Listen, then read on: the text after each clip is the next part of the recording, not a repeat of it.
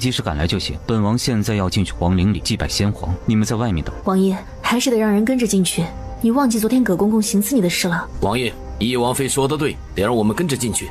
有人行刺，翼王让臣带人跟着进去。不需要，有谭将军就行。臣是接到圣旨来的，皇上特意叮嘱，让臣一定要保证你的安危。行刺是大事，万一还有隐藏的贼人呢？请让臣跟着。他们等的就是他非要跟进去，他要是不进去，这戏也没办法唱。既然萧公子坚持要跟着，那就跟着。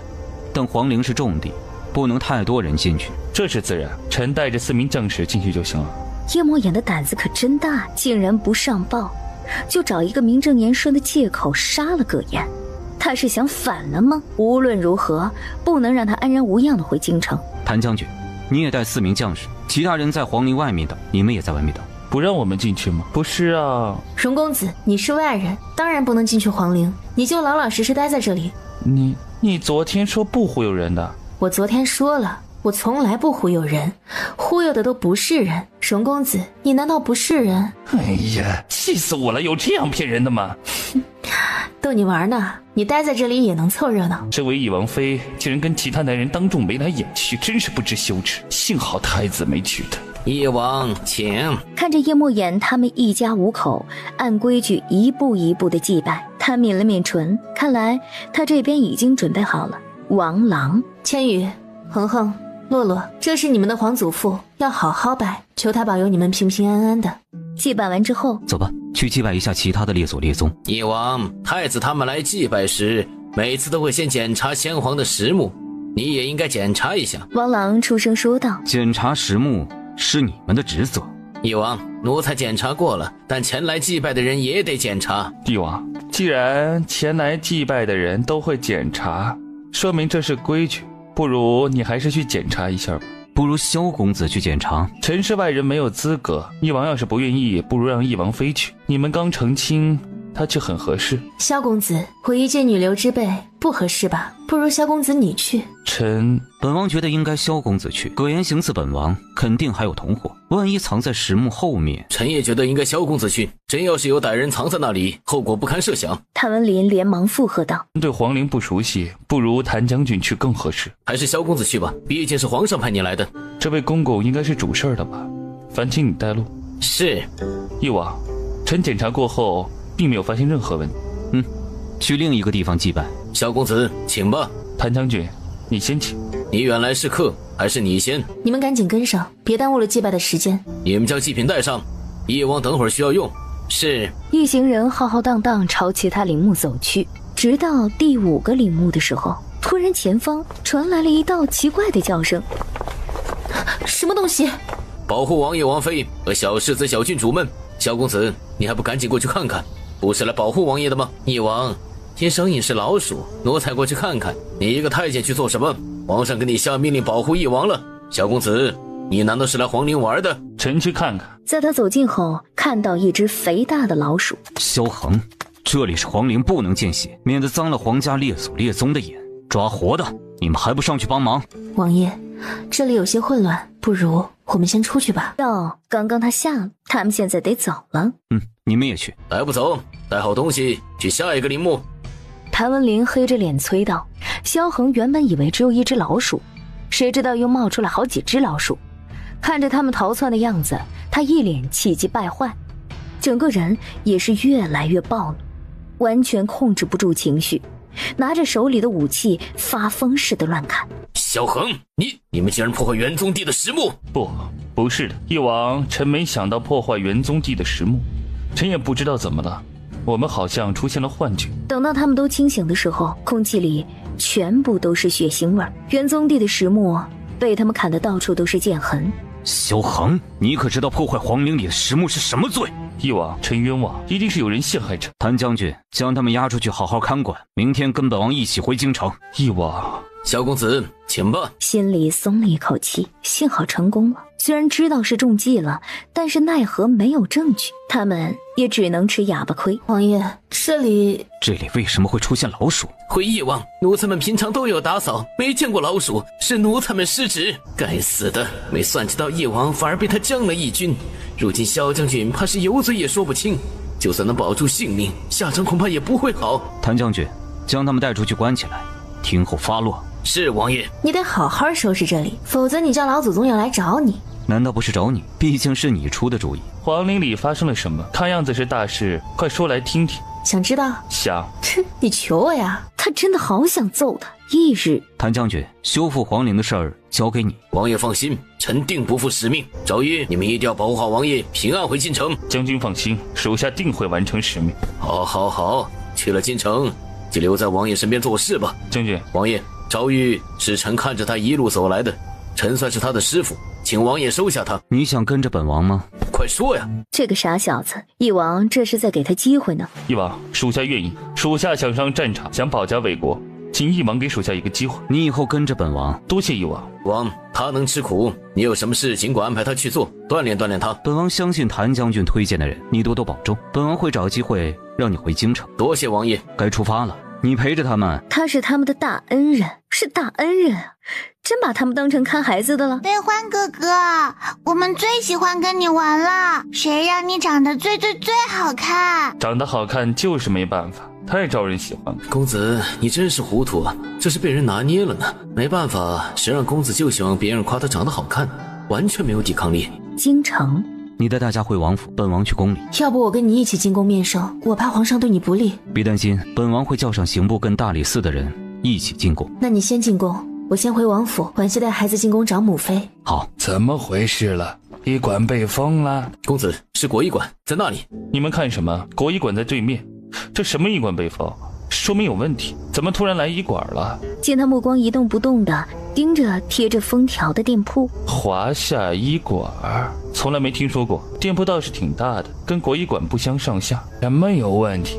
肯定是被陷害的。国医馆算个什么东西？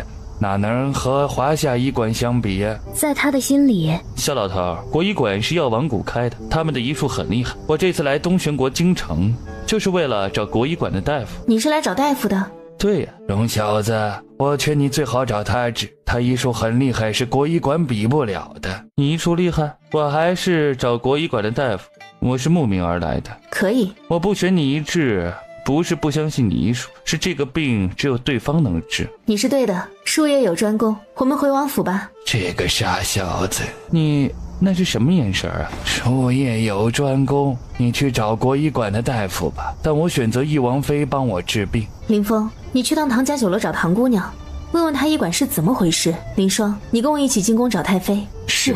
臣妾见过皇后。翼王妃回来了。咦，怎么少了个孩子呀？被载人掳走了。怎么会有这样的事啊？还有更震惊的，靖元侯府二公子，也就是皇后的侄儿，损坏了元宗帝的陵墓。这怎么可能呢？一定是有人陷害萧恒。靖元侯府满门忠烈，他断然不会做出那种事。皇后要是有时间，可以去御书房。翼王这会儿应该正带着罪人在跟皇上禀报。这个该死的贱人，肯定是你！如果不是你使了下三滥的手段，萧恒又怎会中药出现幻觉，然后毁坏元宗帝的陵墓？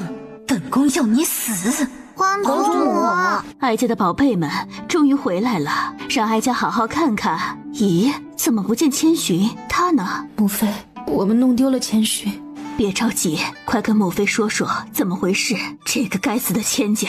母妃，王爷说他懂些阴阳咒术，你是千家的人。实不相瞒，哀家当初离开千家被追杀，逃出放逐之地后，先皇救了哀家。先皇让他改名换姓，还给他捏造了一个双亲去世的宫女身份。之后他一直待在东玄国皇宫。原来是这样。皇祖母，我们好想千寻。别担心，我们会把千寻救回来，他暂时应该没有生命危险。听对方话的意思，似乎是想把千寻带回千家培养。阴阳咒术适合女子学习，估计是看上了千寻。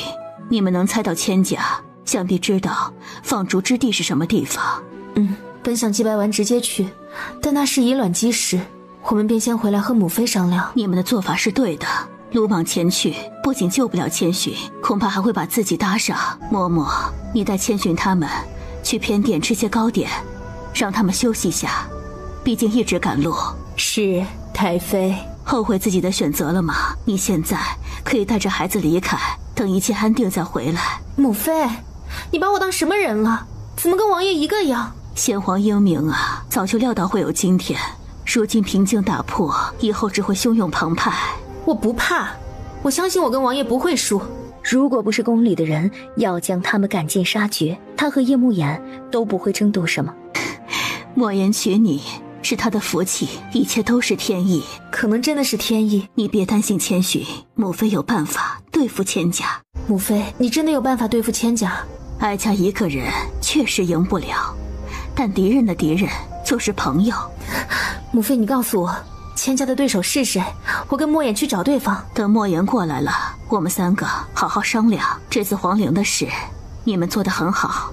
是父皇他老人家提前预测到了，否则没有谭将军的提醒，我们恐怕不会这么顺利。这辈子哀家做的最对的选择是跟先皇回宫。他跟叶希棠说了他和先皇的故事，先皇在碰了他之后再也没有碰过后宫的其他女人，他做到了他给他的承诺，他确实是感动的。没想到这老头子连哀家都瞒着。母妃，父皇之所以不早告诉你们，是怕你们有心理负担。如果王爷不是一个人去了皇陵，他安排的事情永远不会有人知道。你喜欢莫言吗？喜欢。莫言看似冷冰冰的，其实他不是无情的人，只是不会表达。都怪哀家，是哀家没有教好他。他跟他父皇一样，都是内敛的，不善于表达感情。但你可以看他做的，老头子也不会说什么情话，但做的桩桩件件都带着爱。他很好，就是喜欢口是心非。其实你可以刺激一下他。对，这个可以试试。他希望他们能够两情相悦，只有这样才能够更好的走下去。一辈子那么长，是需要感情的。萧恒，你好大的胆子，竟然敢损坏元宗帝的陵墓！皇上，臣冤枉，当时陵墓里面有老鼠，一往让臣去捕捉。他们走后，臣突然变得暴躁，出现幻觉，之后就突然变得暴躁，出现幻觉。臣没有说谎，请皇上明察。萧家世代忠臣，臣一直遵守规矩，绝对不会破坏元宗帝的陵墓。王公公，你知道怎么回事吗？回皇上，当时奴才跟着翼王去了其他地方祭拜，奴才也不知道怎么回事。皇帝不是只去祭拜父皇，你们怎么会去其他地方祭拜？回皇上，臣刚娶王妃，又带了孩子们过去，想着他们第一次去，便带他们去祭拜下。萧恒既然说出现了幻觉，说明陵墓里有问题，这件事需要再查查。皇上，臣检查过元宗帝的陵墓，没有任何问题，那只是他的借口。没问题。是，请皇上处置萧恒，他损坏元宗帝的陵墓是大罪。皇上，臣是被陷害的，绝对是有人在陵墓里面下了药，是翼王，是他要害臣的。你有证据吗？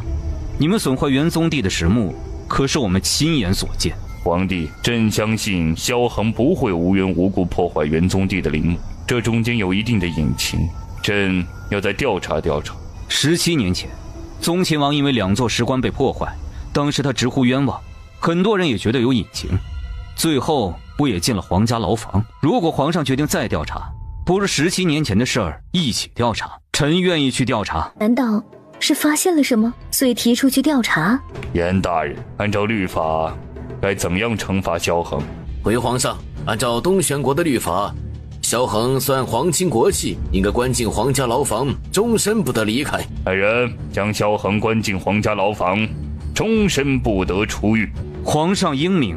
见过太子殿下。殿下，我是被冤枉的，是翼王下药导致我出现幻觉，才会损坏元宗帝的陵墓。皇后姑母肯定不会不管他。父皇定罪了。回殿下，皇上按照律法将萧恒送去皇家牢房，终身不得离开，臣得带他走了。你先去皇家牢房，本宫跟母后都会想办法带你离开，记住别在里面闹，也不要乱说话。我听太子殿下的。儿臣见过父皇。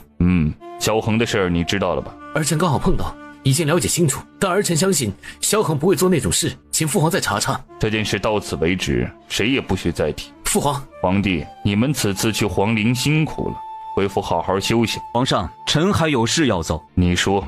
此次去皇陵，臣途中遭到放逐之地的人攻击，他们抢走了臣的女儿千寻，臣要出兵去放逐之地。放逐之地不是6国管束，你怎么能出兵去那里？太子说的对，放逐之地是不能出兵的。朕知道你担心女儿，朕也担心。但是只能智取。皇上打算怎么智取？去放逐之地是大事，需要好好商议。朕一时间也没有头绪，皇帝也可以好好的想想办法。以往皇上跟太子说的没错，放逐之地6国都不会去惹，真的不能出兵，只能智取。皇帝先去休息，朕会找大臣们商议。臣还有事要禀报。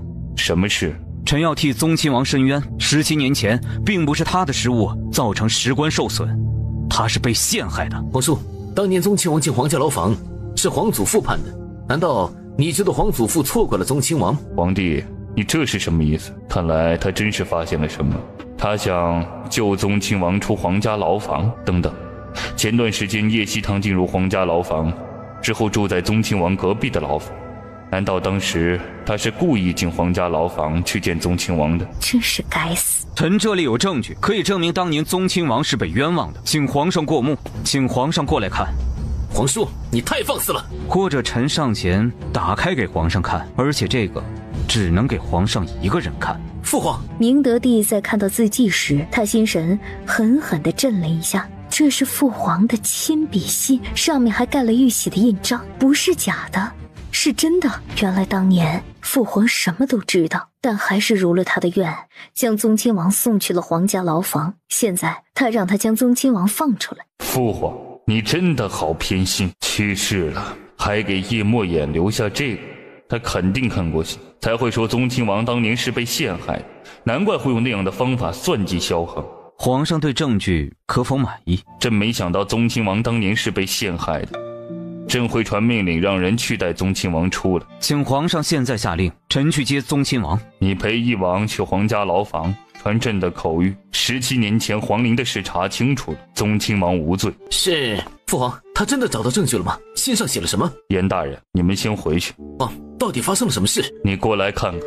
这是太上皇的字迹。没错，是你的皇祖父。当年判宗亲王有罪的人是他，现在让朕放宗亲王的也是他。皇祖父为什么要这样做？这封亲笔信又是怎么到皇叔手里的？明明他早就过世了。明月，你回去好好想想这个问题，想清楚了再跟朕说。儿臣知道了。下去吧。宗亲王，你可以出去了。莫言见过皇叔17年了，长大了，本王差点没有认出来你是来接本王的。我是来接你出去的。皇上已经查清楚，当年皇陵出事跟你无关。你们也别放弃，说不定哪天就能出去了。没想到本王还有机会看到太阳，17年了呀。皇叔，马车在那边，你去跟皇上复命，本王会把宗亲王送回去。是，你救我是有目的的吧？是。17年不见，你不再是当初那个叫本王皇叔的小孩子了。人总要成长，否则只会被踩在脚底下。那是跟皇上闹翻了，所以把本王揪出去当帮手。如果我说第一次给你传消息只是单纯想救你，你信吗？5岁的时候我就觉得你是被冤枉的。没想到5岁的你会那样认为，你英明的父皇却没相信本王。他知道你是被冤枉的，这次如果不是他，我也找不到证据让你离开皇家牢房。什么意思？父皇是自私的，17年前他如了皇上的愿，将你送去皇家牢房。17年后，他为了我让你离开皇家牢房。本王的好皇兄为了他的2个儿子牺牲本王的17年。我相信皇叔会帮我。毕竟当年真正陷害你的人是皇上，他才是你的敌人，我不是。你父皇真的厉害，难怪当初父皇会将皇位传给他。皇叔虽然进了皇家牢房，宗亲王府也搬离了京城，但父皇给了一座封地，还有1支兵马。所以那个时候他就故意在培养宗亲王府，为了现在让本王帮你。或许吧。本王愿意跟你站在一条线上，谁让你父皇死了，否则本王是绝对不会罢休的。冤有头债有主，他不会去对付无辜的人。多谢皇叔。你是怎么找到证据的？他将先皇给他铺路的事情说了。真说起来，感谢皇叔提醒我去拿龙骨，否则没带龙骨，就算我单独去皇陵也打不开那处地方。本王不得不佩服你父亲，他算到你会帮本王平反，会想办法接近本王。本王会让你去拿龙骨，如果明德帝让你独自去皇陵，说明他起了杀意，你父皇安排在皇陵的人便会出现，让你带着龙骨打开那里。如果不是明德帝对你们母子起杀意，本王还出不来。送本王进去的是他，让本王出来的也是他。他应该猜到了我们会联手。猜到又怎样？本王跟他的恩怨必须算，本王会尽全力帮你，将你扶上那个位置。本王对皇位没兴趣，随便，只要不是明德帝就行。你媳妇儿呢？她应该在我母妃那里。你去你母妃那里，让你的人送本王去你府上。宗亲王府冷冰冰的，本王不想去。好，儿臣也把宗亲王接了出来，已经让灵隐送他去翼王府。好好好。姜太妃扬眉吐气道：这么顺利？17年前是他陷害的宗亲王，看了父皇的信，他不敢不从。快点过来，我们一起商量商量怎么救千寻。反正其他人是指望不上的。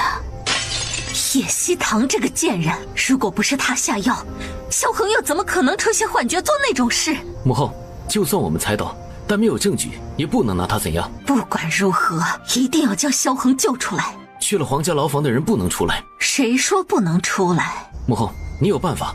那里可是皇家牢房。偷梁换柱，还是母后厉害，这招确实可以神不知鬼不觉，只要萧恒在牢房里就行。可惜了这次的机会。母后，叶墨燕将宗亲王救出了皇家牢房，是皇祖父在皇陵留了书信，让父皇放了他。什么？叶墨燕去接了宗亲王，他们以后定会联手。本宫不理解的是，叶墨言为什么会拿到你皇祖父的信？儿臣也在想这个。凌渊，这次我们又输了，你一定要提起警惕。母后，儿臣明白，儿臣先回去了。明珠啊，你这是要去哪里啊？娘亲，太子来了，在外面等我。哎呦，快去吧，别让太子等太久了。对了，你那个混账姐姐回京城了。我知道了。赶紧去，晚点回来没事儿。臣女见过殿下。以后不用这么见外。殿下，你怎么来了？叶王跟翼王妃回来了。好事多磨，殿下不要忧心。殿下，你说的对，好事多磨。臣女想帮殿下分忧，不知道能不能帮上忙。本宫这里还真的是有件事想让你帮忙看看。臣女愿意。殿下，你有没有发现，其实我们都在太上皇的局里？继续说。翼王的信肯定是在皇陵拿到的，应该是皇陵里有太上皇安排的人，让他在这时候救宗亲王出来。宗亲王因为感激会站到他那边，为什么偏偏在你想对付翼王的时候，不早也不晚？是太上皇早就做了准备，要是皇家对付翼王，他就会让宗亲王帮翼王，如果皇家不对付，宗亲王永远出不来。皇祖父对他真好。殿下，臣女会一直陪着你。突然他伸手将他搂进了怀里。殿下，愿意吗？本宫会跟父母皇后提娶太子妃。殿下，你是他想的那样吗？否则他刚刚不会亲他。叶凌渊握住了他的手。本宫会娶你当太子妃。臣女太激动，让殿下看笑话了。你很好，本宫需要你这样的女子伴在身旁。只要殿下需要，臣女会一直陪在殿下身边，永远不离不弃。本宫要进宫一趟，你先回府。小姐，殿下跟你说什么好事啦？秘密。明珠，你没跟太子出去啊？娘亲，他进宫面圣了。那的确不能耽误他。娘亲，刚刚殿下跟我说，他说会跟皇上皇后请旨给我们赐婚。你说什么？殿下说要娶我当太子妃。娘亲，我做到了。哎呦，明珠啊，你是娘亲的骄傲，我就知道你能做到。放眼整个京城，除了你，还有哪个贵女配当太子妃呀？女儿要谢谢娘亲的教导，否则也不会有今天的我。哎呦，是你聪明伶俐，自己又努力，不像你姐姐，就算教也教不会。娘亲，姐姐她以后啊，别把她当叶家人，你也别去管她的事儿，安心当太子妃。娘亲啊，得好好替你准备嫁妆。叶希堂站在叶莫言那边，先皇又那么偏心翼王，一定给他们准备好了退路。太子殿下想赢，恐怕得花费一些功夫才行。王爷、王妃，宗亲王跟着萧老前辈他们在花园里喝酒，这会儿还在喝，你们过去看看吧。你们回来了，一起喝。你再喝，明天身体痛不要找我，你是不能喝酒的。都是这个老头和荣小子喝的，我就喝了一点点。你脚边的酒坛子难道是狗喝的？他长得这么丑，你为什么会娶她？自古以来，没有皇室子孙会娶一个丑姑娘。我跟王爷的故事说来话长。紧接着，他不顾叶慕言的阻拦，言简意赅地将他们的故事说了一下。也太凑巧了吧！现在是不是觉得我们是天赐良缘，命中注定的？这可不就是命中注定吗？否则怎么是你替嫁？一切像是水到渠成一般。我敬你们一杯。娶她是你的福气。你赶紧坐下，敬他们一杯。原本的3人局变成了5人局，结束的时候，宗亲王、萧老头、荣飞欢全部都趴在桌子上，叶希棠靠在叶墨眼的怀里。你要抱我回去？你在命令本王？你是我的夫君，你抱我回去怎么了？他们还是第一次见主子抱女人。你们将他们3个送回去。想到母妃教他的招儿，他有一些想笑。我明天去趟铁骑营，看看慕寒衣他们怎么样了，去不去啊？不去。难道你不想看看他们有没有通过考核啊？不想。你不想，可是我想知道。要不你明天安排人送我去？你很闲？不闲，但我总得去关心一下，毕竟我跟慕寒衣认识那么多年，还是有交情的。有你跟本王认识的时间长。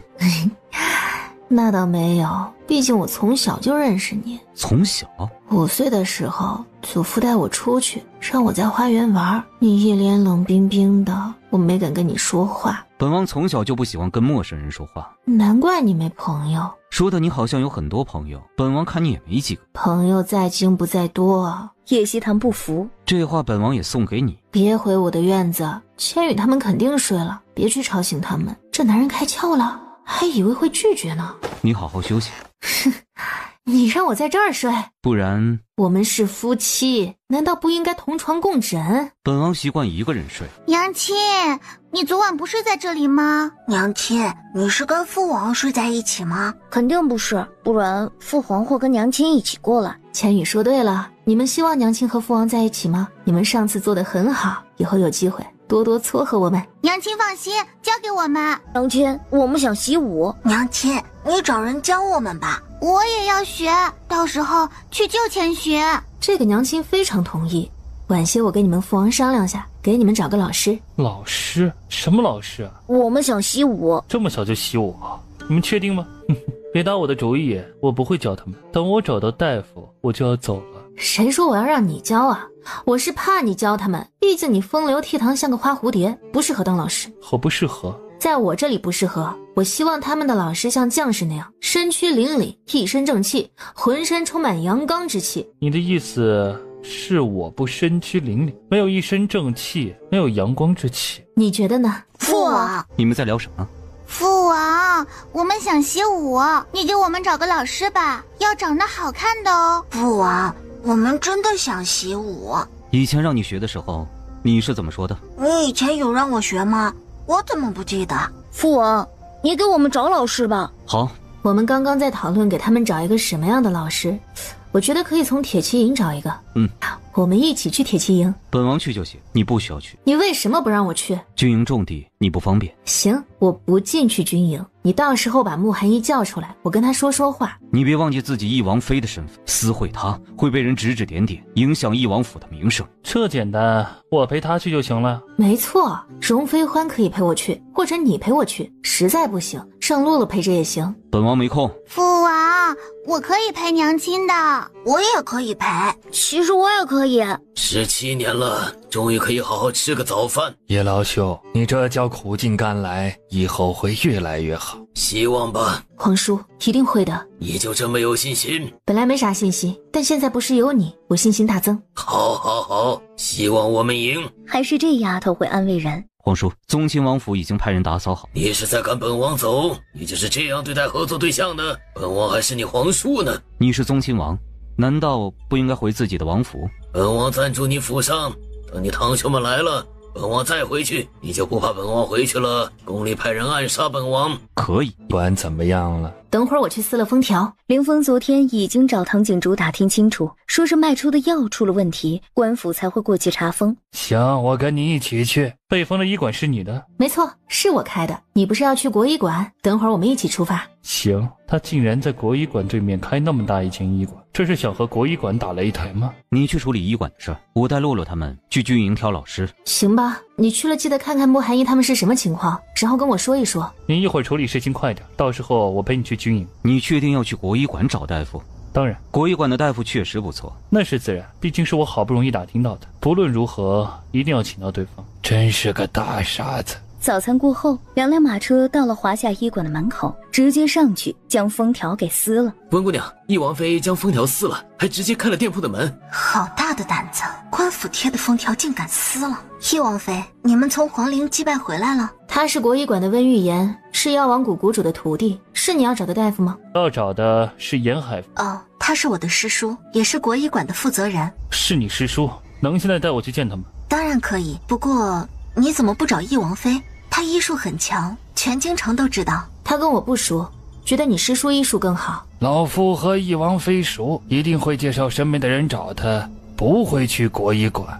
公子，我师叔这会儿还不忙，你要去见他吗？去。翼王妃，你撕了官府的封条，是不是不太好？我撕不撕是我的事，跟你无关。你这是什么态度啊？要知道是我家小姐给小世子小郡主找到家的，你怎么一点儿也不知道感恩呢？我撕不撕确实不关你家小姐的事，至于5年前的事，在没有查清之前，我没办法将她当做恩人。你春雨不得无礼。温姑娘，我的孩子是被人抢走的，希望你能体谅一个当娘亲的心。我能体谅。母妃派人去了岭北，应该能找到当年的产婆。真是温姑娘救了恒恒洛洛，我定会好好谢你。祝翼王妃早查清楚当年的事。你们都在说什么呀？没有想到他这么惨，先是被家里的3个哥哥欺负，生了4胞胎，还被人家抢走2个。好在他跟叶莫言有缘，被逼替嫁，还能来个团圆，这就是命啊！叶希堂，你来做什么？我有话单独对你说。有话就在这里说。你就是这样跟大哥说话的？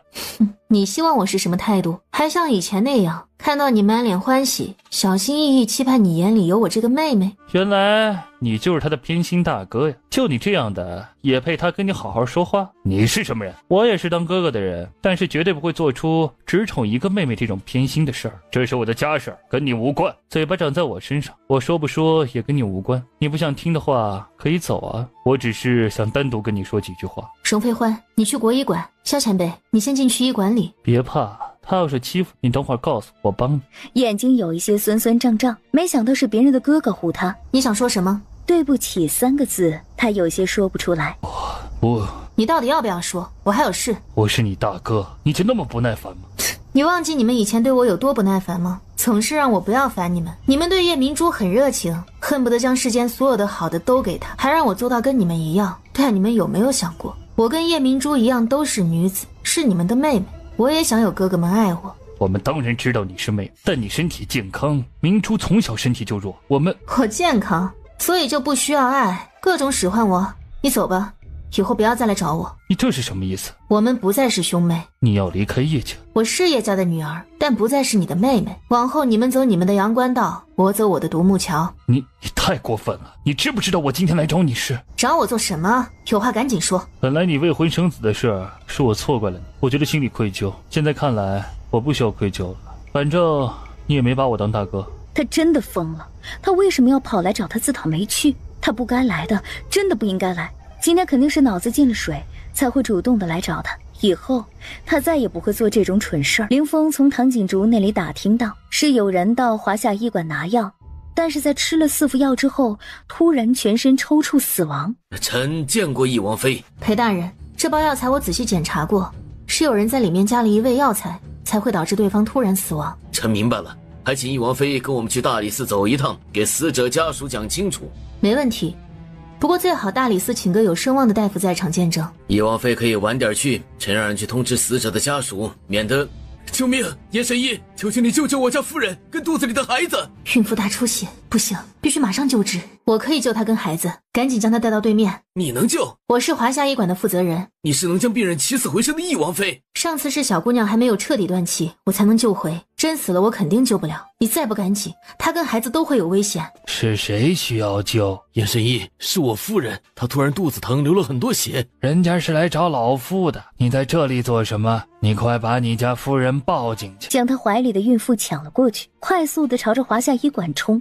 严海峰不可能救得了他，就算能救，要么保大人，要么保小孩，但是他能2个都保。你们看看，这就是翼王妃，竟然当街跟国医馆抢病人，有她这样的吗？师叔，我们过去看看，孕妇还在出血，很严重。好，裴大人，麻烦你帮我挡一挡，不要让任何人进来打扰。夫人跟她的孩子都很危险，只有我能救。你放心治，陈慧大人挡好。多谢，麻烦你们挡挡，不要让任何人进房间打扰我。孩子要早产了，只能够做手术。黑大人，你这是什么意思？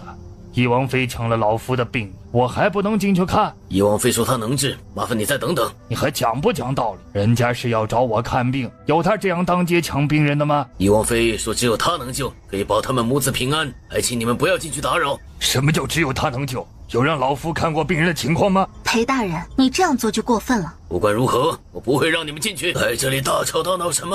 滚！很陌生的一个老头。你有什么资格让我们滚？别在这里多管闲事。本王是先皇的皇帝，宗亲王，你说本王能不能管？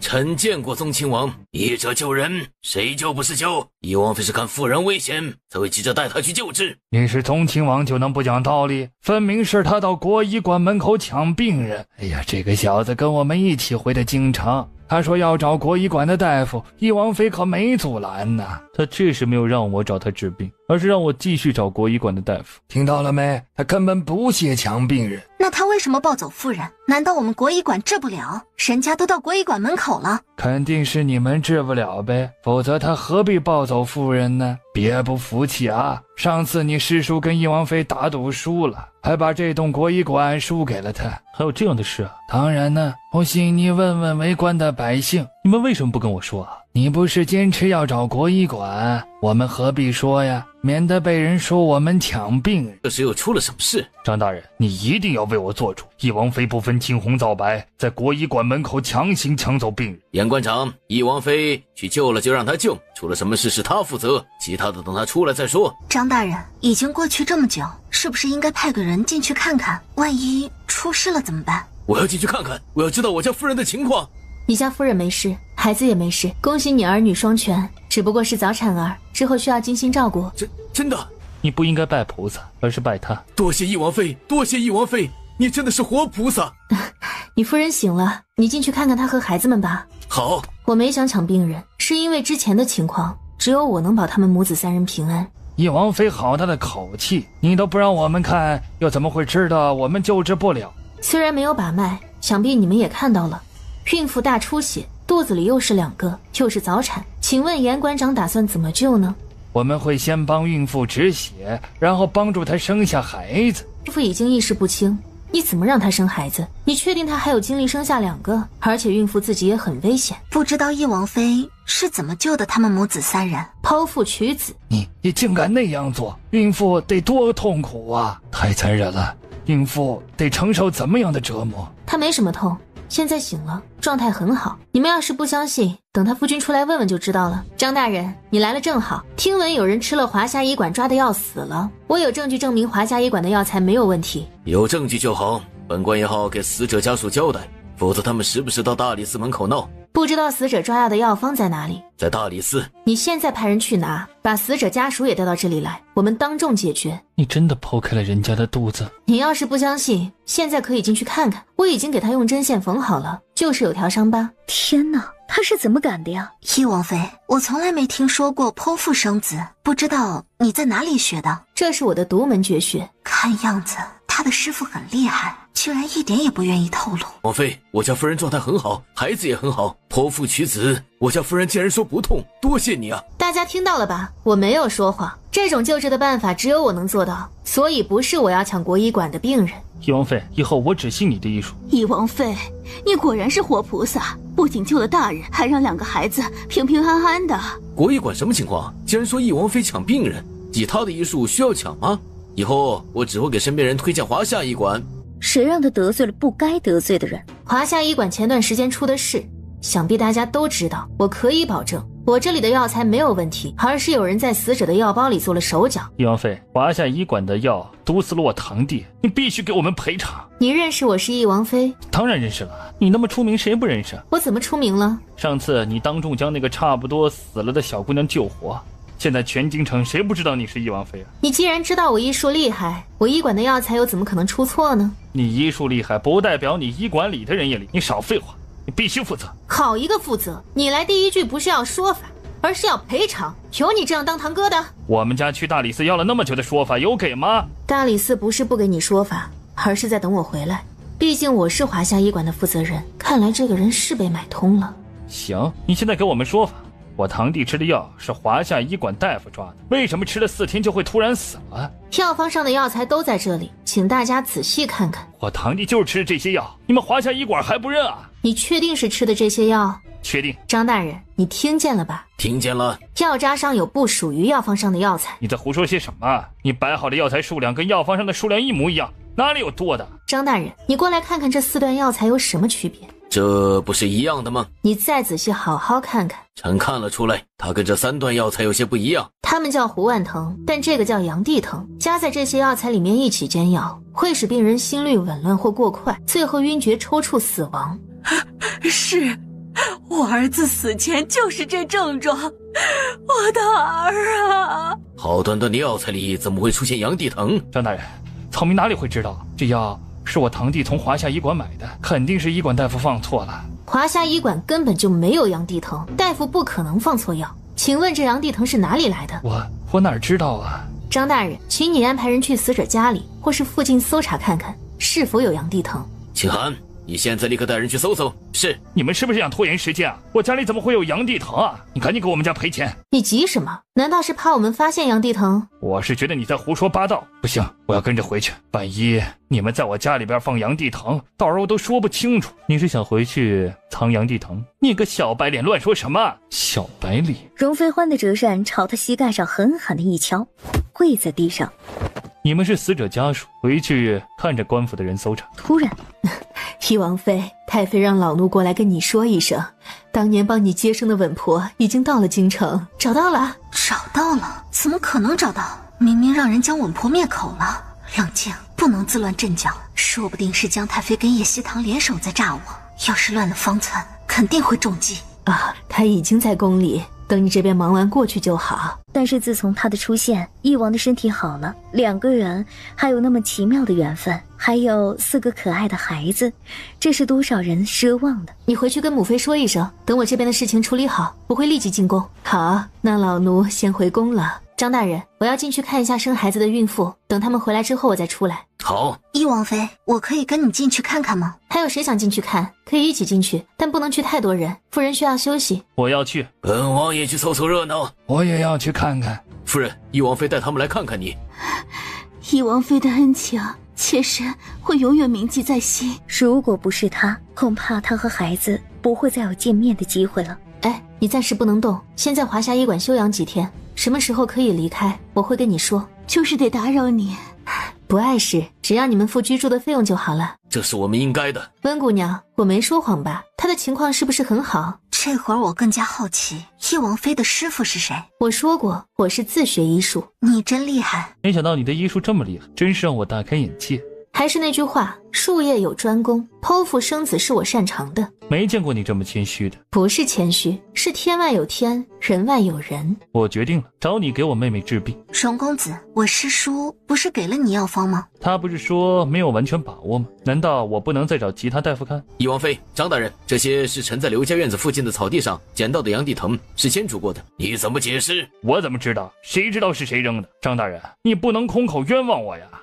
突然，一支黑色的利剑朝他飞射而去。等大家反应过来时，剑已经刺进了精瘦男人的胸口。他要是死了，就没有办法查出背后指使他的人，这也是对方灭口的原因。突然，又是一枚黑色的剑，风驰电射般的飞射而来。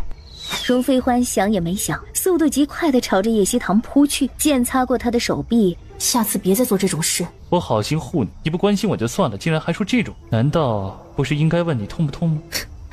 我是不想你受伤，才让你不要再帮我挡。这还差不多，主要是不想欠你人情。并不想听你这句话呀。张大人，后面的事你处理。翼王妃放心，臣会处理好。别委屈了，赶紧进医馆给你处理伤口，晚上给你做好吃的。别以为晚上做好吃的就能哄好。那给你做很多很多好吃的。毕竟他的哥哥从来没有这样护过他。这还差不多。你的医术是在哪儿学的？自学。真厉害。你妹妹生了什么病？你执意要找严海峰？她成亲几年了，一直没生孩子，挺着急的。两人都检查过没？大夫都检查过，我妹夫身体没问题，说是我妹妹身体的原因，不易怀孕。我可以治，但前提是得看到她的人，否则我也没法确定到底是什么问题。真的？治这种病对我来说是小事，不过我暂时可能走不开，你让她来东玄国京城，她妹妹应该不是东玄国的人。我今天就让人送信让她过来。是说叶希堂三番两次抢我们国医馆的风头，再这样下去，国医馆哪儿还有立足之地？师叔，不管怎样，国医馆得继续开着。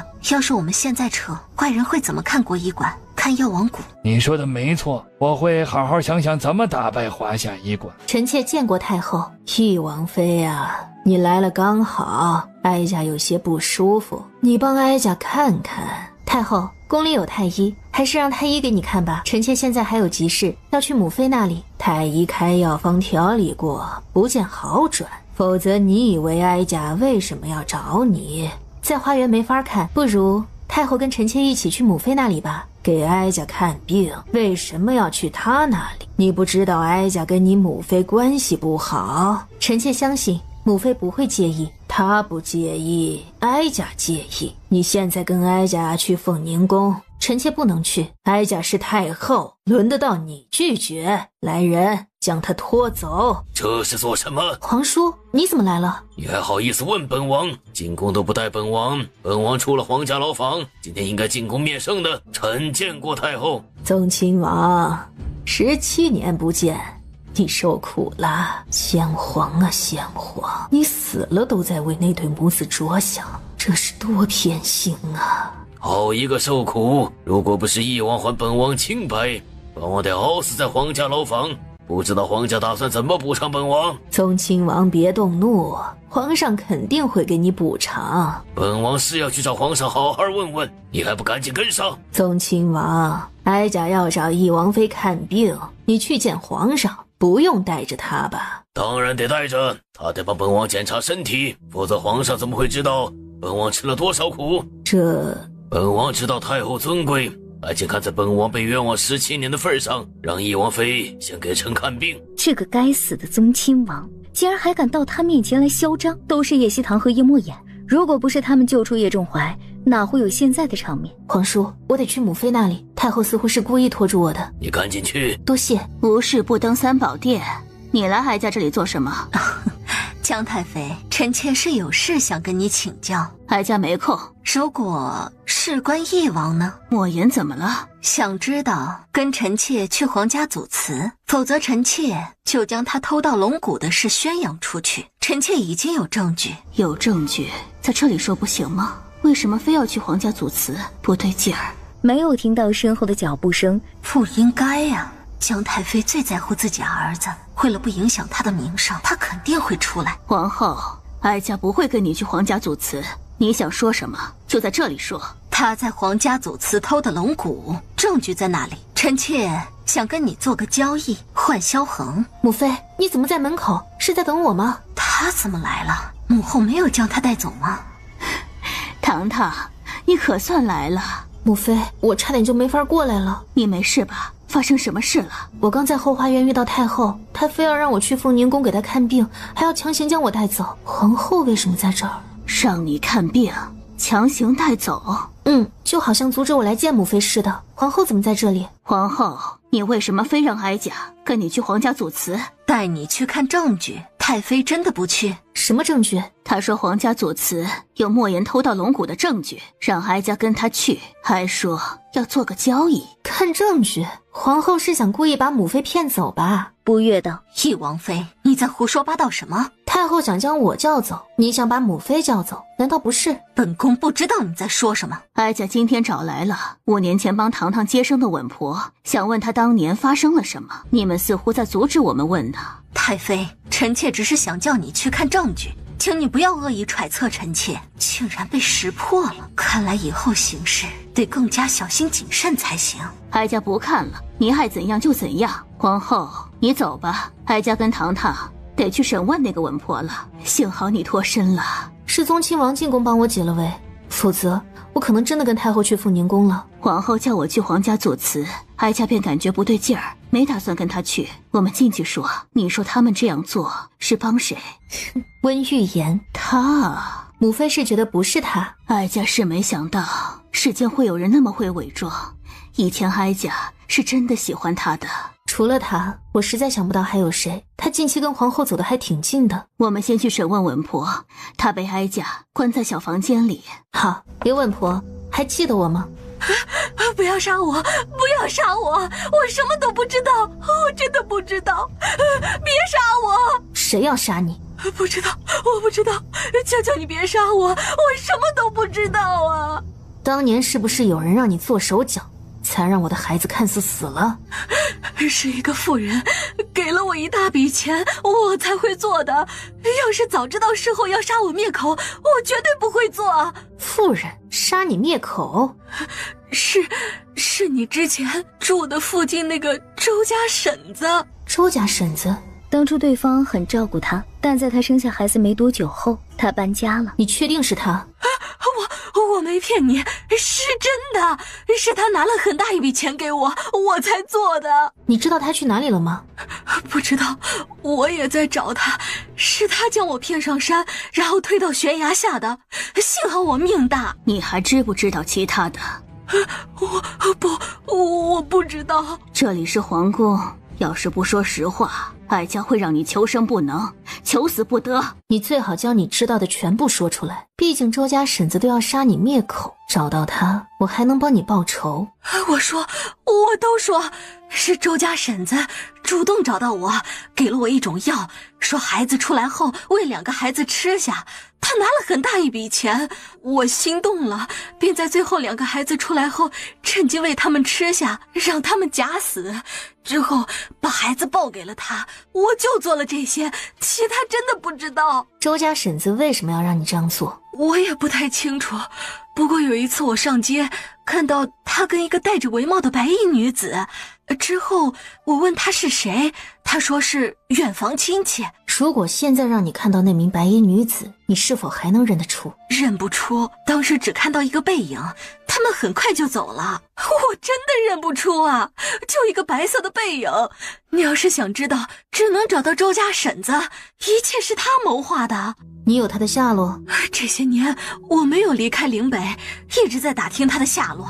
前段时间听到有人说他们举家搬去了别的国家。哪个国家？我问了好几次，对方都说不知道，可能不愿意说。要不你找人去问问？你要是个聪明人，应该告诉我一切。找到周家婶子，我可以帮你报仇。我告诉你是谁说的，你派人去审问。刘兰立刻将对方家住在哪儿，叫什么名字都详细的说了。还有没有知道的？暂时想不到，等想到了我一定告诉你。派人守好这里，不得让任何外人靠近。是，太妃。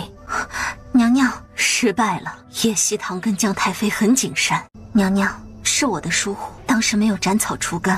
成大事者必须斩草除根。那个稳婆没见过你，应该没事。但跟他做交易的人，我立刻去杀了他。应该抓紧时间，不能让他们抢先找到。虽然对方没有见过你真容，但还是能查到些什么。我现在就去办。需要本宫帮忙吗？我自己可以，还是让本宫帮你？你把那家人居住的位置告诉本宫，全部灭掉，一个也不留，全杀了。不忍心，他一家很多人，有老有小，他们应该不知道。应该不知道，那就有可能知道。万一叶希堂找过去，问出了什么，有危险的是你呀，还是太嫩，竟然不忍心。难怪当年没斩草除根，只是让那家人搬走。我听娘娘的，这才对。如果你想赢叶希堂，必须狠。有问到什么吗？有线索，但还得查，就是不知道来不来得及。具体什么情况？你跟本王说说。我们边走边说。说话就说话，你上手做什么？你是我的夫君，我上手怎么了？说正事。将稳婆说的全部都告诉他。所以那个给药的人是温玉言，他是药王谷的弟子，肯定有那种药。我也是这样想的。本王派人去岭北。母妃已经安排了人，现在只能祈祷周家又搬家了。温玉言也找不到。哦，对了，宗亲王进宫面圣了，你要不要过去看看？不去，那是他们的事儿。洛洛他们呢？在军营。你见到莫寒衣了没？没有。现在我们一起去军营，总要把洛洛他们接回来吧。医馆的事解决了，由我出手，自然解决了。我还干了一件大事。你现在回去医馆，本王去接洛洛他们就行。我要跟你一起去。可以去，但不能乱走，必须跟着本王。我保证时刻跟在你身边。皇叔，这17年你受苦了。父皇啊，父皇，为了叶莫言，你真是费尽心机。臣确实受苦了，皇上打算怎么补偿？宗亲王府已经打扫干净，你的家人在来京城的路上，朕会从国库挑选上等珍品送去宗亲王府。没了。皇叔想要什么？臣要实权，想继续上朝。皇叔出了皇家牢房，如今是清白身，自然会恢复身为宗亲王的权力地位，也能上朝。当年臣被定罪是皇上交的证据，现在臣无罪，说明那份证据有问题。皇上打算怎么处置给你证据的萧家？皇叔放心，朕一定会处置当年给朕假证据的人，绝对不会姑息的。希望皇上说到做到，别到时候让天下人看了笑话。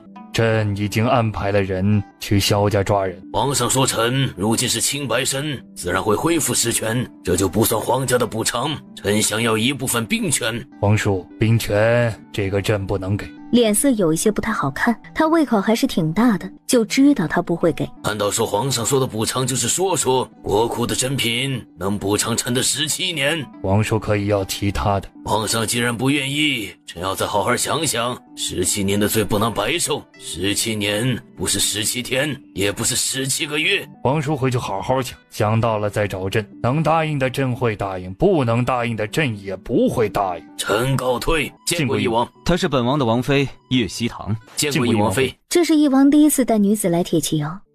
你们辛苦了。属下见过翼王、翼王妃。看样子你们是通过了考核。有几个没通过，但陆将军安排他们去了别的地方。谢谢翼王。你们被冤枉，本就是皇家对不起你们，是本王该做的。去训练吧。是。我还没跟他说话呢。去接洛洛他们，然后回府。别扭的家伙。翌日，娘亲，姐姐的医馆生意真好，她现在好厉害，百姓们都相信她的医术。医术好有什么用？你只要当好太子妃，将来啊就能母仪天下。娘亲说的对，我们去看看姐姐吧。看她做什么？晦气！她现在都不想看到那不孝女的那张脸。不知道是不是他们上辈子是仇人，生了3个儿子之后，她心心念念的期盼女儿。怀孕的时候，她是满心欢喜，终于盼到她出生。只是生她时，她难产。原本好好的天气，突然乌云密布，黑压压的，特别的吓人，又是倾盆大雨。等她九死一生生下她后，喜悦的心情没了，心里始终有些疙瘩。可是不知道为什么，她就是喜欢不起来。叶曦堂该不会不是我的女儿吧？否则为什么只有她长胎记？因为潜意识里她不希望她是她的女儿。明珠可是要当太子妃，未来的皇后有一个丑八怪姐姐，不是让人在背后笑话她吗？娘亲，不管怎样，她始终是姐姐。明珠，我怀疑叶曦堂可能不是你姐姐。娘亲，你在胡说什么呢？你看你们4个身上没有无缘无故长胎记，只有她莫名其妙长了。娘亲，这个不能说明什么，有很多小孩子会随着长大长胎记的。不对劲，不对劲。娘亲，走，我们去医馆找她。娘亲，就算你怀疑，也不能直接去闹，而是应该先找到证据，否则就成了你的不是了。这么多百姓在华夏医馆排队，你去闹，百姓们只会觉得是你这个当娘的错。对，没错，我不能闹，否则会影响将军府名声，会影响你呀。我们先回去。明珠，娘亲要被他气疯了，有时候行事会冲动鲁莽，你一定要劝住我，免得影响你。我知道娘亲所做的一切都是为了我。走，我们回府，我得好好查查这事儿，希望她真的不是你姐姐。将军府，你胡说八道什么？曦堂怎么会不是我们的女儿？当年我可是守在院子里的。你是守在院子里，但会不会后来被人换了？当时叶家暂驻边疆，你跟老爷子是主将，敌军看你们很不顺眼。不可能有这样的事，你别再去想些乱七八糟的。我怎么能不想？万一她不是我们的女儿，那我们的亲生女儿又在哪儿呢？你要查自己去查，我这边很多事，没空去查这些。行，我自己查就自己查。夫人，他们都来了。你们都是跟着我的老人。当年我生下4小姐，你们照顾她时，有没有发现异样？夫人，你是指？我怀疑现在的四小姐不是我的女儿，是不是在边疆的时候被人调换了？这夫人，当年你让老奴照顾四小姐，出了一些时间，老奴一直守着她，不应该被换的。夫人，老奴也是尽心照顾，没发现什么异样。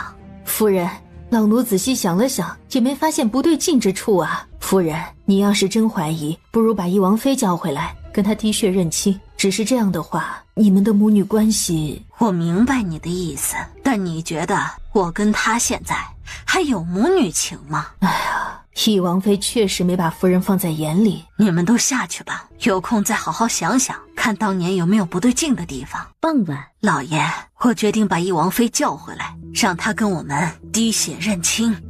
你疯了？知不知道自己在说什么？我当然知道，但不弄清楚这件事，我这心没法定下来。娘妻啊，你怎么突然要跟她滴血认亲啊？我怀疑她不是你们的妹妹，可能小时候在边疆的时候被调换了。这……娘亲，我支持你叫她回来滴血认亲，她根本没有当女儿的样子。娘妻，我也觉得行。自从她加入翼王府后，完全没有把我们当家人。娘亲，你真的要这样做吗？如果滴血出来她是姐姐，到时候怎么办？这事要是传出去，百姓们还不知道，会怎么说将军府呢？明珠说的对，万一西堂是我们的女儿，这要是传出去，你有没有想过百姓们会怎样说将军府？弟弟说的对，明珠还没有嫁人，要是将军府名声不好，肯定会影响她的。行，我不提了，等皇上赐婚后再说。儿臣见过父王。都起来吧。怎么17年不见，他们变化都挺大的。怎么不见程兰？也没有看到他的大孙子。他进皇家牢房的时候，他才5岁。叶楚河的表情有一些不自在。父王，他……祖父，大哥一进城就跑了，让我们不要管他。叶廷华抢先一步出声：父王，程兰大概是有什么事忙去了，不是故意不来见你的，你千万别生气。杨氏缓慢地说道：怎么不见你的夫人？青兰身体不适，这次没有跟我们一起回来。等她身体养好了些，儿臣安排了护送她回来。程兰这些年怎么样？她挺好的。父王，你确定大哥挺好的？你瞒得了一时，瞒得了一世。你闭嘴！我只是实话实说，难道你还骗得了祖父？你说，大哥这些年什么事儿都不管，总跟一些狐朋狗友吃喝赌，父王也管不了他，好几次都把父王气出了病。他说的可是真的？是，程兰这些年确实玩物丧志，儿臣也拿他没办法呀。混账东西！皇叔，你把我家桌子拍坏，这可是要赔的，消消气，动怒伤身体。你现在立刻派人去把那不孝子孙给本王抓过来，不对，抓回宗亲王府。不孝子孙是指我吗？不是你还能是谁？孙儿程兰拜见祖父。大哥，你又跑哪里去玩了？叶程兰挑眉看了他一眼。大哥，你太过分了！我们都第一时间来见祖父，你竟然跑去买酒，你怎么能这样？祖父，你还记得他吗？孙儿记得，当年祖父说要去很远很远的地方，等你回来时，让我一定要带这坛酒迎接你。臭小子，你说你很快就会回来，可是我等了1年又1年，直到我长大了懂事了，才知道你不会再回来。我想过去皇家牢房劫狱，但在了解那里后，不孝子孙不敢去。对不起，祖父，我带这坛酒来迎接你了。17年了，他终于等回了他的祖父，他也做到了答应祖父的事情。臭小子，非要弄得你祖父掉眼泪。你记得我们的约定，我很高兴。我当然记得，我也一直在等祖父回家。他从小在他的身边长大，比起父王，他跟祖父更亲。好，不愧是我的好孙子。不是，怎么会变成这样？多谢翼王和翼王妃，谢谢你们救了我祖父。本王不要口头上的谢，你还是跟小时候一样，不做亏本买卖。哼，那是自然。我不会让你吃亏，你敢让他吃亏吗？忘记小时候是怎么被他揍的？祖父，有你这样帮别人的吗？你好好跟翼王学学，你们年龄一样大，人家一胎4个宝贝，都5岁了，你呢？祖父，我们回家喝酒吧，尝尝这17年的老酒。比起这个，他真的比不了叶慕言。我想回去收拾这个不孝子孙，明天你们一家来宗亲王府。皇叔，快回去吧。你说这个叶程兰真的是个纨绔子弟吗？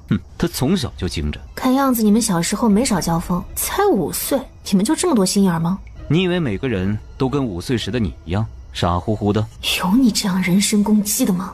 叶将军，恭喜你啊！恭喜！赶紧让你家五姑娘出来接圣旨，这里可是赐婚。五姑娘接旨吧。秦公公读完后，叶明珠迅速伸手去接。恭喜你以后就是太子妃了。多谢秦公公，秦公公辛苦了，不如坐下喝杯茶。茶就不喝了，咱家得赶紧回宫。秦公公，辛苦你跑一趟，这些你拿着去喝茶。谢了，咱家先回宫。哎呦，我的明珠有了好的归宿，娘亲就知道只有你配当太子妃。我要谢谢娘亲的教导。太好了，我妹妹是太子妃，以后我就是太子妃哥哥呀。我就知道只有明珠才配站在太子身边。明珠，恭喜你啊，以后你可要好好辅助太子。谢谢哥哥们，我一定会好好辅助太子。大哥相信你可以。我家明珠当然没问题。爹爹，你不为女儿开心吗？我为你开心，但你们知不知道赐婚代表什么？女儿知道。难道爹爹要站到四姐姐跟翼王那边吗？什么情况啊？如果可以，我不想站任何一边。老爷，你这是做什么？难不成你还想站不孝女那边？真糊涂呀！难道你想参与皇家的争斗？只要参与就会有输赢，万一太子输了呢？太子不会输，输的只会是翼王。老爷，皇上给太子明珠赐婚，你觉得将军府还有的选择吗？确实，我哪里还有的选？爹这是糊涂了吗？还需要选吗？当然站在太子这边了。爹只是一时没想明白，他会想明白的。我去跟爹聊聊。明珠，就像你二哥说的，你爹只是一时没想明白。爹不是没想明白，他是不想跟四姐姐为敌，不想为难她。爹到底怎么回事？以前不也不喜欢叶希棠，怎么现在对他……我去找叶希棠算账。二哥，千万别去，他现在已经不是以前的他，你贸然去找他会吃亏的。不管怎样，我不能让他欺负你。你现在去找他，弄不好会添乱。老实待在将军府。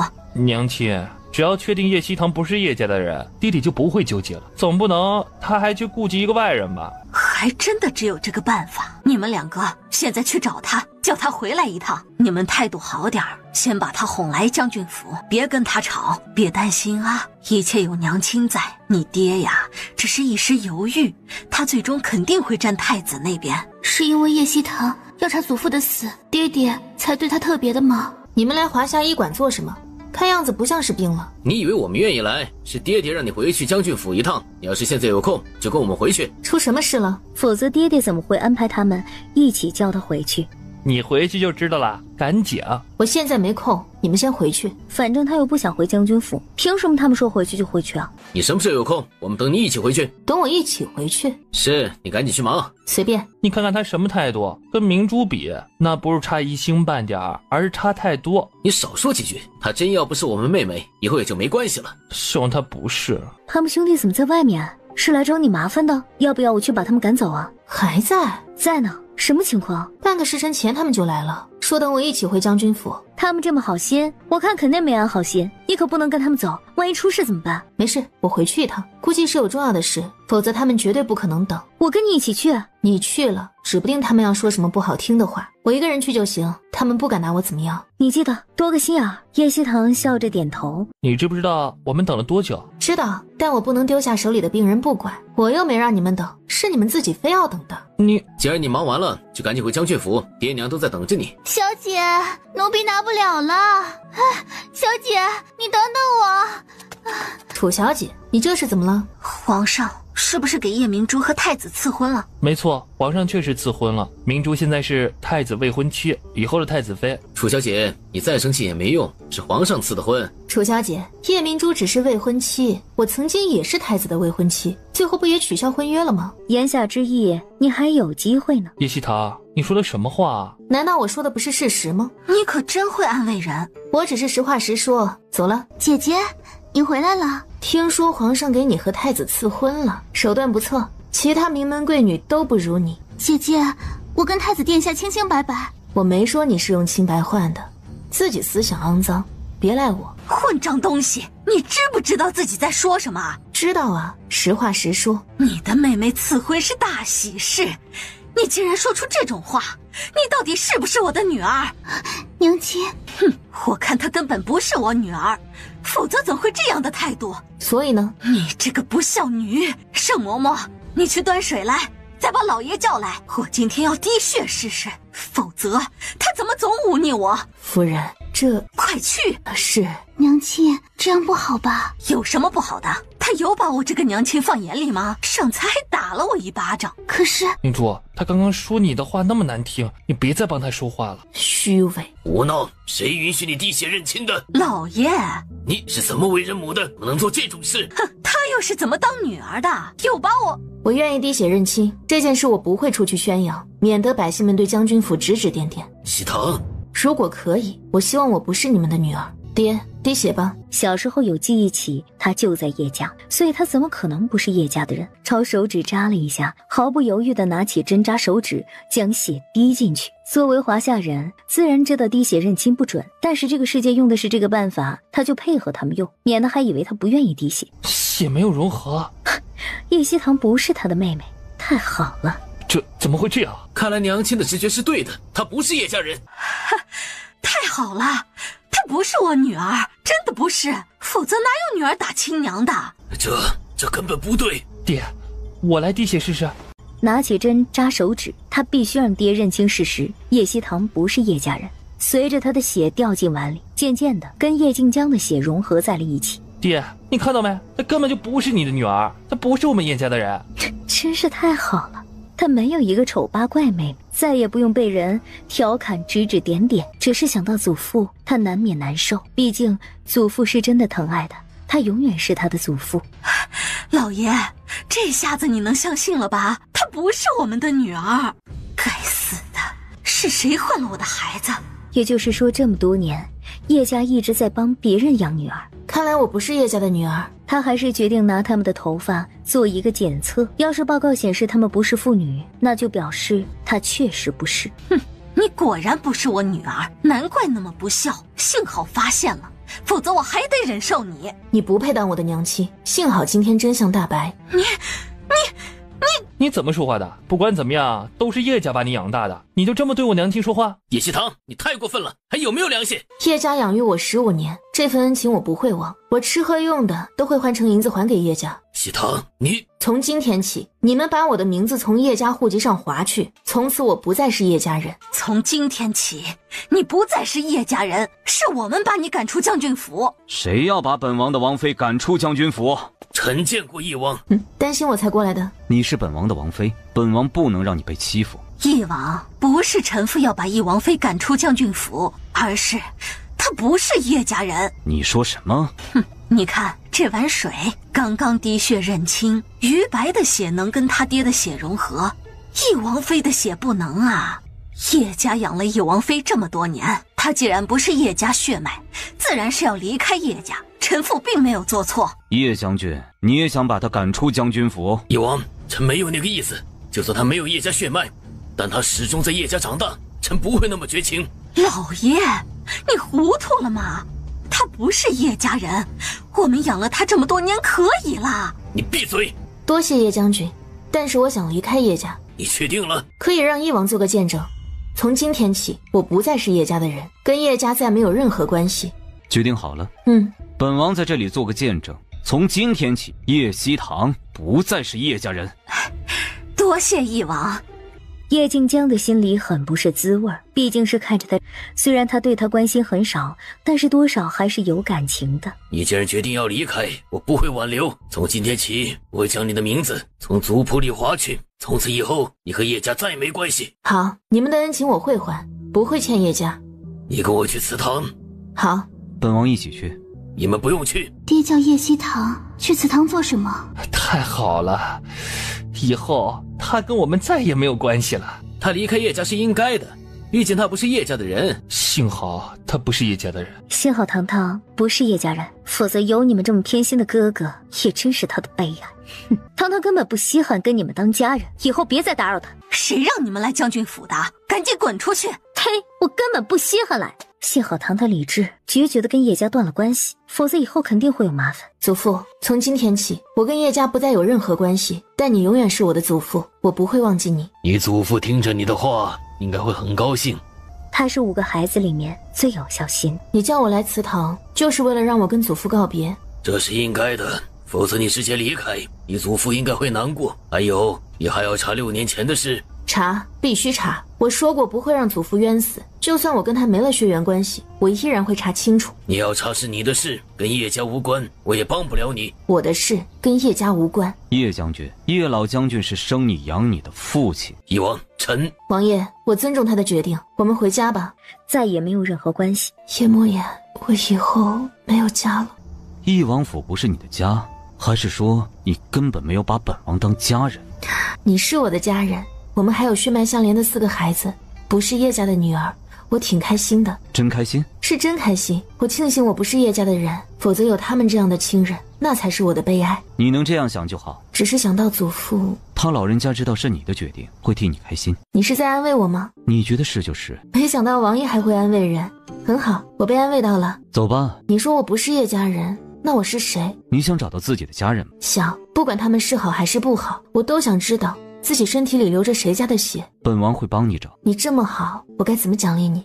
你少惹本王生气就好。我有吗？别冤枉我。本王说有就有。你也太霸道了吧。我们走吧。以后他跟他们再也没有关系了，不是断亲，而他们本就是没有血缘的陌生人。你打算怎么还叶家的恩情？他们养了我15年，吃穿用的我都会折算成钱给他们，只是我手里没有那么多钱。你是翼王妃，王府库房的钱你随便用。真的？本王何时说过假话？我先用，等华夏医馆赚大钱之后，我会把钱放到库房。不需要。我们是夫妻，赚到的钱应该放到库房里一起用。你看我做什么？傻。随便的，反正库房的东西都是他的，他想怎么折腾就行。当天，叶希堂不是叶家人的消息就在京城传开了。御书房，臣见过皇上。叶将军，朕今天叫你进宫，是想问你有没有看好的日子，好让太子他们成亲。皇上选得好，臣一切听皇上的。既然如此，朕会让青天剑选个好日子，让他们赶紧成亲。谢皇上。朕听闻翼王妃不是叶家血脉，这是怎么回事啊？回皇上，臣也不知道当年发生了什么事，女儿被人调换，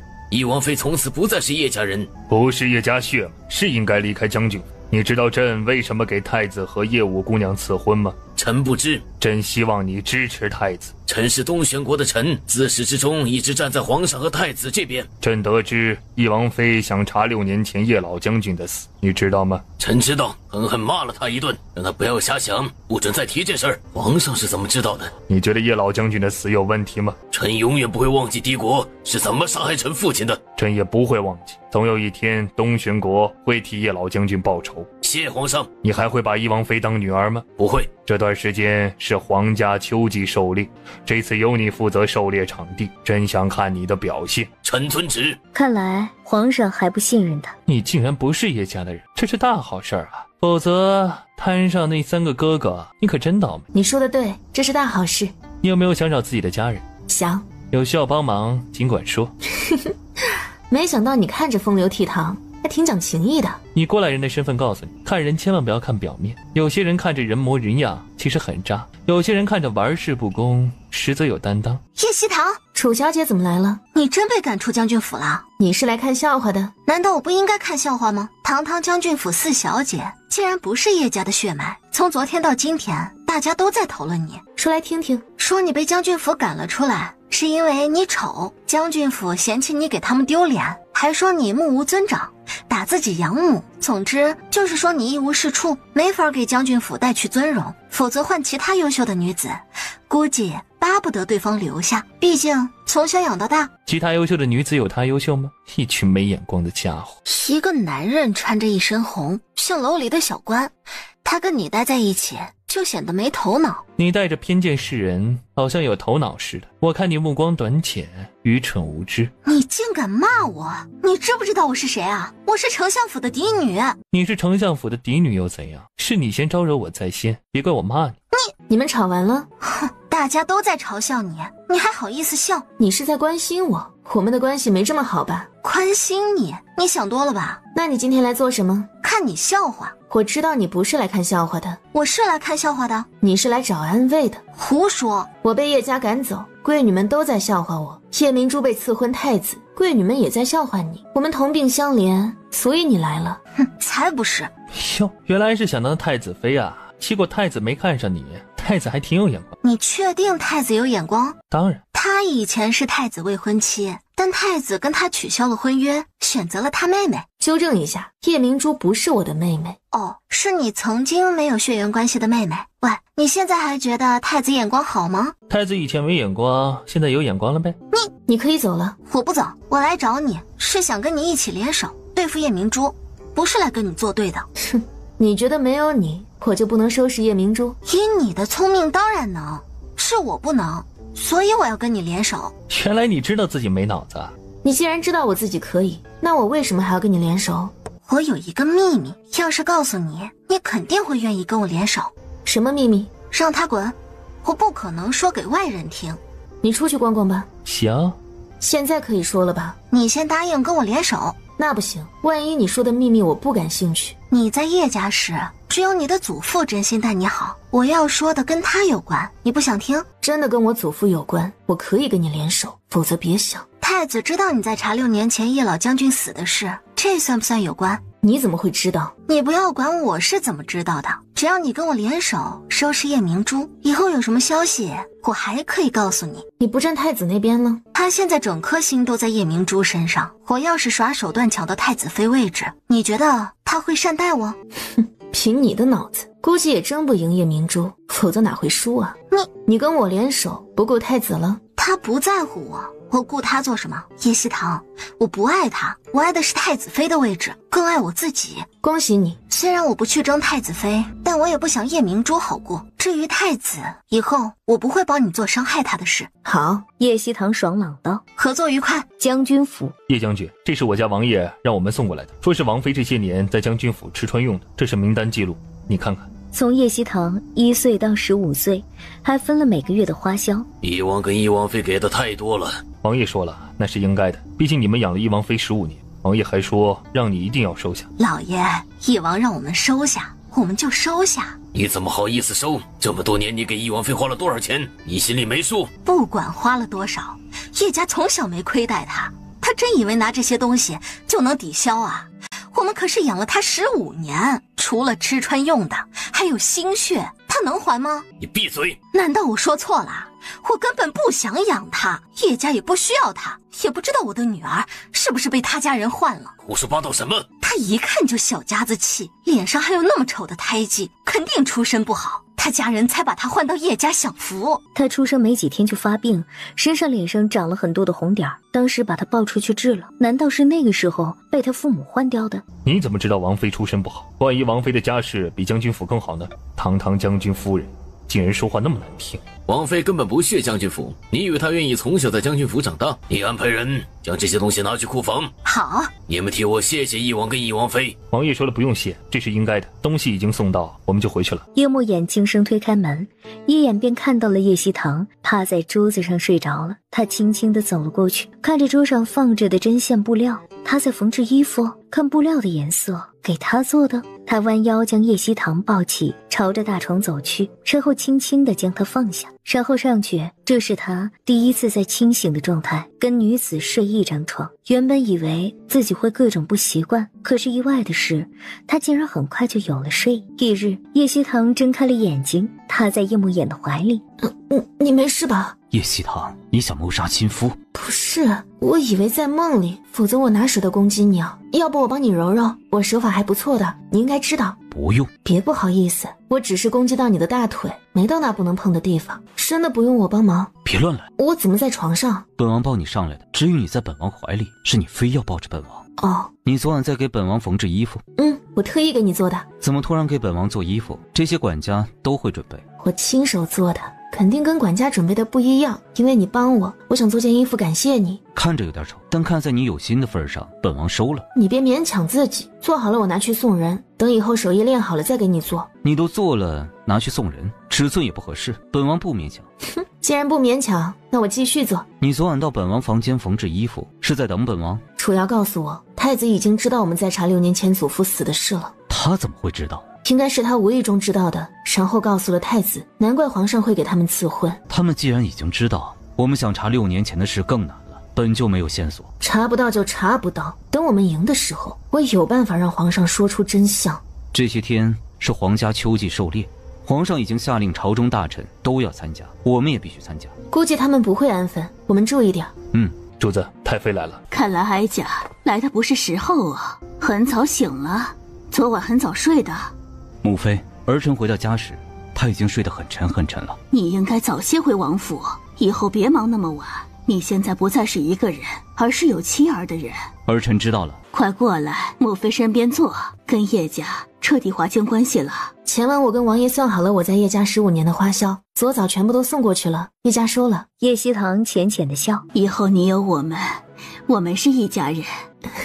谢谢母妃。娘亲，他们对你不好，不要也罢。我跟恒恒、洛洛开始习武了，以后我们保护你。娘亲，我们早就不喜欢他们，幸好他们不是你的亲人。娘亲，离开他们你会更好的，我们会好好爱你。如果千寻在多好，他们分开这么久，也不知道他在千家怎么样。以他的淘气劲儿，肯定不会安分。千家会不会打他呢？几天后就不能带我去吗？我也想去啊。首先，你不是皇家的人；其次，你不是朝中大臣的家眷。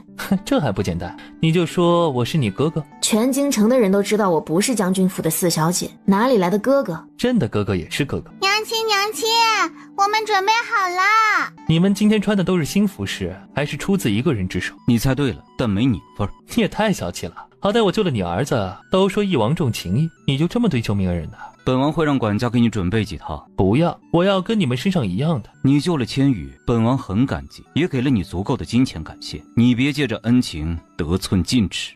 我就要这件衣服，这算得寸进尺吗？因为衣服是娘亲做的呀，父王不想娘亲给别的男人做衣服，明白了吗？衣服是你做的？没错，我亲手做的。那你也给我做一件，就一件。荣妃欢眼巴巴地恳求道。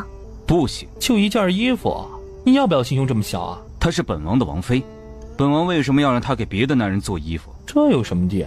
你会让你的妹妹给别的男人做衣服吗？当然不会了。要不你认我当哥哥，我保证真心把你当妹妹对待。他是疯魔了吗？一件衣服而已，用得着花这么大的代价吗？你确定你会真心将她当妹妹？他想做什么？当然啦，说到做到，只要他真心把我当哥哥。你要不要让他当你哥哥试试？你确定要我认你当哥哥？有什么不确定的？认我当哥哥，以后我罩你。娘亲，我觉得可以。娘亲，赶紧认，以后多个人对你好。娘亲，我想要他当舅舅。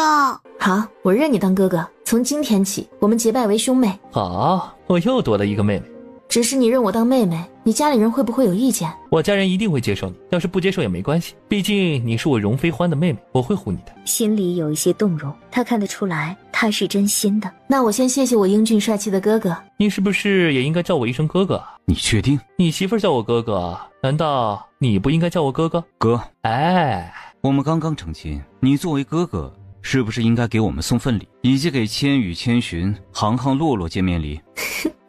我家王爷说的对。舅舅，你打算送我什么？舅舅，我想要你手里一样的扇子，能送我一个吗？我好喜欢。帅气舅舅，我长得这么可爱，你一定会送我很多很多好东西吧？这一家强盗打劫呀！他只是想认个妹妹，怎么有一种羊入虎口的感觉啊？送都送。不过恒恒，你眼光还真好，这扇子可不是一般的扇子，还是武器，是你二舅舅打造的。他会打造武器？当然了，他可是非常厉害的，精通各种武器机关术。舅舅，下次你要带我们去见他。没问题。既然你们要结拜，应该正式行礼仪结拜一下，免得到时候外人说三道四。这个可以。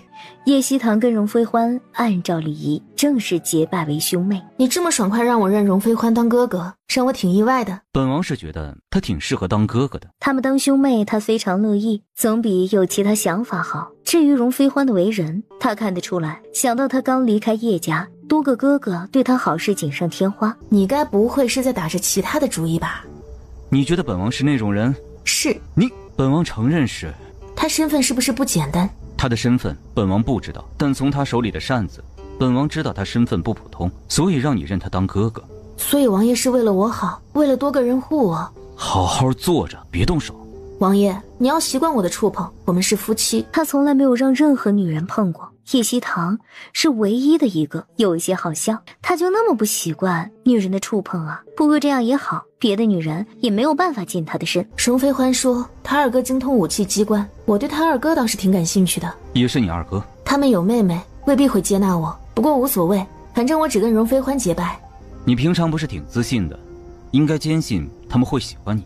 毕竟你……我什么？挺自恋的，觉得谁都会喜欢你。你就不能说些好听的？我以为你会说我很优秀，会讨人喜欢。果然很自恋啊。陆山是不是离你的铁骑营比较近？在那个方向。明白了。陆山是皇家狩猎场，面积很大，地形复杂险峻，有些地区是猛兽区，最好不要闯入。你已经仔细讲过了，我都记着。你们来了。皇叔祖，你们也是来参加狩猎的吗？皇叔祖，你觉得我们可以吗？你们想参加吗？想。好样的，小小年纪就有这样的胆识，你们的堂哥不如你们呢。祖父，你为什么要比？难道不知道人比人气死人？你还好意思说？不比怎么知道你有多差？你这个混账小子！你们年龄差不多，他们都5岁了，你立刻马上成亲。祖父，成亲这事儿急不来。这次狩猎，京城的贵女都会来，你看有没有合适的？他们不行，你出事儿，有哪个世家为你出生？我不可能娶他们家里的姑娘。你愿意娶，人家可能还不愿意嫁。他是他的亲孙子吗？有他这么损人的？皇叔，你别这样说他，估计喜欢他的姑娘不少，只是他在等个两情相悦的女子。还是堂婶懂我，他只是说说客套话，不让你尴尬。你不会当真了吧？叶慕燕，你好好说话会死啊！你应该叫本王堂叔。没规矩的家伙，竟然敢直呼你堂叔的名字！叶王妃来了，娘亲，我要跟你一起去。那些坏女人一看就想欺负娘亲，她才不会让他们如愿。好，叶王妃，小郡主，你们谁要是敢欺负我娘亲，别怪我不客气，我可是很凶的。小郡主，我们哪里敢欺负你娘亲啊？她可是未来太子妃的姐姐。你是不是傻？我娘亲跟她没关系。哎呀，瞧我这记性，她已经被赶出了将军府，毕竟不是叶家的血脉。你别乱说，姐姐不是被赶出将军府的。就算她是被赶出去的，叶家也没做错什么，养了她这么多年，叶家仁至义尽了。可不是，毕竟不是亲生女儿，叶家能一直养着她就很不错了。叶家挺倒霉的，自己女儿不知道下落，结果养的女儿不贴心，还长得那么丑，害叶家被指指点点。叶家真的很好了，不是亲生血脉，确实应该让她走。你们说完了？既然你们不说了，那我说，首先不是我要硬待在叶家，要是小时候有得选，我宁愿在我自己家。其次，我很感激叶家养我，但这些年我自认问心无愧，吃喝穿用叶家的我已经换算成钱财全部送去叶家。从今往后，我和叶家再也没有任何关系。你确定你还得清叶家？吃喝穿用是可以用钱财，但叶家养你的这份情谊呢？可不是，养了那么多年，怎么也是份情啊。等我找到亲生父母，他们应该也养着将军府的嫡女，这份情是不是可以抵？说得好，互相养女儿，所以王妃不用还这份情。听说6年前叶老将军当时护了他，否则可能不会死。你说的没错，祖父确实护了我。对于叶家，我只欠祖父，他的恩情我会还。哼，叶老将军已经过世，你怎么还？我怎么还不需要跟你交代。那你应该跟叶家交代吧，明珠在这儿呢。叶明珠，你过来一下，我跟你好好交代。娘亲放心去吧，我在这里玩。跟上。姐姐，你不要听他们胡说，你也不需要给叶家交代，就算当年不是你，是其他人，祖父也会挺身护他。我不是你姐姐，以后别再跟我攀关系。既然你这样说，那我以后叫你叶王妃。我得跟你说声恭喜。谢谢，我也不知道皇上会赐婚，你不会介意吧？毕竟以前你跟太子有婚约。如果不是你非要让我替嫁，我跟叶墨眼就不会相认。如今我有夫君有孩子，你觉得我看得上太子？说的太子好像能看上你似的，除了医术能拿得出手，还有什么？也不看看你那张丑陋吓人的脸。不是让你替嫁，当时我病成那样，确实没法冲洗。我欠祖父的，我会给他交代。只是你不配当他的孙女。叶王妃，你这是什么意思？我是我祖父的亲孙女。亲孙女？你觉得你配？你对得起他吗？我为什么不配？不配的是你，是你非要跑去战场，否则我的祖父现在一定好好的。洪亮的巴掌声响起。你竟然打我！这一巴掌我是替祖父打的。你凭什么替祖父打我？你这个白眼狼，在叶家生活那么久，竟敢这样对我！我为什么替祖父打你？你心里清楚。好好想想，你跟太子的婚约是怎么来的。猛地僵住，脸色苍白。他知道了什么？他知道我和太子说他在查6年前祖父死的事了。不可能，他怎么可能知道？太子不可能去和别人说，他是什么意思？哇，我娘亲好棒！以后你们敢欺负她，她也会打你们巴掌。洛洛兴奋地围着贵女们，手舞足蹈，不知不觉地将药粉撒到了她们身上，不会让她们中毒，只是会特别的痒。你不走吗？看在他之前帮娘亲说话的份上，他就好心提醒她离开。走，毕竟戏看完了。娘亲，你好厉害，打得好。娘亲打他是有理由的，所以我们不能无缘无故的打人。洛洛知道了，打人要打犯错的坏人。真棒！你刚刚那样打他，不怕他去告状？我既然敢打，自然是知道打他的下场。你觉得我会怕？这是我不如你的地方，没胆量也没魄力，所以你会输。你怎么变得跟翼王说话一样，非得这么戳人心肺？夫妻相处久了自然会笑，说了你也不懂，毕竟你没嫁人。下一秒，他身体一软，朝地上倒去。哼，你呀，闯大祸了，闹得越大越好。他又搞什么？娘亲，我刚刚给他们下药了，就是让他们身上痒，不会害死人的。你为什么给他们下药？他们欺负娘亲，我才下药的。娘亲，我没有乱伤害人哦。你这次给他们一个小教训没有错。娘亲没有骂他耶，还以为会训斥的。娘亲带你去一个地方，好不好？好呀。这个地方目前只有我跟父王知道，你去了可以告诉千羽、千寻、恒恒，不能再告诉其他人。至于母妃那边，到时候再找机会跟他说吧。打算先用仪器给他检查一下胎记，这才能够确定治疗方案。明珠，你醒醒，我可怜的女儿，翼王妃太过分了。娘亲，我没事。你这傻丫头，脸都红肿了，还说没事儿，娘亲肯定会替你讨回公道。娘亲，别去。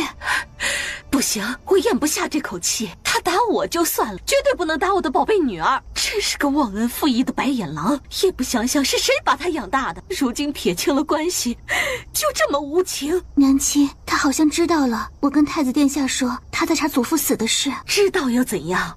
就他事多，想些乱七八糟的。你祖父的死哪有问题？看他的样子，似乎确定祖父的死有问题。事情过去了这么久，就算老爷子的死有问题，现在也不能查，否则叶家完了。你好好休息，我去找那个混账东西。让开！没有王妃的命令，你不能进去。凌霜听到叶希堂的声音，才打开门让傅氏进去。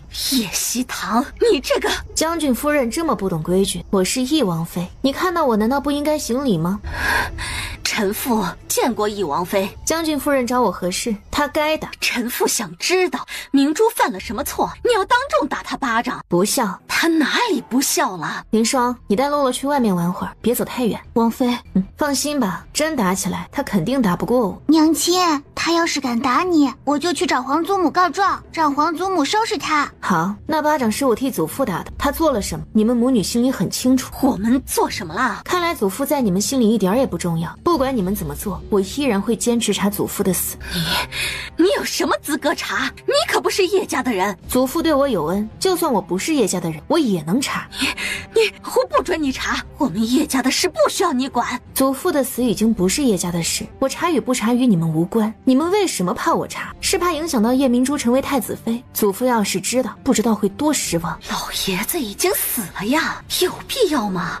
还有，我查不查并不会影响他成为太子妃。要是皇家有意见，难道祖父的死跟他们有关？你胡说八道什么啊？既然觉得我胡说，那你们怕什么？说的似乎没错。要是老爷子的死跟皇家没关系，皇家应该会很赞成查。可万一有关系呢？不行，不能去赌。不管老爷子的死有没有问题，都不能去查。我不是怕什么，是不希望你没事找事，给叶家添麻烦。叶家养了你这么多年，你为什么没良心？钱财你们已经收了，至于养我的情谊，以后我会还叶家。你欠叶家的可多了，当年肯定是你娘亲故意调换，好让你来叶家享福。你说什么？当年叶家还在边疆的小都城，我是在那里生的第一个女儿。他出生没几天，脸上身上长了很多红点，被抱出去治疗。当时很多小孩发这种病，肯定是你娘亲见叶家好，故意调换的。你凭什么说是我娘亲故意调换的？或许是你叶家的仆人报错了。我家的仆人怎么可能报错？既然不可能报错，为什么抱了我回去没认出来？你这个当娘的也不上心啊！当时你们脸上都长了红点，就算治好也留了红印，嬷嬷们才没分辨出来，一定是你娘趁着2个婴儿差不多大，然后调换了。孩子刚出生没几天，哪能看出样子？在医馆治疗一段时间回来，看着也就差不多，谁会多想啊？说起来还是你们不上心，定是你家仆人报错的。闭嘴！是你的娘亲故意换的。我们说有什么用？只有找到我的家人才知道真相到底是什么。我会找到你的农户娘亲，证明她是为了自己的女儿富贵才调换我女儿的。如果不是你想的那样呢？绝对是。哼，你口口声声说是我娘亲换的，如果不是，你是不是应该下跪给她道歉？你这个混账，忘记是谁将你养大的？你竟好意思让我下跪道歉？你骂谁混账？臣妇见过江太妃。你骂谁混账？臣妇不是有意骂她的，是她。还是我来说。江太妃听完怒容满面，没有证据的事，你怎么好意思口口声声说堂堂的娘亲是农户？万一她家里人比将军府更好呢？还有，你怎么知道是她为了自己女儿的幸福才调换的？证据呢？臣妇是根据以前发生的事情想的，有些家奴为了自己的孩子，故意跟主家的孩子调包，这种事太多了。因为根据就随便怀疑人，那哀家是不是可以说是你的家奴看你不爽，故意换的孩子？母妃说的对，江太妃，臣妇的家奴不可能这样做。你的家奴不可能那样做，难道堂堂的娘亲就会那样做？你张嘴就能污蔑人？不是，臣妇不是那个意思。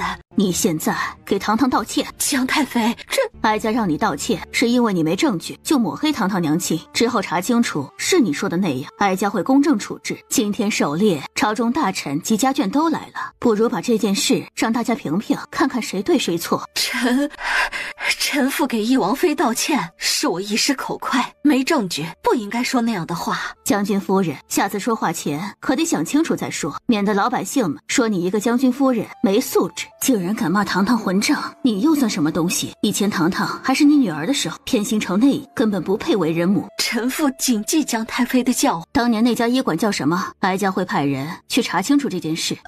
不麻烦江太妃，臣妇会自己查清楚。将军夫人是怕哀家做手脚帮堂堂。臣妇不是那个意思，只是这是叶家的事，不想麻烦江太妃。叶家的事，堂堂是哀家儿媳妇儿，难道哀家不应该管这事儿？谢谢母妃帮我寻找家人，我想早些找到家人，查清真相，免得被人污蔑。这么热闹呢？突然，太后出现在门口。太后，出去说吧，这么多人进来，房间拥挤，会破坏空气流通，影响堂堂母女休息。你这是什么意思？今天大家都有好好打扮，脂粉味重，房间小不流通，我不考虑堂堂，也得考虑洛洛。不过要是你们不介意，太后皇后进来就行，其他人站门外。青影见过江太妃，长公主回来了，有没有带孩子回来？刚好可以跟千寻、恒恒、洛洛一起玩。青影出嫁后一直没有怀上孩子，她肯定是故意问。江太妃，我暂时没有孩子。你不是成亲几年了吗？怎么还没要孩子啊？太妃，青影还年轻，不急着要孩子。她不是20有2了？其他女子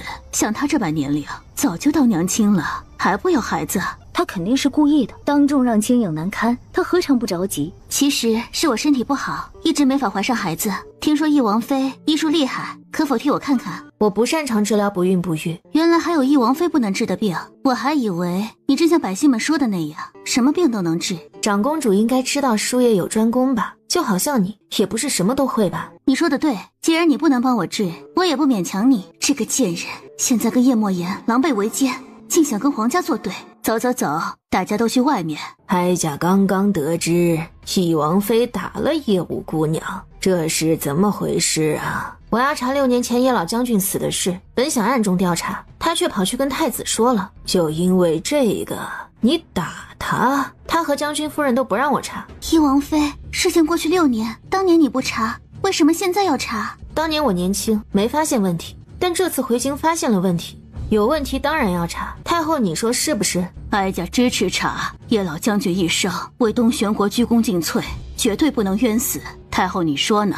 如果有问题，自然该查。但万一没问题，易王妃不就是没事儿找事儿？所以我自己暗中查，不浪费皇家的人力。偏偏叶家母女坚持不让我查，不知道的还以为是太子让他们这样做的。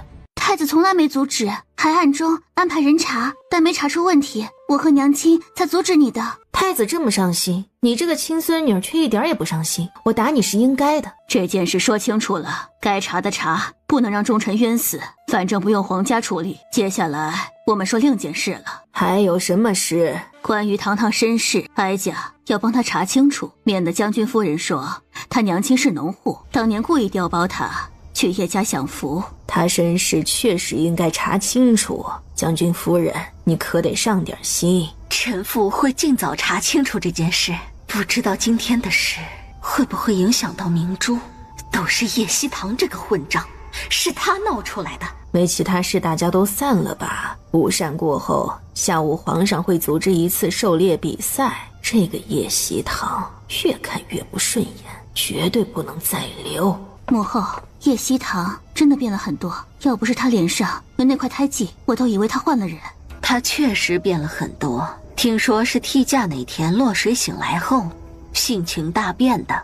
这么诡异，该不会怎样？有没有可能他被换了灵魂？否则哪有人落水醒来性情大变的？这不可能吧？这也太让人匪夷所思了，让人难以相信。世间万物无奇不有，不管叶希堂是不是被换了灵魂，他都不能再留。他确实不能再留。上次去皇陵那么好的机会，竟然让他躲过，但躲得了一次，躲不了下次。不说他了，青莹，母后不得不提醒你，孩子很重要。母后，我打算给他找个外室。确定了？你想通了就好，一定要找个你能拿捏的，等他生下孩子就解决他。女儿明白。江太妃让傅氏说了当年治病的医馆，才让他离开。哀家派人立刻去查，看能不能找到些线索。谢谢母妃，希望能找到我的家人。就算我娘亲是农户，只要她不是故意调换的孩子，我会认她。傅氏从没好好教导你，你还这么优秀，说明你爹娘也优秀，不会做那种事。母妃，你对我真好。你是哀家唯一的儿媳妇儿，哀家当然只对你好。下午的狩猎比赛，你跟莫言得多多注意。母妃放心，我们会小心行事。叶希堂这个白眼狼，气死我了！娘亲，他既然要找家人，我们就给他安排一个家人。你的意思是？娘亲不是说他娘亲是农户，我们就给他找家农户，让他们相认。你说的对，像她那种没教养的丑女，只能是低等农户的女儿。娘亲，这次必须做的万无一失，让全京都都知道她出身不好。你放心，娘亲一定安排好。你的脸还疼不疼啊？那个混账东西下手真重。娘亲，我没事。你们怎么回事？一个个扭来扭去的，这里又没有男人，你们扭给谁看？好痒，我不行了。好端端的为什么身上痒啊？一个个在自己身上到处的抓挠，谁让他们欺负娘亲啊？你们怎么了？长公主，也不知道怎么回事，臣女身上好痒，真的痒的不行。长公主，我也是，太痒了，从来没这么痒过。长公主，能请太医帮我们看看吗？你们不会无缘无故都身上痒，一定是有人给你们下了药。下药？你们看我做什么？易王妃，听说你很懂药。对啊，我很懂药，所以呢？你能不能给我们看看我们身上为什么痒？不能。之前你们各种嘲讽我，不把我当回事，我为什么要帮你们看？易王妃，哀家命令你给他们看。太后拿出。太后，你这样很不对，他们欺负哀家儿媳妇的时候，你怎么不替她出声了？都说医者仁心，他们中毒，易王妃身为医者，难道不应该先帮他们治？这里除了臣妾还有太医，不是非要臣妾医治的。放肆，哀家都喊不动你了。母后，发生了什么事？皇帝，贵女们不知道中了什么药，个个都身上痒，哀家让易王妃给他们看看，她竟然拒绝帮治。易王妃，你帮他们看看。臣妾可以帮他们看，但他们之前出言嘲讽臣妾，你是不是应该让他们给臣妾道歉呢？他就不治。皇上，本王的王妃是皇家的人，他们出言嘲讽，不就是在嘲讽皇家，应该处置。皇上，我们没有嘲讽易王妃，只是在说他离开将军府的事。皇上，臣女真没有嘲讽他的意思。有句话我记得很清楚，说叶家挺倒霉的，自己的女儿不知下落，结果养的女儿不贴心，还长得那么丑，害叶家被指指点点。我对叶家掏心掏肺，自认为没有不贴心。至于丑，不就是脸上长了块胎记，叶家会被指指点点，不就是因为你们嘴碎？哪个混账说的？是臣女，是外面这样传，臣女才说的。皇上，臣的小女肯定不是故意的，都是外面的传言，她才会那样认为。说过翼王妃的贵女都给她道歉，翼王妃，你给他们看看中了什么药。希望你们以后长点记性，别什么没弄清楚就嘴碎。你这次竟然没有闯祸。楚瑶无语地翻了一个白眼儿，难不成还希望他闯祸？皇上，他们没有中毒，应该是沾染了什么东西过了敏，才会身上痒。过敏？没错，治疗方法很简单，去找一些湿的泥土，在痒的地方涂抹按揉一下就会好。涂泥土能治好？没错，这就是臣妾觉得治疗最快的办法。他们要是不愿意，可以找太医医治。治疗方法你们自己考虑。父皇，我觉得他们不是过敏，而是被人下了药。皇上，臣女也觉得是被人下了药。我们到别院后没有碰什么，怎么就我们几个身上痒？皇上，臣妾也觉得不是过敏。之前大家就在别院，这会儿一起用午膳，吃的东西一样，怎么就他们过敏？皇帝，既然大家都觉得有问题，不如查清楚。他们几个身上痒，谁知道是他们自己做了什么？大家都觉得有问题，你却觉得没问题，是想包庇什么人吗？皇上，皇上，臣妾支持查。徐太医、张太医，你们去检查一下，看看贵女们身上为什么痒。是，皇上，臣发现身上痒的姑娘们衣服上似乎都沾了一些同样的粉末。父皇，请你重查，看样子是真的有人对他们下药。你们午膳前跟谁接触过？皇帝，哀家跟皇后都见过他们，除了我们，也就是将军府母女，还有翼王妃，还用说吗？肯定是叶希腾下的药。母妃，不如你安排人搜搜将军府母女和翼王妃，看他们身上有没有药粉。2名太医可以检查，这些药粉跟他们身上的药粉不一样。这些是防身的毒药粉，你们检查得快些，免得凑近闻久了容易中毒。回皇上，姑娘们身上的药粉跟翼王妃的药粉并不一样。既然不是翼王妃，晚些再继续查。皇上，会不会是他把药粉扔了？乔姑娘，我是不是可以说是你下的药，然后故意陷害我？至于你身上没有药粉，是你把药粉扔了。你们该治的赶紧治，下午会开始第1场狩猎比赛，大家都可以参加，前5名都有奖励，七情无脑的。这么多人都斗不过一个叶希腾，还是我妹妹厉害啊！你妹妹？翼王妃早上刚结拜的，还能这样？为什么不能这样？叶莫言同意的，否则你觉得我跟翼王妃能结拜？他同意的。对啊，你这是被人卖了，还帮着人数钱呢？什么意思？叶莫言肯定有目的，才会同意你跟翼王妃结拜。我太了解他，管他有什么目的，我经常喜欢翼王妃，就愿意把她当妹妹宠着护着。这人怕不是个傻子吧？乔姑娘，赶紧去挖泥巴止痒，否则时间长了不治，抓破皮肤会留痕迹的。哦，对了，其实找动物的粪便涂抹效果会更快哦。动物的粪便？乔雨山，这里是鹿山，不如你们去找些动物粪便，这样能快些好。毕竟下午有狩猎比赛，不需要。药粉是小郡主下的吧？小郡主，谢谢你当时提醒我早。当时你帮娘亲说话，我才好心的，否则你跟他们一样。放心吧，以后啊，我跟你娘亲是一伙的。那你挺聪明的。为什么这样说？欺负我娘亲的都不会有好下场，你不再跟他作对，当然聪明啊。不愧是你的女儿。那当然，这相府的嫡女，以前跟你不是挺不对付的，怎么现在感觉变了似的？母妃，她是个头脑清醒的女子，是个聪明的。乔太傅跟刑部尚书的女儿，倒是有些头脑不太清醒，别的贵女都不嫌出声，她们却当起了枪头鸟，愚蠢。她说要跟我联手，一起对付叶明珠。她是楚相的女儿，楚相追随太子。母妃放心，我心里有数，该防的会防。他们身上痒是怎么回事？皇祖母，是我悄悄下的，谁让他们欺负娘亲？是你呀，洛洛真棒，干得漂亮。叶希堂回到别院后，特意换了一身干净的服饰，更是把一头乌发扎成马尾，一身的英气。翼王妃，京城都传你医术厉害，还以为你有多厉害。你说他们身上痒，用泥土止痒，但温姑娘用药膏也帮他们止了痒。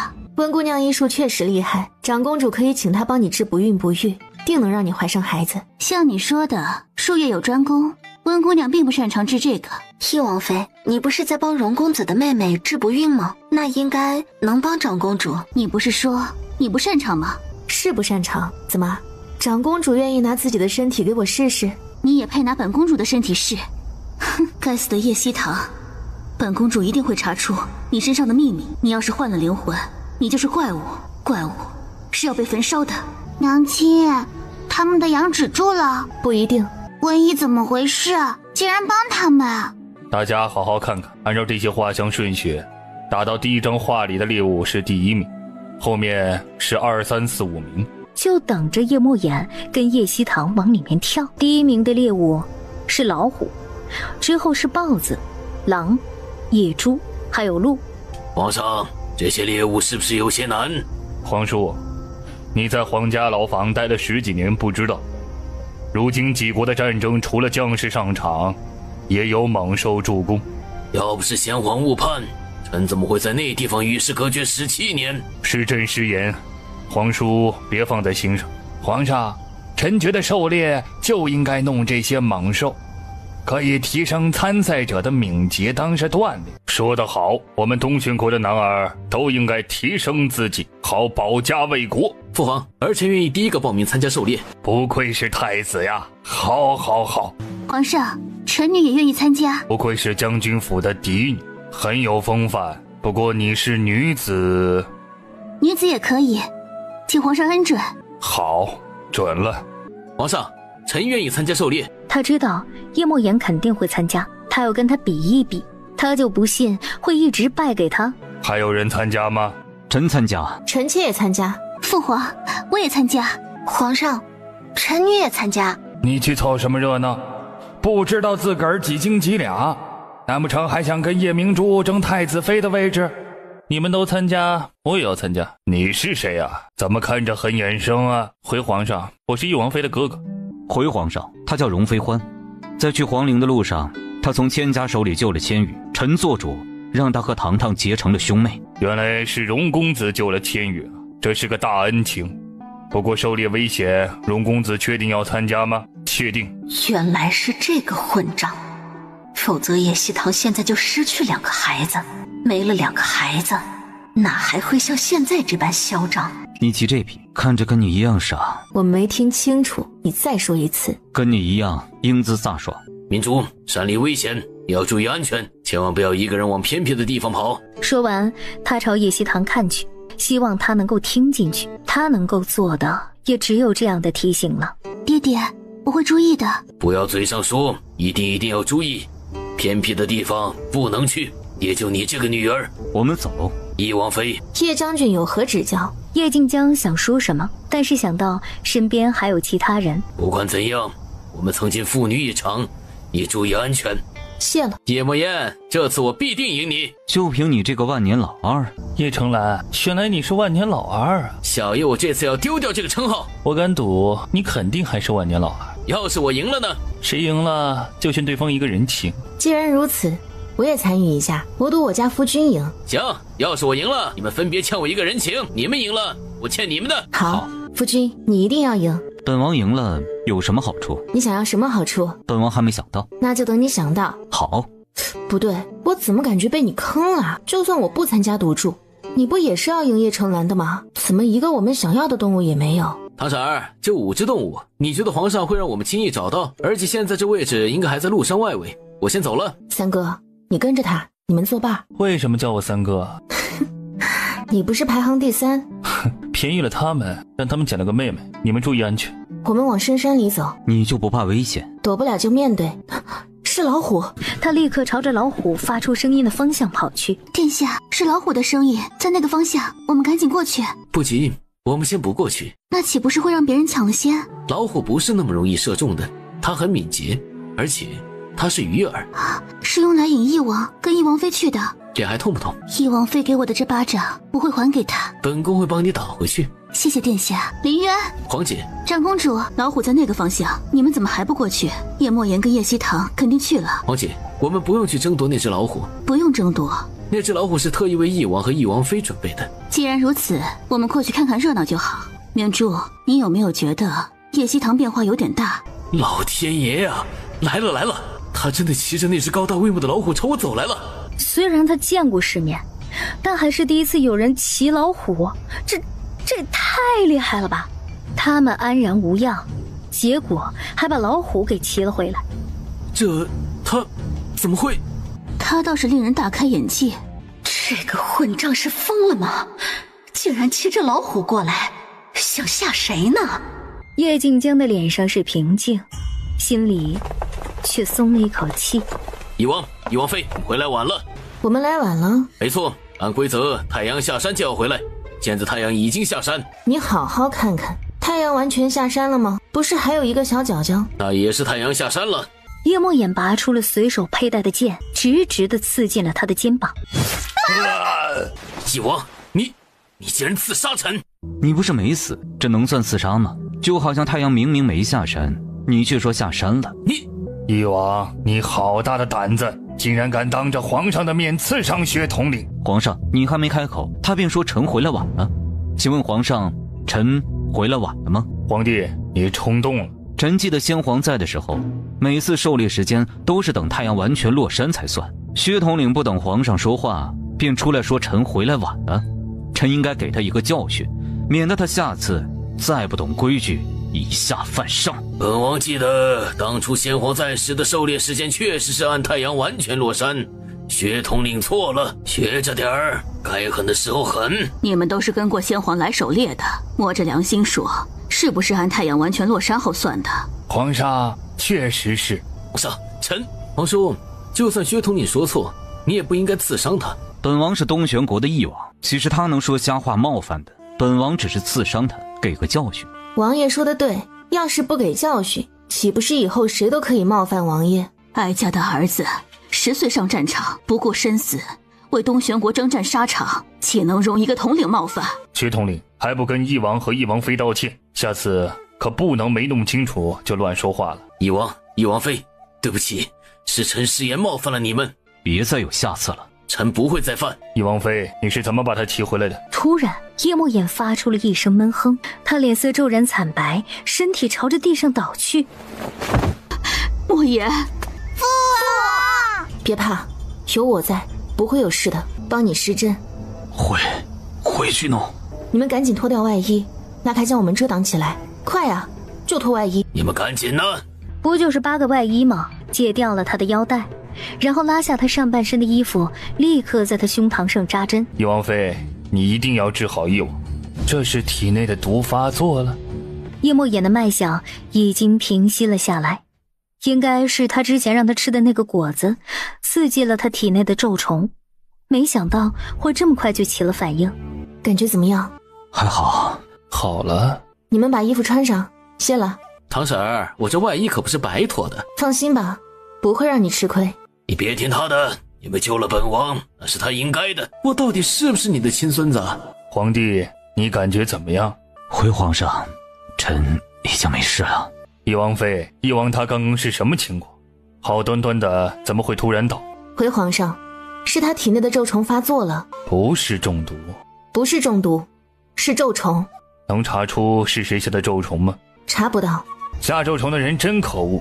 翼王是东玄国的战神，他要是出了什么事儿，敌国来犯怎么办？肯定是敌国做的，难怪翼王中毒后，周边国家来侵的那么频繁。皇上，真要是敌国做的，翼王如今身体不好，应该多多提拔主将。皇上，臣赞同楚相的话。皇帝，哀家觉得大臣们说的对，本以为翼王是中毒能解，听说咒虫无解，你得早做打算。翼王妃，你能治好翼王吗？如果治不好，朕确实得做其他打算。皇上，知道是咒虫后，臣妾没有确定的把握，但会全力治。你一定要尽全力治好翼王，朕这边也会想办法找解咒虫的办法的。突然，叶墨眼剧烈的咳嗽，主要是叶希棠捏了他懂他的意思，让他装病。莫言，快回去坐着休息。皇上，我们一起狩猎到了老虎，是不是可以得第1名？翼王妃，你把活的老虎带回来什么意思？万一伤到皇上跟大家怎么办？狩猎只说把猎物带回来，没规定不能带活的，更何况他又没有伤人。你能保证他不伤人？只要没人攻击他，他就不会伤人。要是有人攻击他，他肯定会反击。他会这么听你的话？会。你是怎么驯服他的？朕还是第一次见有人骑老虎。这个是我的独门秘招，不建议其他人学，轻则被打伤，重则被咬死。既然老虎是你驯服的，就归你管。不过你一定要看好它，不让它伤人，否则你得负责。好，但如果谁招惹它被伤了，我可不会管。这是自然，想必一般人都不会去招惹的。糖糖，你到底是怎么驯服它的？给它吃的，跟它说话。就这样？只是一般人是没法跟它交流的。前世他被抓去基地做研究，倒是学了不少的东西。你是从哪里学的这些本事的？秘密。他体内的咒虫你真的解不了？我懂毒，但不懂咒虫，只能说试试，不敢保证。你要想办法治好他，一直输给他，我总要赢他一次。对了，你们找猎物时，陷阱旁边都有标志吗？有些地方有，有些地方没有。皇上，臣妾有事禀报。翼王妃，你有什么事儿啊？狩猎时我们发现一个问题，为什么有些陷阱附近没有标志？叶将军，这是怎么回事啊？是臣疏忽，应该是下面的人没有检查清楚。叶将军，如果不是翼王熟悉鹿山，知道哪些地方有陷阱，恐怕我们早就掉下去了。是臣的问题，臣愿意接受惩罚。皇上，请罚叶将军。这个白眼狼，叶家养他那么久，他就这样对自己养父？娘亲，他根本不会顾旧情。叶将军玩忽职守，但是看他在战场上屡立战功，这次就算了。翼王妃，你可有意见？百姓们对叶希棠的医术是赞不绝口，除了他的医术，还有前段时间他骑着老虎回京城的事情，掀起了很大的风波。医疗空间里，叶希棠正在给洛洛和恒恒做脸上的胎记。痛吗？反正娘亲操作的时候，他们没有感觉到痛意，就是胎记的地方麻麻的。不过现在有一点微辣辣的疼，但他们能够接受。等麻药效果过后会有点痛，但明天就不会痛了。等7天过后，胎记就会淡很多。第2次过后，胎记就会彻底消失。真的吗？当然，娘亲不会骗你们。太好了，我们不用戴面具。王爷、王妃，林池那边送来了消息，找到周家的人了。回来的人说，林池找到那个宋老六。宋老六说是在西岩国的新城碰到周家的人，但他家居住在哪里，他并不知道。我想亲自去趟西岩国。我们一起去。好，你们打算亲自去？母妃，我们确定了，今天就出发，免得出什么意外。你们去吧，路上小心。我们离开京城，你得多多注意。你们放心去，别担心哀家。你们放心去办事。对了，把这臭小子带上去，长长见识。祖父，我不需要长见识，不需长见识。狩猎的时候，你怎么没把老虎骑回京城？就算你遇到老虎，也不可能骑着活的回来。别狡辩。是我确实没那个本事，所以你要不要长见识？要，那就跟你堂叔堂婶儿一起去外面的世界看看。行，我跟他们一起去。本王把他交给你们，不听话，你们就用自己的办法管。皇叔放心，我一定会把他惯得服服帖帖的。林峰，你们一定要看好他，千万不能让他跑出王府，否则他会伤人。王妃放心，属下会跟着其他人轮流看守，定是按你说的办法去喂养，绝对不会让他出去的。一定要仔细看好，除了你们，不要让任何人靠近。要是有人非要进王府，你就说，要是被老虎伤了，翼王府不负责。他还执意要进的话，让他签保证书。娘亲，要不我们带上他吧？他一个人在家里，怪可怜的。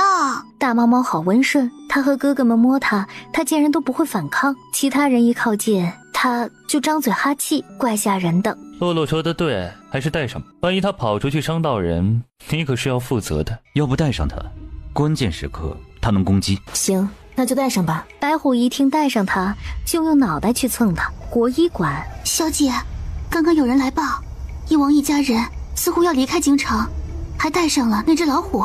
离开京城？好端端的，他们怎么会离开京城？难道是去找周家婶子？不可能的，皇后安排的人早就去了北岭国，这会儿肯定已经找到周家婶子，灭了口。他们现在去迟了。温师妹，宫里来人了，皇后娘娘请你进宫。华阳殿，民女见过皇后娘娘，你给的地址是不是错的？本宫的人找过去，那里住着的并不是周家人，我不会记错，周家确实住在那儿。看样子周家为了防你，早就搬走了。我不知道他会防着我。你现在要做的是，好好想想周家会搬去哪儿。他们可能不在北岭国了，你觉得他们会搬去哪个国家？这个我真的猜不到。那个稳婆还在姜太妃那儿，会不会她知道周家新的住处？我刚得知消息，翼王一家离开了京城，会不会是去找周家的？否则好端端的，他们为什么会离开？现在知道心软的下场了吧？娘娘，民女。娘娘，岭北那边传回来的消息。看完后，他看向了楚嬷嬷。你立刻安排人出京城，去追翼王、翼王妃他们。是，你自己看。在看完信里说的后，脸上血色全无。翼王他们离开京城，肯定是去找周家。可惜我们慢了一步。那个知道周家最新下落的宋老六连夜跑了。最好的办法就是跟着叶希堂，看看他们去哪个国家。皇后娘娘，请你帮帮民女，应该能追上翼王他们。等除掉周家以后，民女为你所用。本宫相信你是个聪明人，站本宫这边，你还有活路。否则，不管他们这次能不能找到周家，他们都怀疑你了。你已经没有退路。臣女誓死为娘娘效力。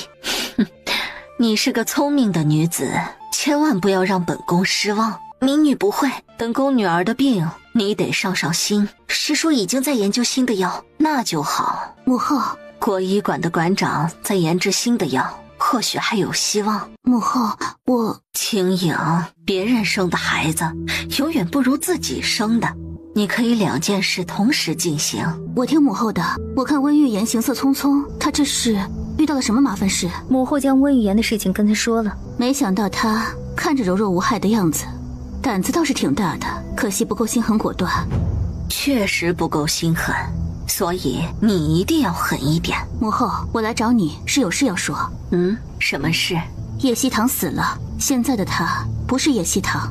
你说什么？母后，如果他是怪物，皇家就可以名正言顺地处置他。母后去找个得道高僧来。夜微凉如水。当年那个医馆在这里，就是不知道21年过去，医馆是否还在。但是等他们走近之后，那里已经没有医馆。母妃安排的人应该在附近，我们去客栈问问看。两位客官，请问你们是要吃饭还是住店呢？找你打听点事儿。嘿嘿，你们随便问，只要我知道的就一定说。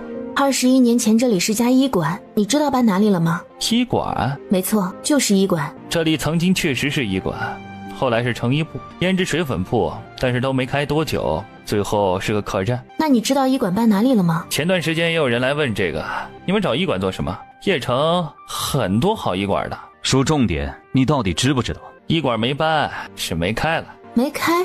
好像是21年前，医馆的林老板突然死了，他家人撑不起，只能关门。他的家人呢？林家住在北巷，你们去了那条街，问问就能知道林家具体住哪儿了。你有没有感觉有人跟着我们？早发现了，看样子得先把他们干掉。你先去找林家，本王在这里断后，之后会去林家找你。好，你注意安全。叶希堂经过问路，很快找到了林家的四合院。请问你找谁？我找林家的人。我是林家大公子林恒，你找林家有什么事？其实是想找你的父亲，但听说他21年前就过世了。当年邺城有很多小孩子脸上长红痘，最后有2个孩子报错了。孩子报错了？是，当年驻守邺城的将军府四小姐也在这里治疗，但现在发现报错了。这种报错的事情医馆肯定不知道，不过我可以把当年在这里治病的小孩名册给你看。多谢。好了，前些天有2拨人来林家打听21年前来这里看病孩子的记录，他们抄了一份。一波是我的养父母，一波是我夫君家的人。原来如此，父亲过世后，娘亲撑不起医馆便关了门，医馆里的所有记录全部在这儿，这本是21年前看病的记录。我也抄写一份吧。叶希堂收拾好名单，多谢林公子，等我找到家人，我一定会好好感谢你。不用谢，这是应该的。至于抱错孩子，医馆肯定不知道的。可惜我父亲不在了。你父亲怎么过世的？某天突然过世了，他之前身体一直好好的。难道父亲是被杀害的？难不成是对方知道了些什么，被灭了口？否则没病怎么会突然过世？姑娘，我父亲会不会是被害的？林公子，我现在在查当年的事。如果你父亲真的是被害的，我会还他一个公道。多谢姑娘，当年我才5岁，也就没多想。现在你们都来说孩子报错了，我真怀疑。我明白你的意思。多谢，我一个普通人，恐怕想查也没法查。我进来时看到你的院子里晒了很多药材，你现在还在开着医馆。虽然我从小学习医术，但远不如父亲。如今在别的医馆当大夫，平常上山挖药材卖了养家。如果你想让医术更进一步，我推荐你去京城的华夏医馆。华夏医馆？知道京城有一个国医馆。华夏医馆比国医馆更适合你，你去了就会知道。谢谢你的推荐，我会好好考虑。你要去了就跟管事的说，你是叶希堂介绍去的，他会给你安排。好，查到了。我拿到了那段时间来这里看病的孩子名册，我的名字也在，一个个的查，应该能找到。那就好。他叫林恒，是当年医馆老板的儿子，名册是他给我的。林公子，他是我的夫君。你好。多谢啊，不用，这是我应该的。你早些回去休息，我们不打扰了。跟踪我们的人呢？都杀了，应该是从京城就一路跟着我们。看样子是想跟着我们去找周家呀，否则早就对我们动手了。本王也是这个意思。回去看看客栈附近还有没有隐藏的人。肯定有。对了，林恒说前些天有2拨人来找他要过名单，应该是母妃还有将军府的人。他们应该已经开始在查。我们明天还是去西岩国找周家重要，反正母妃的人已经在查。好，查到线索了没有？有了，母妃跟将军府的人都在查，等从西岩国回来之后我再来查。到时候我们帮你一起查，争取让你早些找到家人。好。你们有没有发现有人跟踪？有人跟踪？没发现。之前我们去医馆有人跟踪我们，估计客栈附近还有人，我打算今晚就离开邺城。怎么会有人跟踪我们？有人怕我们找到周家。谁？国医馆的温玉言。不是说当初是他抱着恒恒洛洛来翼王府的吗？你觉得呢？你的意思是他指使周家婶子演戏抱走孩子给他的？他为什么要做这种事儿？也太丧心病狂了。这是我的猜测，至于有没有猜对，只有找到周家婶子才知道。我们赶紧出发吧。叶希堂一行人直接离开了客栈。娘亲，邺城那边你安排的人可靠吗？万一叶希堂发现了怎么办？他发现又怎样？是那妇人自己冒充的，不关我们的事。到时候滴血认亲，那名妇人会做手脚，让他们的血融合。那就好，否则让他知道是我们安排的人，他定不会罢休。不会牵连我们。去挑东西。西岭国京城，此时叶慕言戴上了面具，为了防止西岩国的人认出他。凌风，租家院子，不住客栈。是，主子。听说太上皇病重，宫里的太医也没办法，皇家张贴告示寻找神医，治好太上皇奖励很丰厚。奖励是很丰厚，但也得有本事啊。听说很多人自荐，但也没有治好。药王谷的人也来了。还有医药盟也来了。天哪，大陆上数1数2的医药2大门派都来了，这下有热闹看了。不知道哪个门派可以治好太上皇。治病，糖糖你可以去。等找到周家我去试试，有奖励不拿白不拿。你不怕西岩国有人认出你？我不会用真容去。唐婶儿，带上我一起去，反正没人认识我。你去凑什么热闹？以为西岩国皇宫是好玩的地方？我去给唐婶当随从，总不能让她一个人去吧？你放心。不需要你。那谁去？难不成你？本王不能去。你不怕西岩国皇帝将你擒捉？哼，你觉得本王那么容易被擒捉？太冒险，你还是别去，在家里带孩子。父王，您还是在家里跟我们玩吧。娘亲和哥哥说的对，我赞同娘亲和哥哥们说的。父王，你就陪陪我们吧。看吧，还是我去比较合适。唐婶儿，你说是不是？确实你比较适合，主要是你长得不出众，气质普通，西岩国皇家的人不会多疑。你去吧。唐婶儿，你这也太偏心了吧，我跟他有差那么多？差的可多了，不是一星半点。你们拿着这些画像去打听。这画的，你确定拿着这画像能找到人？画得那么清楚，你要是认不出，说明眼睛有问题。你们夫妻就知道欺负我。我们不过是实话实说。周家婶子擅长刺绣，要是我没猜错，她搬到西岩国后，应该有继续做刺绣的活。我们去卖刺绣的地方，还有布行、成衣铺打听。好，我们分开行动。三哥，你和叶成兰、林峰跟林颖一起，我们走吧。西安国京城有个听风楼，只要花钱可以打听到很多消息，不如我们先去那里。好。请问你们是要打听什么？找个人。100两。你们店是抢劫吗？这是听风楼的规矩，我们从来不强求。要是最后没找到人，我们只收定金50两。该不会你们拿了50两定金，然后随意找找打发我吧？姑娘，你去外面打听打听，看看听风楼会不会做那种黑心事。在京城找画像上的人，找到了不能打草惊蛇。我现在就安排人找，不知道你们住哪里，到时候好通知你们。两位放心，有消息立刻告诉你们。姑娘，请问你要挑什么样的刺绣啊？我可以给你介绍一下。你们店除了这些绣品，还有没有其他更好的？所有绣品全部在这儿。妇人说道。听说西岩国的绣品特别好，我初来这里，不知道夫人能不能介绍一下更好的绣品呢？京城卖绣品最好的是锦绣坊，你可以去那里看看。谢谢。不客气。叶希堂有一种强烈的直觉，通过绣品一定能够找到周家婶子。突然，他朝某个地方快速地奔去，拿起了一柄团扇，细细地打量，在确定是周家婶子制作的后，他的手微微轻颤。他在西岩国京城找到了，是他做的，我很确定。去找掌柜问问，他应该知道制作这柄团扇的人住在哪里。姑娘真有眼光，这款团扇在我们店里卖得很好，双面刺绣是师傅花了很多时间才做出来的。我要了20两银子。哎呀，这是哪个绣娘做的？看手艺似乎很好。这不是我们店里的绣娘，她每月都会给我们送绣品来。能介绍认识下吗？你放心，我不是来抢生意的，是我娘亲生辰快到了，想让她帮忙绣一件礼物哄她开心。我记得她家住在东城，至于具体哪个位置我不知道。多谢，要是她没法帮我绣礼物，我会再来锦绣坊挑选。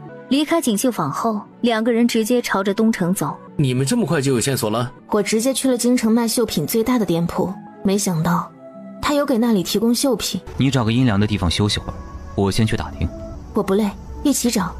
会不会是那个人骗你们的？东城很大，还有地方没找，继续找。那边的房子比较破旧。叶希堂拿着画像继续问：这不是周家媳妇儿吗？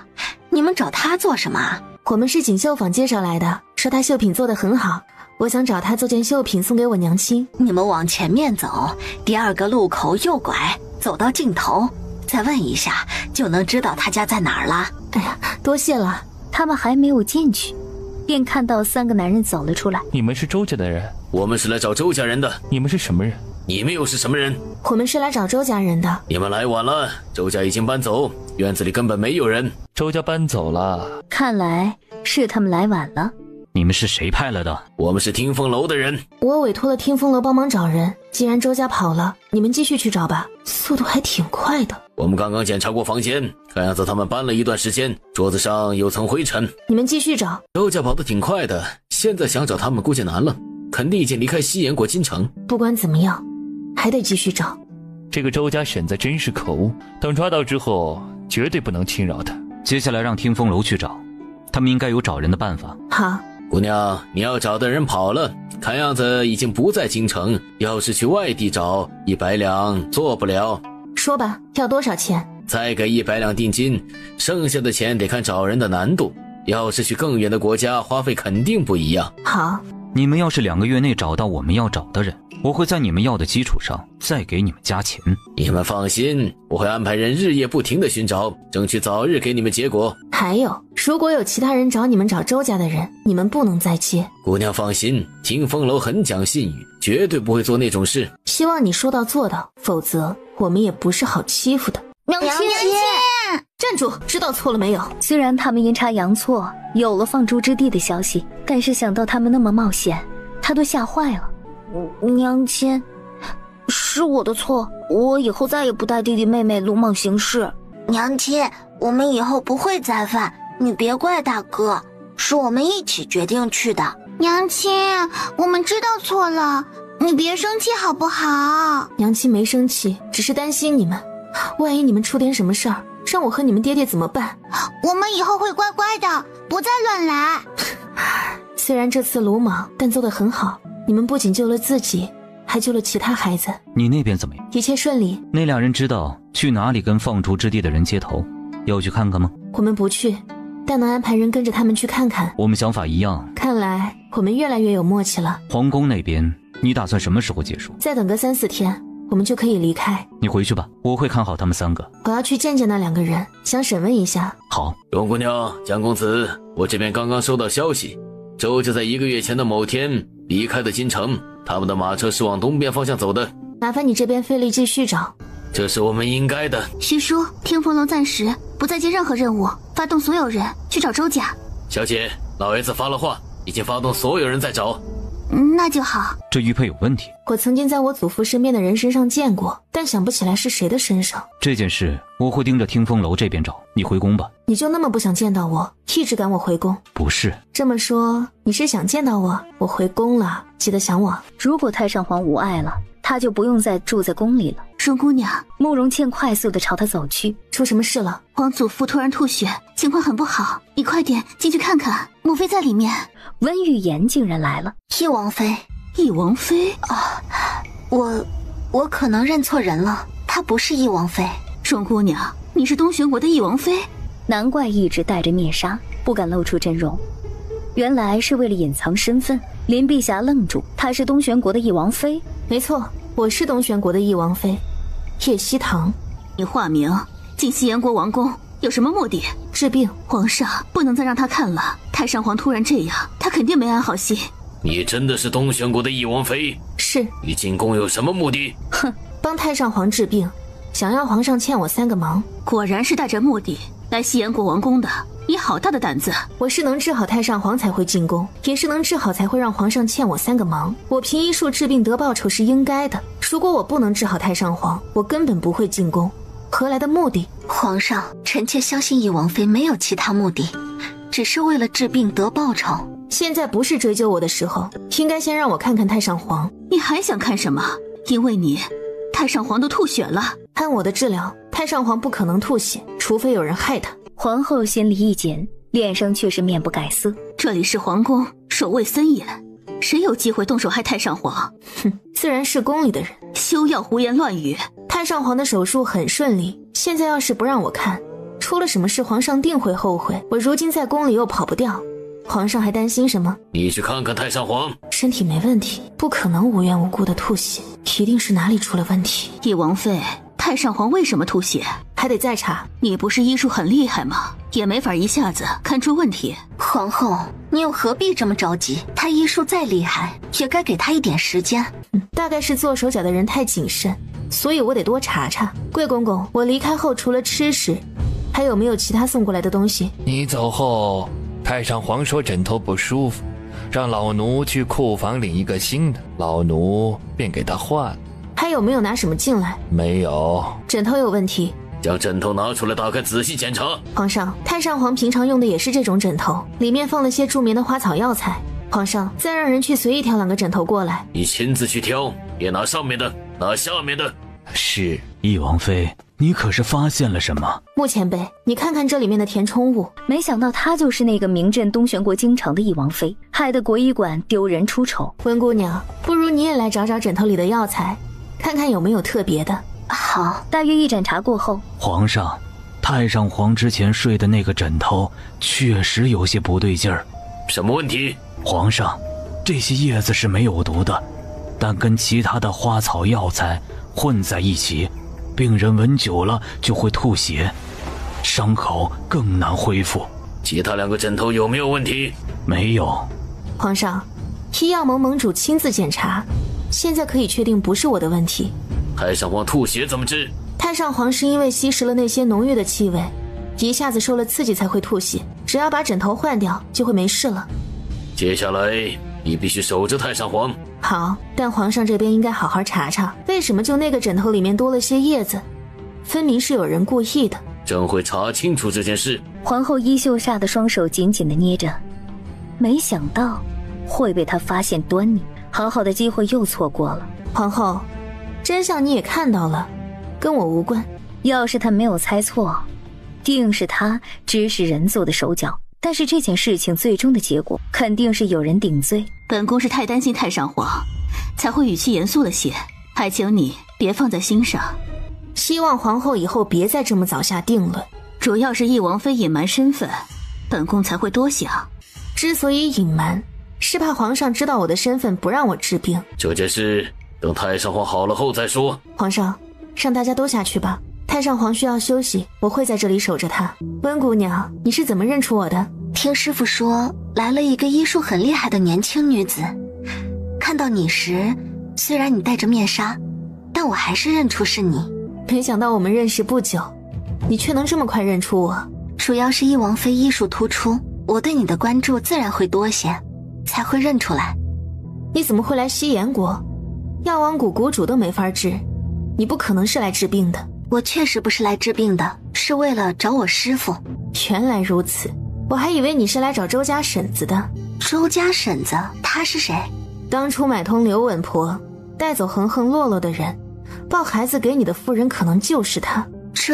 如果翼王妃找到她，可以让我看看是不是？不行，绝对不能让他们先找到周家婶子。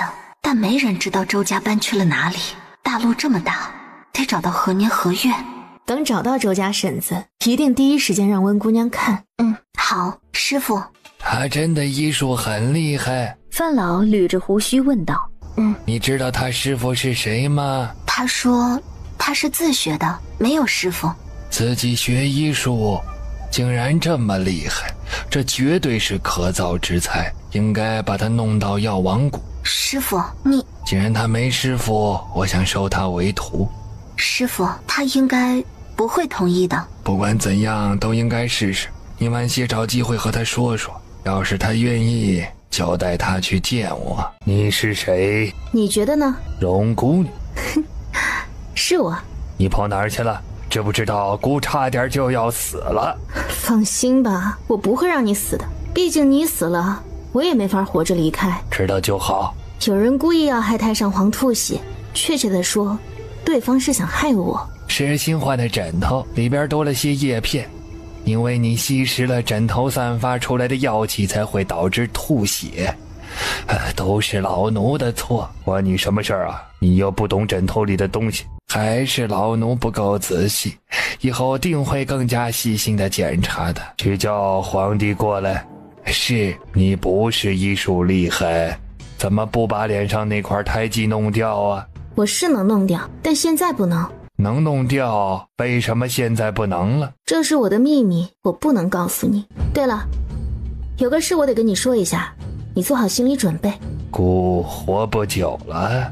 这次手术很成功，后面只要你好好养着，再活个5年没问题。那就好，你说吧，姑不需要做心理准备。我真名叫叶希棠，是东玄国的翼王妃。就这事儿？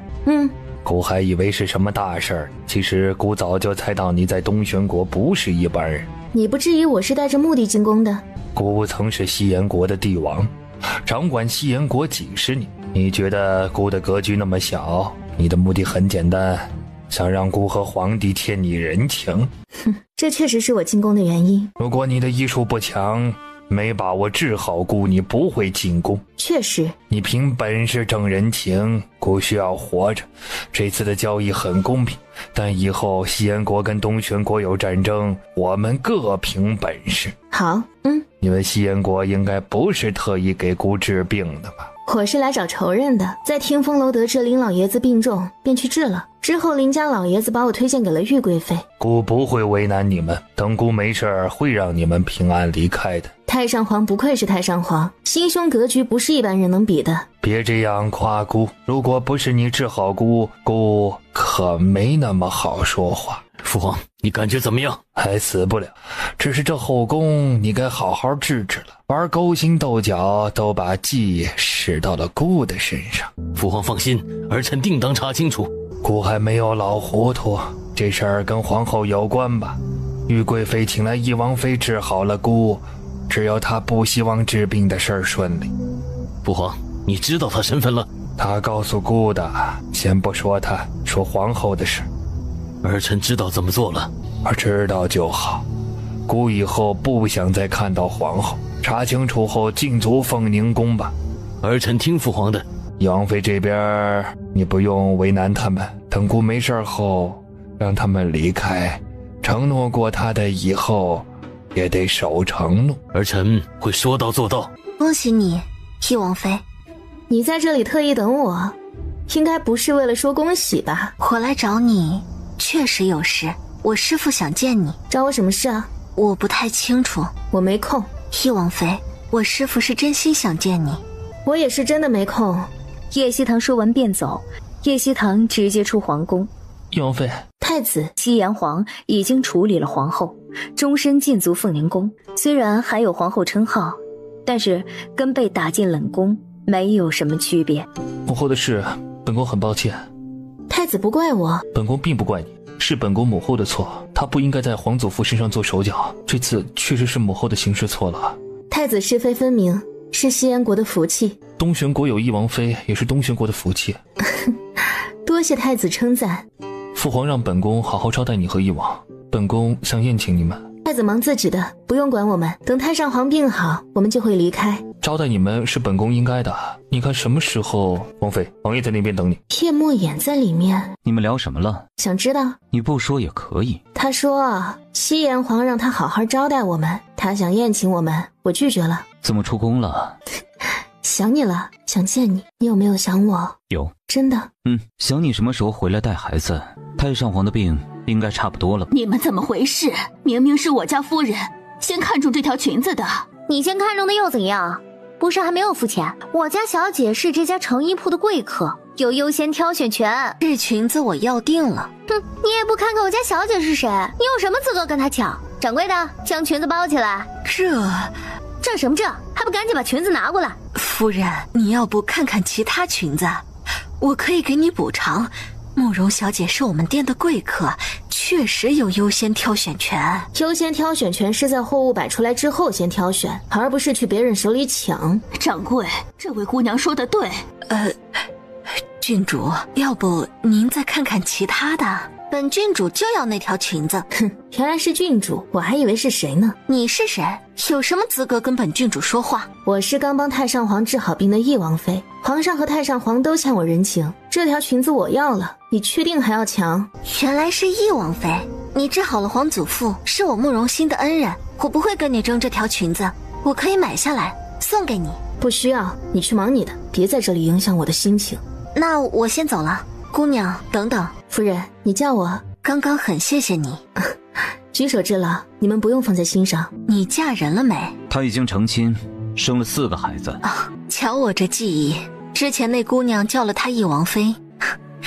懿王妃，你看看有没有喜欢的衣服，我送给你。不用，我会给她买。刚刚的忙你不用放在心上，你赶紧去买衣服吧，我们去逛了。愿意理我了？还有就知道我在生气，刚刚是有外人在我才会搭理你，我还没有消气呢。还不算太直男，至少知道他不高兴。你看看有没有喜欢的衣服，我送你。送人东西难道不应该你挑？你喜欢什么样的颜色？你觉得我穿哪件好看？这件。你肤浅，你做什么？还没消气。你该不会以为女人是那么容易好哄的吧？他早就没有生气了，但是还得装装，要让他深刻的知道，惹他生气后果很严重。带你去见一个人。谁住在这里？进去看。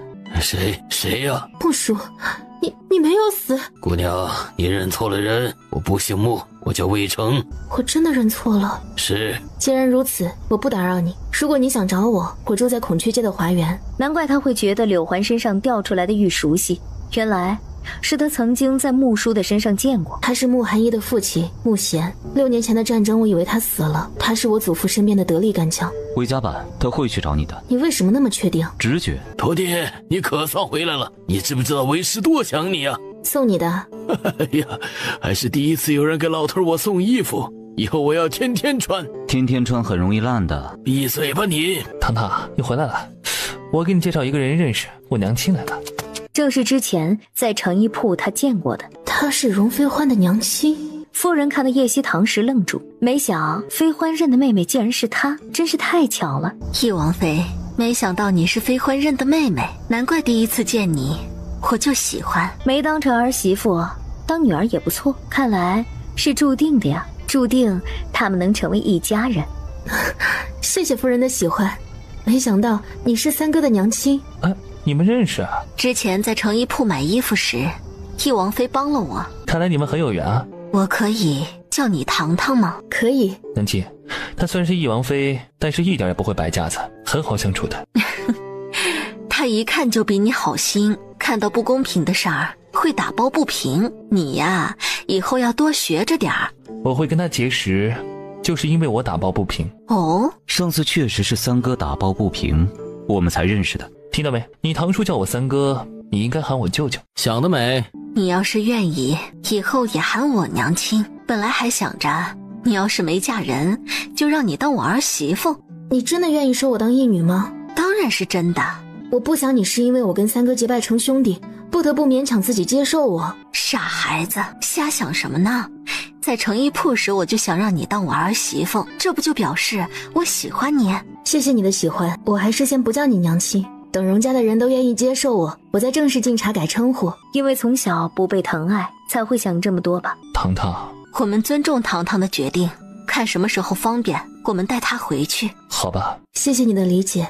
我叫醉玲珑，你可以叫我龙姨。好，徒弟，以后为师会好好宠爱你。福老头说道，没想到他的身世那么复杂，从小到大还受了那么多的委屈，那种家人有什么好稀罕的？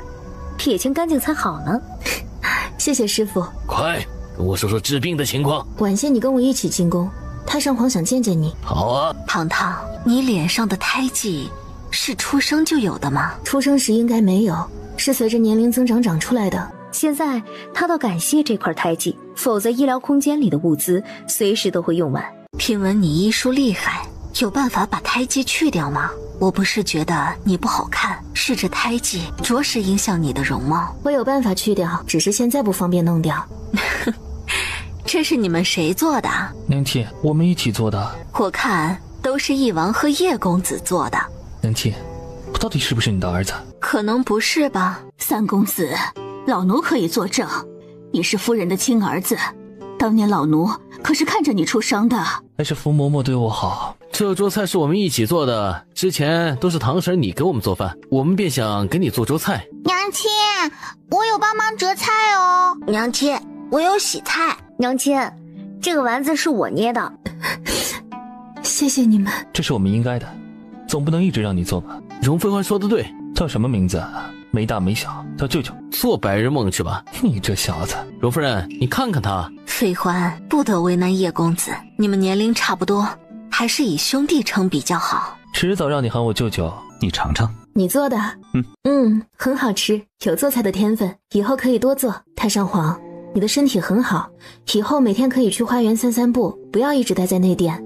叶希堂对贵公公说了很多应该注意的，让他日常照顾太上皇多用一点心。太上皇，我得走了。要是你没成亲，姑肯定给你找个如意郎君，让你留在西燕国。怎么一个个的都想继续给他做媒？谢谢太上皇的好意，我有夫君，也有孩子。知道了，知道了，赶紧走吧。姑会让皇上派人护送你们到两国的边境的。多谢太上皇，祝您老长命百岁。东轩国有你是福气，西燕国有你也是福气。你走吧，西燕国随时欢迎你。太上皇保重。这么快就离开？太上皇已经没事了，我该回东轩国了。这些薄礼你收下，本宫和林家都欠你一个大人情，以后有需要帮忙的随时说，只要能帮的我们必帮。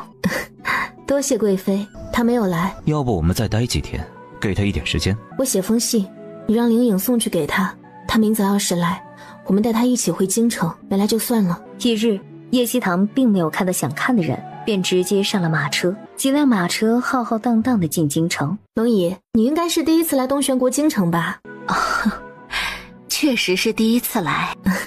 你和三哥可以待段时间，距离除夕还有段时间。外祖母，你就陪陪我们嘛。洛洛强留我肯定要留下来呀。外祖母，我和洛洛对京城很熟悉，到时候带你和千羽一起玩。我对京城也很熟悉了。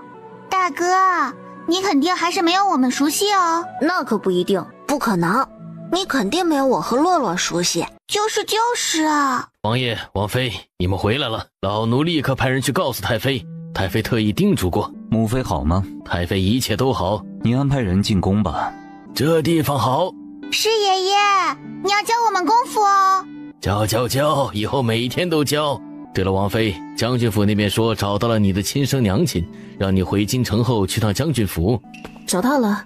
将军府的人是这样说的，说人住在将军府。我知道了。有亲生娘亲的消息，你开心吗？并没有。看来这位并不是你的亲生娘亲啊。为什么这样说？因为你没开心。如果真是你娘亲，你绝对会抑制不住开心和激动，这是一种很神奇的感觉。你说的对，看来我得去趟将军府。我陪你一起去。好。母妃，这位是三哥娘亲醉玲珑，这位是我师父扶苏。夫人真是天生丽质，难怪妃欢长得那么英俊，而且还有眼光。太妃夸奖了，是糖糖好，这孩子我一眼也喜欢。他确实好，哀家也特别的喜欢。你是糖糖刚拜的师傅。说来话长，其实早就拜师，只是以前我不让他说。多谢你对糖糖的照顾。应该的。母妃，听说将军府找到了我的亲生娘亲。确实带了一名妇人回来，不过是不是你娘亲还不能确定，得滴血认亲后才能知道。晚些我们去将军府一趟。你们这趟怎么去了这么久？有没有找到周家的人？这个周家倒是挺会跑的。太妃别担心，周家的媳妇儿做出这种泯灭良心的事，定不会有好下场。林家肯定能找到。定能找到。母妃，你在宫里好吗？好，非常好。太后跟皇后有来挑衅，最后都惨败了。莫言呢？在书房。军营来了人，他在说军营的事。王妃，王爷请你过去一趟。母妃、龙姨，你们待会儿，我过去下。谢谢王妃。怎么叫我过来了？我猜到你应该有话跟慕寒衣说。王爷越来越懂我，有进步。他们一会儿要回军营。王爷，我们不着急回军营，这不是太久没见你，还想留在你王府吃个午饭呢。看来你最近挺闲的，本王得给你们加重训练任务。陆明胜不说话了，看来以后还是得少调侃他，否则倒霉的还是自己。你们继续聊，我跟慕寒衣去院子。王妃，你要跟属下说什么？我碰到你父亲了。你说什么？他父亲6年前不是战死了吗？在西安国京城遇到的。叶希堂说着，从袖袋里拿出了一块玉佩递给他。这是我父亲的。他还活着，在西安国京城日日酗酒。我告诉了他，你现在到了铁骑营，让他自己做选择，是回还是不回。他没有回是不是？我去西燕国京城找他，你告诉我他具体居住的街道。你也别去，我们再等等。可是再等等。王妃，你知道我为什么要重新再进军宫吗？为了替你父亲继续上战场。这是其中一个原因，还有一个原因是，我觉得当年战败有问题，我想查真相。你为什么这样说？当年战败前，我父亲给我来了封信，让我换个地方，说我之前干活那里没前途，还叮嘱了些其他的。最开始我没多想，听从他的建议换了个地方。后来他战死沙场，我便感觉有些不对劲儿。其实6年前我来过京城找你，想跟你说，但得知你被赶去岭北之后，我便没有再去找你。当年的战败确实有问题，我这次回京城就是为了查这件事。我和王爷早就决定一起查，只是没有一点头绪，但我们很确定当年有人出卖了军营。听到你说我父亲还活着时，其实我心里还是不安的，我怕他背叛了叶老将军和大家。穆叔应该不会。如果他一直不来找你呢？你觉得他会吗？如果是以前，我觉得我父亲一定会来，但现在我不确定。等吧，我这边会继续想办法查。这里有点信息，或许你可以去查一下。你查到了什么？还记得上次我们说的有人偷军粮的事吗？那个贪污军粮的人有问题。什么问题？李建安不是叶老将军军营的人，但曾经我在军营时跟队友外出喝酒见过他，他跟叶老将军军营里面的人认识。你继续说。我听闻跟他认识的人当年没死，之后退出军营，但不知去向。而李建安从一个普通将士被提拔，一路高升。你上次说他偷扣军粮的事，王爷派人在盯着，在收集证据，看来得好好查查他。有你们查我就放心了。我一定会查清楚当年的真相，不会让任何一个将士冤死。我相信你。王爷，这窗户是看不到王妃的。你觉得本王在看王妃？难道不是？本王是在考虑事情。考虑什么？一段时间不见，本王看你强了不少，考虑看要不要把你送去靖国侯的军营历练历练。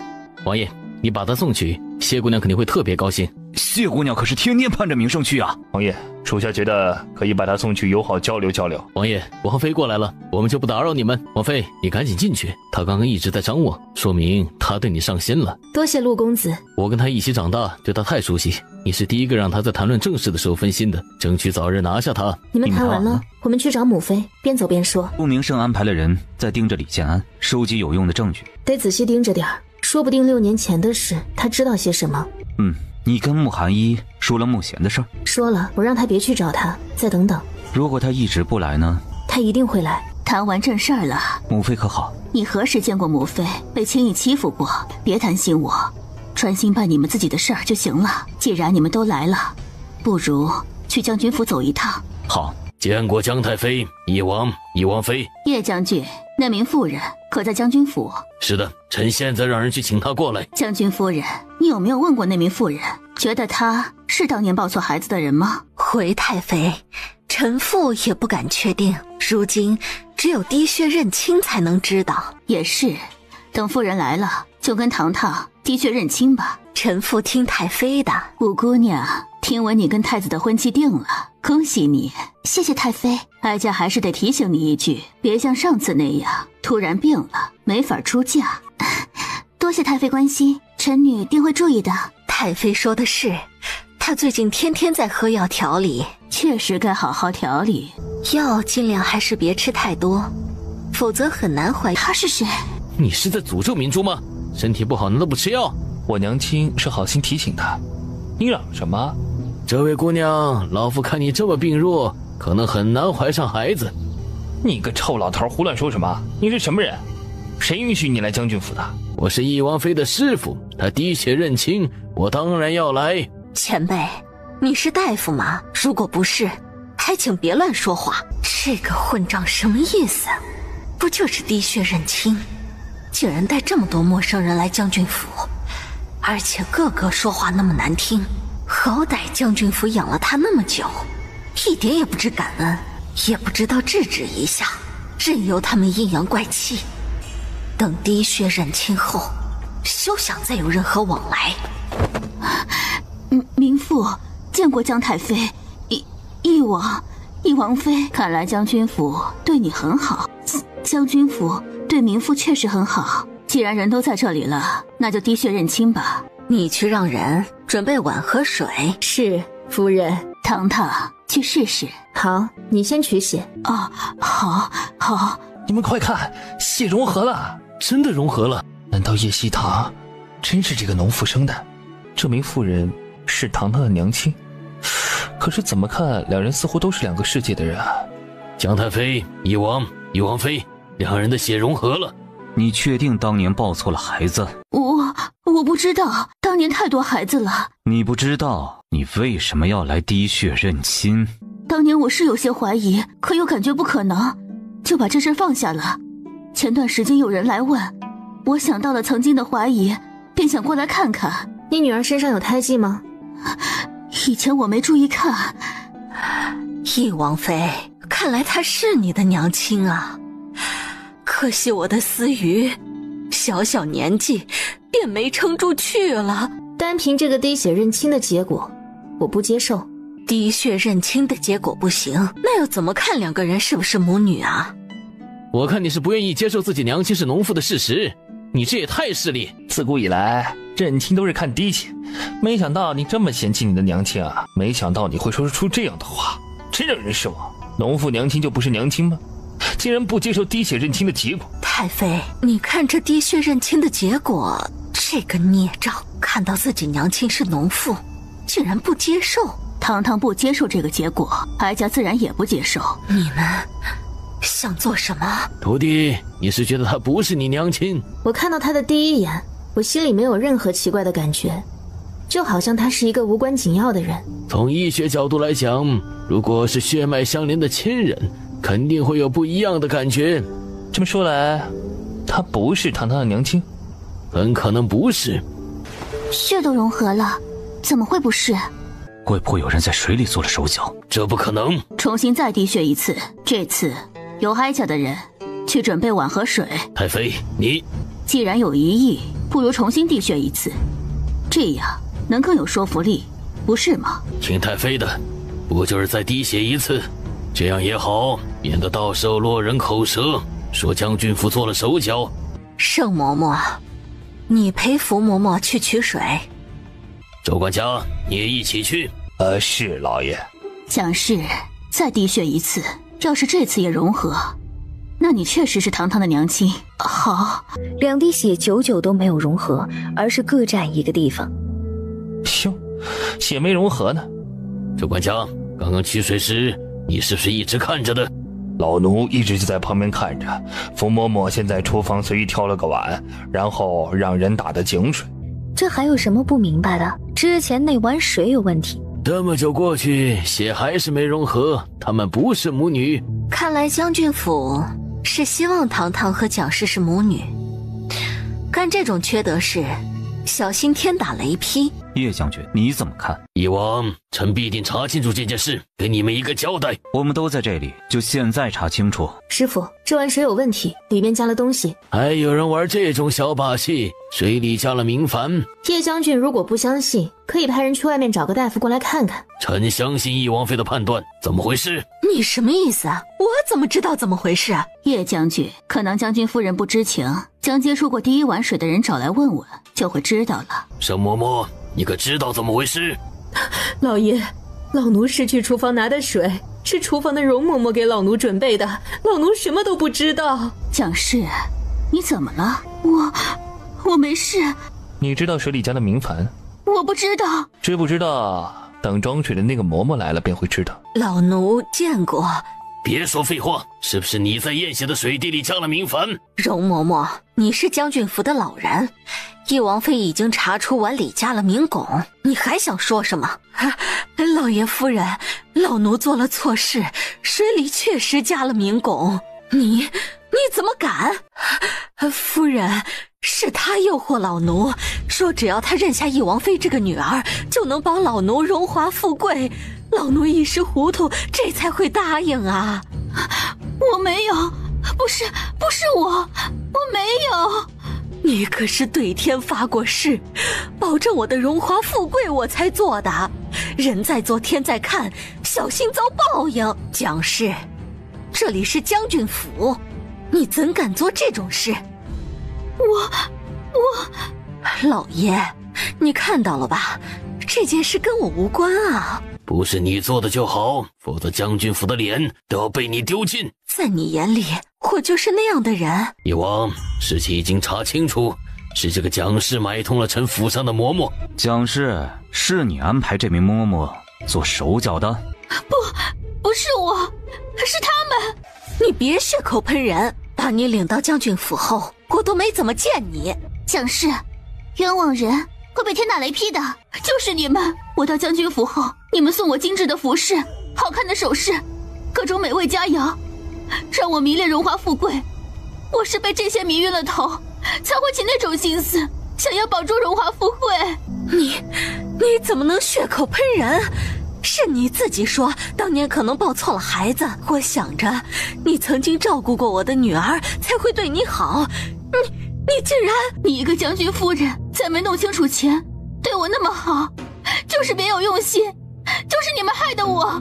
你叶将军，你觉得该怎么处理？来人，将夫人带回她的院子，没有我的命令，不允许她踏出一步。老爷，我是冤枉的呀，不是他说的那样。带下去。爹，娘亲都说了她是冤枉的，你为什么要听一个外人说的话？这下子叶希堂得意了吧？爹，他肯定是故意污蔑娘亲的，明明是他自己敛财。那个白眼狼，娘亲将他接到将军府，好吃好喝的让人照顾他，他竟然说那种话。父亲，我觉得冤枉了娘亲。蒋是一个农妇，自己起贪心，怎么能怪娘亲呢？爹爹，你真的冤枉了娘亲。我和娘亲都没跟蒋氏走得近，只是让盛嬷嬷安排人照顾她。叶将军，既然你儿子女儿都觉得你夫人无辜，就别禁足她了。不过堂堂找娘亲的事，不再劳烦将军府了。太妃，她应该禁足。容嬷嬷是将军府的仆人，是她没管教好，才会出这种事。这事儿确实严重，要不是哀家多了个心眼儿，堂堂岂不是要认下蒋氏这个假娘亲？江太妃说的对，认错了就是一辈子的事。将军夫人和容嬷嬷必须重罚。堂堂将军府竟发生这样的事，老夫得出去好好说说，让百姓们评评理。如果没有重新滴血，堂堂一辈子得把别人的娘亲当娘亲，这是大事。叶将军，本王需要一个说法。义王，这件事儿分明是蒋氏自己贪婪，容嬷嬷被他诱惑，将军府把他们交给你们处置。你的意思是，你娘亲没错？臣女的娘亲确实管教不妥，爹爹必定会重罚他。叶将军打算怎么处理？如果今天我们没有怀疑，毁的可是我的一辈子。来人，将夫人送去乡下的庄子，没有我的命令，不准她回来京城。老爷，你怎么能将我送去乡下庄子？明珠马上要出嫁，我这个当娘亲的怎么能不送她出嫁呀？我会送她出嫁。我是她娘亲，我要送她出嫁，我不去乡下。傅氏，你府上的人干出那种丑事儿，是你失职，是该去庄子好好反省反省。太妃，臣妇，你是想今天的事儿传得京城所有百姓知道，到时候百姓们怎么看未来的太子妃，怎么看太子？江太妃，能不能让臣女娘亲送臣女出嫁后再去庄子？不行。江太妃，你闭嘴！老爷，我只想送女儿出嫁，之后你让我一直待在庄子都行。你今天就去庄子，再闹下去，明珠跟太子的婚约恐怕得取消。娘亲先去，我们再想办法。明珠，娘亲舍不得和你分开，娘亲想亲自送你出嫁。娘亲，明珠也不想你走。周管家，你安排送她，今天就走。爹，老爷，我为将军府辛辛苦苦操劳，你就这样对我？好好好，给我走。娘亲。江太妃，他们由你们处置。嬷嬷是将军府的人，叶将军处置就好。至于蒋氏，让他走吧。好。谢谢江太妃，民妇以后再也不敢了。下次再敢起这种心思，你的脑袋可能要搬家。民妇绝对不会再有任何心思，一定会脚踏实地，好好做人。叶将军，堂堂家人的事，你们不用再管，哀家会查清楚，看看当年为什么会抱错孩子。臣听太妃的。王爷、王妃，之前有人送来一封信，说一定要交给你们。怎么了？母妃，我们去见一位故人，你们先进去，注意安全。你们回来京城，有些人可能会按耐不住动手。随着往山里走，渐渐的，他看到了远处的墓碑区域有一道身影。木叔，见过翼王、翼王妃。木叔，那天你没到华园，我以为我们再也不会见面了。叶家军副将之一慕贤请翼王、翼王妃查6年前战败的真相。我以为你不会回来。我怎么会不回来？6年前他们长眠于这里，本来他们应该有大好年华。说到后面，他眼睛通红，脸上是悲伤。战败的真相是什么？6年前，叶老将军跟大家本可以不死，是金云林有人将作战计划告诉了敌国，我们才会惨败。是谁？陈雷。他会这样做，是因为收到金城给他的密信，那封密信是证据。那封信在谁的手里？我找到陈雷时晚了一步，他刚好被灭口，只说了一个公字便死了。公？我不知道这个公是什么意思。当初战场我受重伤，被尸体压着才躲过一劫，等一切平息后我才悄悄离开。你是怎么发现有内奸的？这场战争本就不应该进行，天寒地冻，军粮又不足够，我给叶老将军建议过，但他说皇命不可违。我怕战争出意外，提前给韩义写了封信当是遗书。直到战争进行到一半，我察觉到不对劲儿，确切的说不止我，就是叶老将军也发现了，但一切都迟了。叶希堂听完气得浑身发抖，好好一个皇命不可违！你为什么会在西岩国？找证据。证据在西岩国？不太确定，这些年我一直在追查，后来有了一些线索，才会去西岩国，可惜还是没有找到密信。什么线索指引你去西岩国的？翼王知道鹰王吗？你是说一直游历在外的七皇子叶望尘？是他，我怀疑密信在他手里。密信怎么会在他手里？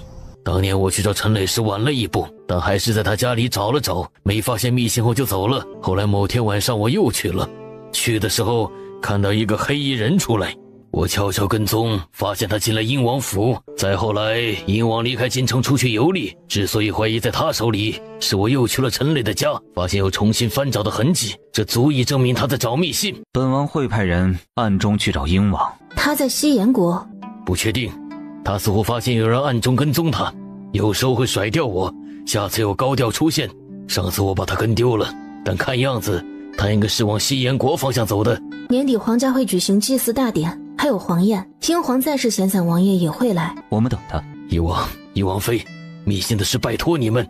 我和翼王早就在查6年前的事，还有慕寒衣也在查，只是我们没有找到线索，无从下手。你们，我不会让祖父和将士们冤死。皇家已经知道我们在查6年前的事，很不愿意我们查。如果是君要臣死，皇家当然不愿意查。木叔，你在京城住下来，不要再管了，剩下的交给我们。好。他带了慕贤去了华夏医馆，打算将他养在那里，让他在医馆当一个护卫。太妃，你知道糖糖喜欢什么吗？哀家都忘了问他喜欢什么了，不过哀家觉得只要精心准备的，他都会喜欢。你说的对，那孩子善解人意，估计不管送什么他都会说喜欢。你是想给糖糖送东西？我和飞欢打算过几天回家，下次见面1年后便想给他们一家准备新年礼物。姜太妃没有想到他这么有心。简单，哀家陪你去街上走走。你的身份？这有什么？戴上面纱，穿上普通服饰就好。两个人乔装打扮过后出了翼王府。你试试这个，要是好看可以买下送给糖糖。我戴看不出效果，要不还是你试戴。你看看铜镜，你不觉得你和糖糖脸型很像吗？别说，这眉眼也有几分相似呢。难怪第一眼看到糖糖时，他总感觉有一些熟悉，原来是他们脸型很像。玲珑姐姐，你试试看。毕竟世间脸型眉眼几分相似的人很多，他要是特意跟醉玲珑说他和糖糖可能是母女，如果去查发现不是，这就成了破坏人家母女感情的恶人了。妹妹的眼光真好，你戴着好看，糖糖戴了肯定也好看。玲珑姐姐，我看我们逛了这么久，我也难得出来一趟，不如我们找个地方坐坐，休息会儿。好。他又想到了自己第一次看到糖糖时那种奇怪的感觉，明明两个人是第一次见面，他很确定是初次，这是他第一次对陌生的孩子有那种奇妙的反应。后来得知她是飞欢认下的妹妹后，他觉得奇怪的感觉大概是因为他跟飞欢相处过，之后他就没有再多想，直到之前太妃提到他们相似，他这心呢再也没有办法静下来。姜太妃带醉玲珑去了一家看戏的馆子。太妃，我来。我们之间客气什么？都是一家人，他不在乎那些礼节。妹妹真是一点也不摆架子，亲切和蔼，很好相处。你错了，其实我一点也不好相处。对方好我就好相处，对方不好我就不好相处，可不会让着。看来我们是一类人。糖糖也是这样，所以你看我们相处得多好，真是老天保佑。幸好那天是糖糖进的翼王府，而不是叶明珠那个晦气的。妹妹，你真觉得我跟糖糖长得像吗？仔细瞧，你们都是巴掌大小的鹅蛋脸，至于眉眼，笑起来的时候确实有一点相似，不过这样相似的人世间太多了。这倒也是。我们看戏，这个戏馆在京城可是非常出名的，曾经我经常悄悄来看的。等戏唱完之后，姜太妃一脸无语望天，今天这是怎么了？她发誓她起先真的不知道戏馆会表演这样一场戏，戏讲的是富贵人家的女儿被调包，然后上演真假千金。你说糖糖到了将军府，是不是当初也是被人故意换的？是在东玄国边境邺城被换的，可怜的孩子不管如何，一定要帮他找到家人。将军府说是孩子生病，送出去治时被换的，但那些孩子家人都查过，结果来了一个假的。或许不是生病时换的呢。你说的也是，或许得换个方向查。对啊，到时候跟糖糖说说。你说皇上召我们进宫做什么？准没好事儿。不管什么事都别怕，我护着你。你确定你能护我？当然能，虽然我功夫不如你，但我会用药用毒，这是你不会的。虽然这胎记难看，但看习惯后好像也没那么丑了。所以还是丑？我就是实话实说，难道你让我说假话？有时候善意的假话是允许的，把人哄开心才重要。我喜欢你。你说什么？他说他喜欢他，这是开窍了。你真的喜欢我？假的。你善意的假话是允许的，把人哄开心才重要。你不是希望我喜欢你，为了哄你，我说了。这个可恶的男人，是让你这样学的吗？你下次还是闭嘴吧。他拦腰抱起他，用轻功往医馆外面走。他将脸埋进他的怀里，在他的耳边说了一句话。你说什么？风大，他根本没有听清他说了什么。叶幕也没有应，用最快的速度到了皇宫门口。你之前说了什么呀？风太大了，我没听清，你再说一遍。没什么。再说一遍又会怎样？你快说。我说让你抱紧，免得掉下去。就这样？其实他听到了，只是假装没有听到，想要听他再说一次。结果这个男人竟然那么不愿意说。臣见过皇上。臣妾见过皇上。朕今天叫你们过来，这不是快年底要举行祭祀大典，朕打算把这次祭祀大典交给你们。皇上，臣对这个不熟悉，还是交给礼部。臣记得以前都是礼部准备的。礼部尚书身体抱恙，他年岁大了，朕也不好让他硬撑着上场。既然如此，皇上为何不让太子来操办？他是未来储君。臣妾觉得王爷说得对，皇上应该锻炼下太子。朕安排了他其他事儿，其他皇子更是不行。朕记得父皇曾经带皇帝你操办过祭祀大典，这才会找你们。皇上是非要让臣操办，朕也是没办法，距离祭祀大典还有1个月，就劳烦皇帝你们多操操心了。臣可以答应，但有些话得说在前头，臣没那么懂，到时候有什么事儿我们不担责。弄完后让礼部检查，礼部说没问题就行了。礼部检查？这么说来，礼部还是有人。既然如此，皇上为什么不让礼部操办？礼部尚书得卧床休息，朕是让你暂代礼部尚书的职务。臣懂了。那就辛苦麻烦你们。翼王妃，你要是有什么不懂，可以去问皇后或者是姜太妃啊。臣妾知道了。夫人，你这些天怎么总是有些心不在焉的？是有心事吗？我没事。飞欢呢？三公子说他等会儿过来，正在跟叶世子切磋武艺呢。嬷嬷，当年我生七七的时候，有没有出现什么奇怪的人，或者发生怪事？你生小姐时虽然是在外面，但当时旁边全是荣家的人，你是觉得孩子被换了？福嬷嬷惊讶道，她总算明白她为什么心不在焉了。这几天我心里一直不安宁。按理说，当年不可能出现意外。夫人怎么会突然这样想？是因为翼王妃？夫人，老奴在醉家看着你长大，之后跟着你到荣家，我们之间还有什么不能说的？不是我不相信你，是有些话我不知道怎么开口。夫人是因为自己心里起了怀疑，觉得当时孩子抱错了，又怕是自己想多了会伤害小姐。还是你懂我？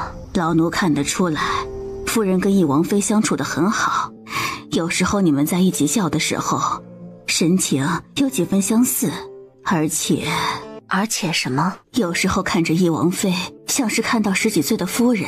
之前这些话，老奴是不敢说的，现在夫人提起，老奴才敢说。碎玲珑愣住，这一下子他再也没有办法做到一切只是巧合。你说当年会不会？这种事很难说，如果要查，你得做好2种准备，一是孩子抱错了，二是没抱错，那就会伤害小姐。我懂你说的，但现在这样让我当做什么都没发生，我这心不安呢。夫人如果真要查，那绝对不能让其他人知道，否则小姐会很伤心的。我想查不是针对七七，只是想心安，免得总惦记。总之谨慎小心些就好。娘亲，你们在说什么啊？你看看你，老大不小了，不知道稳重些，是该给你娶个媳妇儿管着你。娘亲，你这是要我的命啊！你不娶媳妇，天天就知道玩，要你何用？反正我还有2个儿子。娘亲，大哥二哥也没娶媳妇儿，你怎么不骂他们啊？你大哥身上肩负责任，你二哥精通机关，就你每天无所事事，不骂你骂谁？都说小儿子最受宠，怎么我不是啊？你又不是最小的，你还有妹妹。七七好吗？还是跟以前一样，她没生下子嗣，有些问题是避免不了的，毕竟成亲已经几年了，不是刚刚成亲。糖糖说她可以治，等她有空我们带她回去。嬷嬷，你先下去。你会认糖糖当妹妹，该不会是为了让她帮七七治病吧？娘亲，我在胡闹也是有底线的，我怎么会做那种事儿啊？不是就好，否则打断你的腿。七七的病要治，等糖糖什么时候有空，我们再邀请她。很快到年底，我们也该启程回东海了。好吧。怎么，你不愿意回去？娘亲，你喜欢糖糖吗？喜欢，她很招人喜欢。我也喜欢，这次要回去还真有点不舍，年后我还想来。我记得你以前从不跟除七七外的其他姑娘相处。我也奇怪，可我就喜欢她。他知道他说的喜欢并不是男女之间的喜欢，飞欢不会无缘无故喜欢一个刚认识的姑娘。这一下子他更加决定要好好的查一查永福宫，让你们操办祭祀大典，一看就是没安好心。如今接了，只能小心应对。有什么难办的，来找哀家。对了，太后找了个得道高僧进宫，肯定有问题。每次祭祀大典都会请高僧，但都是从福源寺请。这次的高僧不知道哪里来的。将军府，娘亲还没回来，明天她就要出嫁。小姐，秋菊回来了，但夫人没回来。我娘亲怎么没回来？小姐，夫人也不知怎么了，今早起来变得疯疯癫癫的，根本没法回京城。盛嬷嬷让奴婢回来禀报。好端端的，娘亲不可能变得疯癫，而且说好要回京城的。叶希堂肯定是他做了什么，他怎么这么狠心？出嫁那么重要的日子，他为什么要阻止娘亲送我出嫁？叶希堂，从今天起，我跟你势不两立。翌日，将军府喜气洋洋，叶明珠看着铜镜里美艳动人的自己，很满意。一直以来，她的目标都是太子妃。小姐，我们该出去了。太子府。父王娘亲，你们什么时候再像他们这样？对啊，对啊，你们上次都没有拜拜呢。不是拜拜，是拜堂。等找回千寻，等一切尘埃落定时，我会重新再娶你一次。好。进来的是一名穿着月牙白长袍的年轻男子，是鹰王。你倒是把他记得挺清楚的。你们有没有闻到酸酸的？有，父王吃醋了。胡说八道，从哪里学的这些乱七八糟的东西？皇祖母带我们看戏时学的。走，去见见鹰王。他是晚辈，应该先过来找我们，不准去。行，听你的。见过皇叔，糖糖，好久不见。他是你皇婶。我跟你皇叔的事说来复杂，不过你现在确实得叫我皇婶。你们成亲了？是的，我们还有4个孩子，行行落落是他生的。这叶希堂言简意赅的将他和叶墨眼之间的事情说了一下。没想到皇叔和皇婶之间还有这样的故事啊！大概这就是所谓的缘分。这些年你过得好吗？当协散王爷后，我四处游历，比待在京城中更加自在，更加开心。你这个选择是明智的。我在京城开了家医馆，有空啊，你可以过去参观参观。恭喜啊！还记得曾经你说过，将来要开一家医馆，救死扶伤，如今实现了。好吃吗？我选的糕点自然好吃。楚小姐，什么感觉？没感觉啊，我对他已经没有任何留恋了。放心吧，你会遇到适合你的人。谢了。婚宴结束。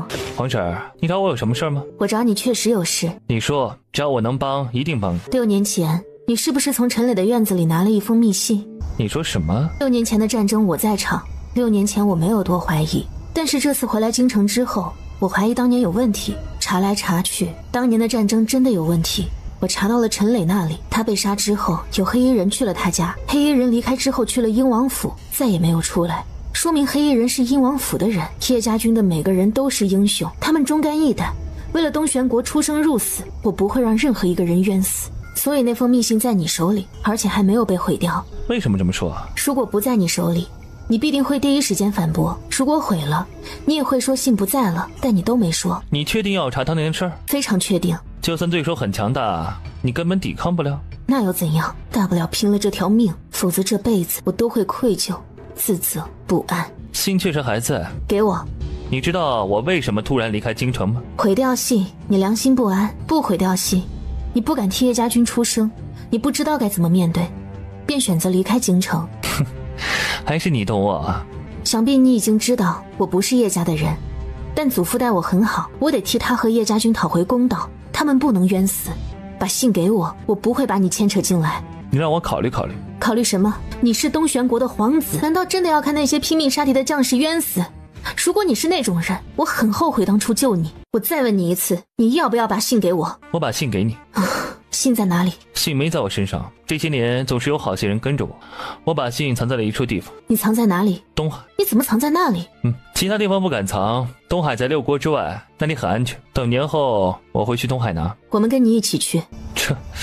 去东海挺远的，你放心，我答应了你，就一定会把密信带回来给你。我不是不相信你，是想早些拿到密信，怕出意外。既然你这么着急，等除夕过后我就出发去东海。我回去跟叶墨眼商量一下，到时候一起去。糖糖，你嫁给我皇叔幸福吗？幸福。刚开始我不情愿，但是为了留在京城，只能当他的王妃。相处过后才发现他这个人不错，没想到还是我孩子的爹。你幸福就好，恭喜你们。你呢？这些年在外游历，有没有遇到心仪的姑娘？有，但她不喜欢我。她不喜欢你，说明你们不是有缘人，一定会遇到那个两情相悦的女子。借你吉言。晚上找到你了。你知道我现在想做什么吗？肯定没安好心。什么叫没安好心？就是想扑倒你而已。难道不行？我们是成了亲的夫妻。你很想？我当然不想，就是觉得你一个男人竟然没有那方面的想法，觉得有些奇怪。难不成你不行？肉虫影响了他的身体？睡觉。你不问问我今天顺不顺利？顺利。你就那么确定？如果不顺利，你肯定是垂头丧气，心情不好。我看你心情挺好的，自然顺利。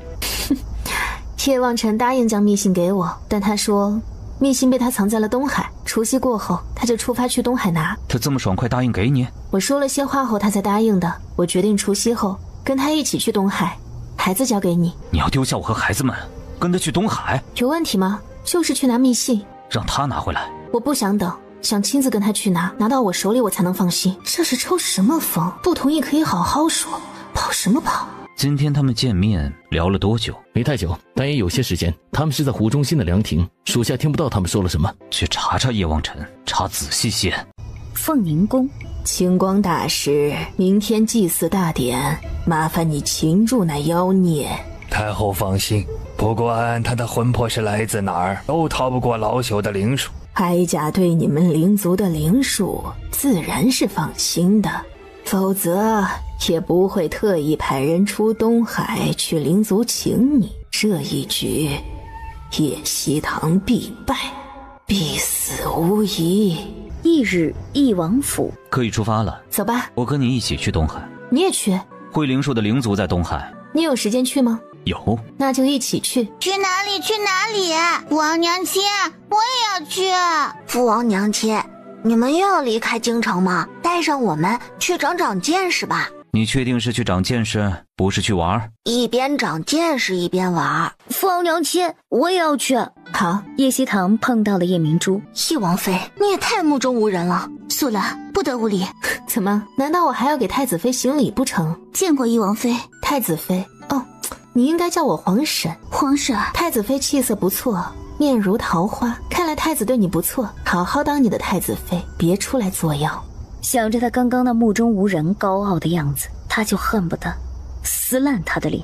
想到等会儿祭祀大典的事儿，他倒还要看看他还能不能这么嚣张。须臾又碰到了一队人。叶王妃，凤微宁主动打招呼。你是？我是后宫一名小小的嫔妃，你不知道我正常，我叫凤微宁。凤微宁，姓凤的。东玄国朝中大臣并没有姓凤的，看样子应该不是朝中大臣的女儿。那是谁？怎么会到东玄国后宫来，嫁给明德帝这个能当他爹的老男人？祭祀大典你得小心些，虽然翼王肯定早就提醒了你，但既然碰到，我再多嘴说一下。看来你是知道些什么。太后请了一位大师进宫，这位清光大师来自灵族，手里有件厉害的法器，能让妖魔鬼怪灰飞烟灭。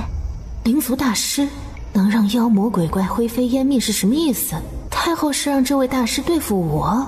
好端端的，翼王妃一点也不担心。多谢你告诉我这些，但我不是妖魔鬼怪，没啥好担心的。看来是我多心了。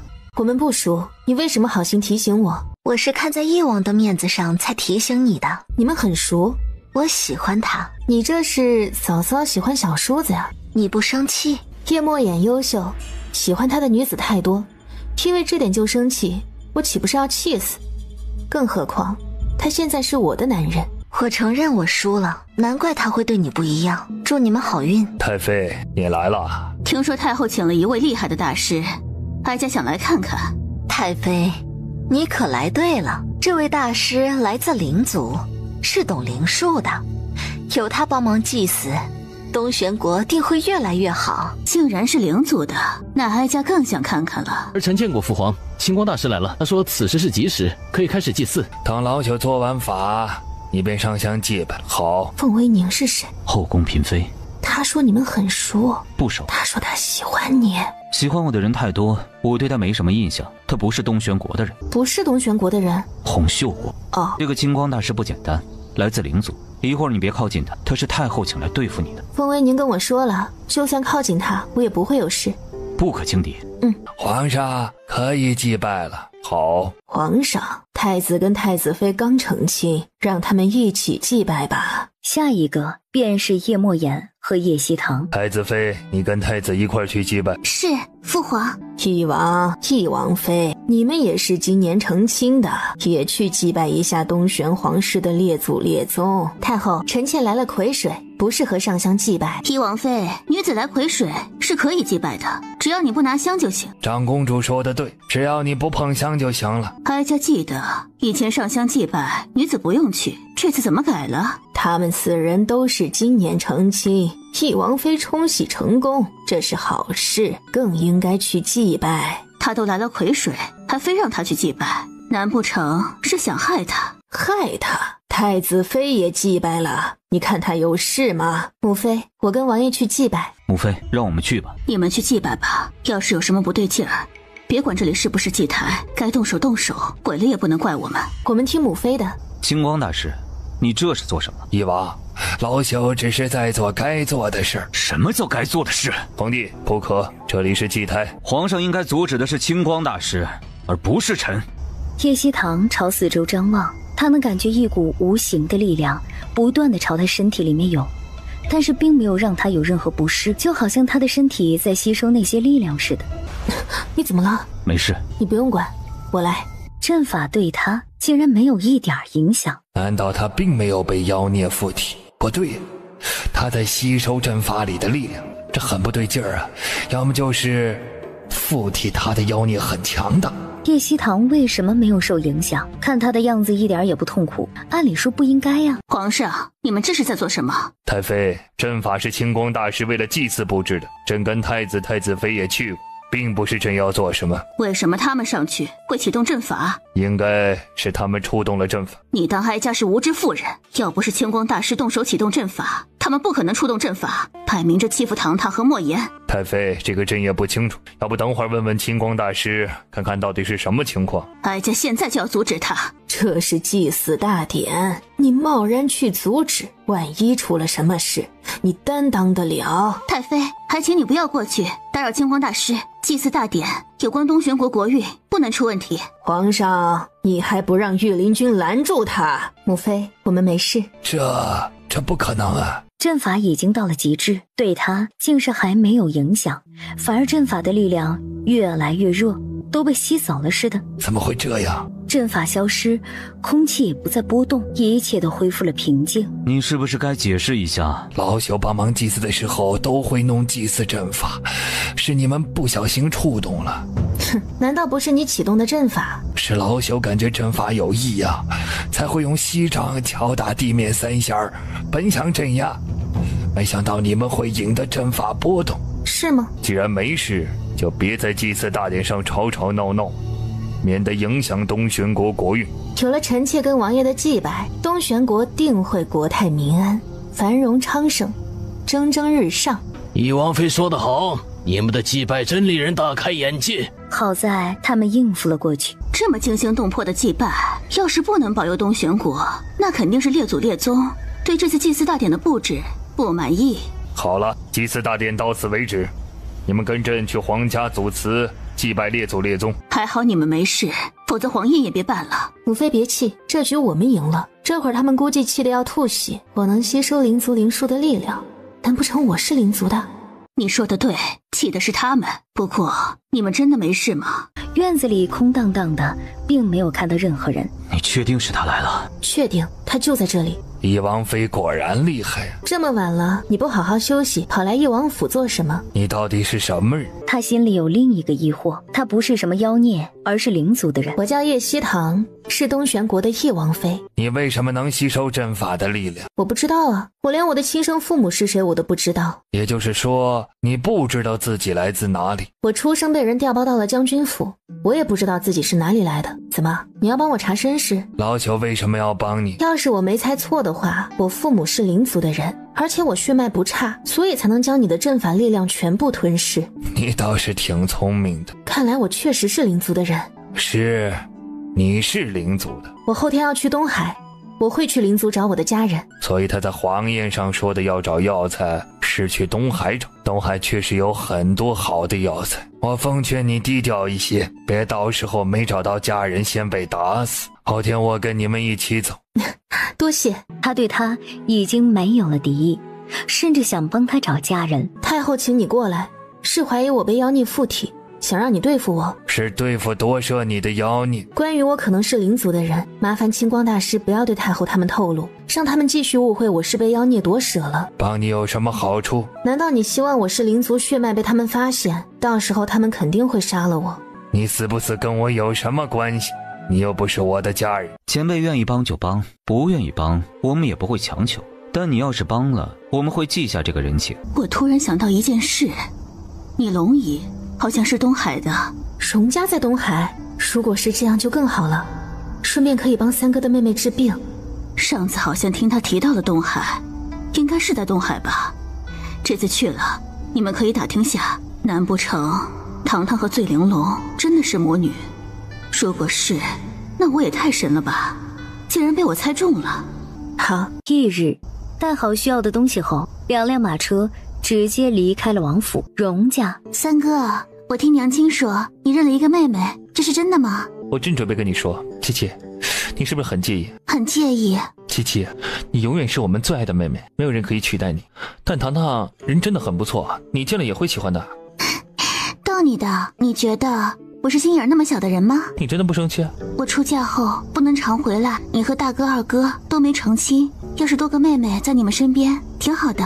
真的？在三哥心里，我是那么不通情达理的人。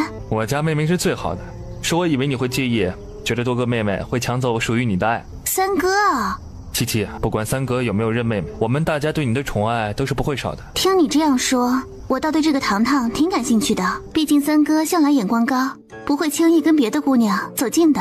他真的很好，医术很高明，他说可以帮你治病，让你顺利怀上孩子。原来是你上次信中所说的姑娘啊。是的。三哥，你不会是喜欢人家吧？哎呀，别瞎想，他已经成亲了，还有4个孩子，他人不错，让人忍不住欣赏。荣飞欢，七七已经成亲，别再动不动摸他的脑袋。大哥，摸一下又不会怎么样。荣怀初走上前，他现在是盛家的少夫人，自然得注意。你也太严肃了，跟叶墨眼一样。我看你们倒是谈得到一起，总是冷着一张脸。三哥，叶墨言是他是堂堂的夫君，东玄国的翼王。以后要认妹妹，最好先给家里说一声，毕竟这是大事。对方人不错，我们都不会阻拦你。我是想先跟你们说，但是东玄国离东海太远，我想着先认下。娘亲说了，年后我们一起去东玄国。七七，你也去，你成亲了几年，子嗣挺重要的。离开灵族去东玄国，我得跟金红商量一下。他在和爹爹议事，晚些过后，你跟他商量下，然后跟盛家说，毕竟你现在掌家。我听大哥的。你们总是听大哥的，他就是太死板。你要是也这样，会被盛家欺负的。没有子嗣又不是你的错，万一是盛金红的错呢？难道听你的，天天嚷嚷就能解决问题？大哥三哥，你们别担心我在盛家挺好的。只要你不后悔就好，就算后悔，还有荣家。谢谢大哥。走，我们去前院，午饭应该准备好了。东海，主子，船已经准备好。听附近的居民说，最近天气都不错，很适合出海。现在就出发。是。王叔，这段时间我们一直赶路，要不要休息一晚再走？不用休息，还是早些出发。好，走吧。说不定他比我们更早到那座岛。接下来的几天，风和日丽，晴空万里。公子夫人，傍晚应该就能到，我们进岛吧。密信在你的院子？我没放在院子，怕不安全。毕竟不经常住在这边，我藏在岛上的一座古庙里。放古庙安全？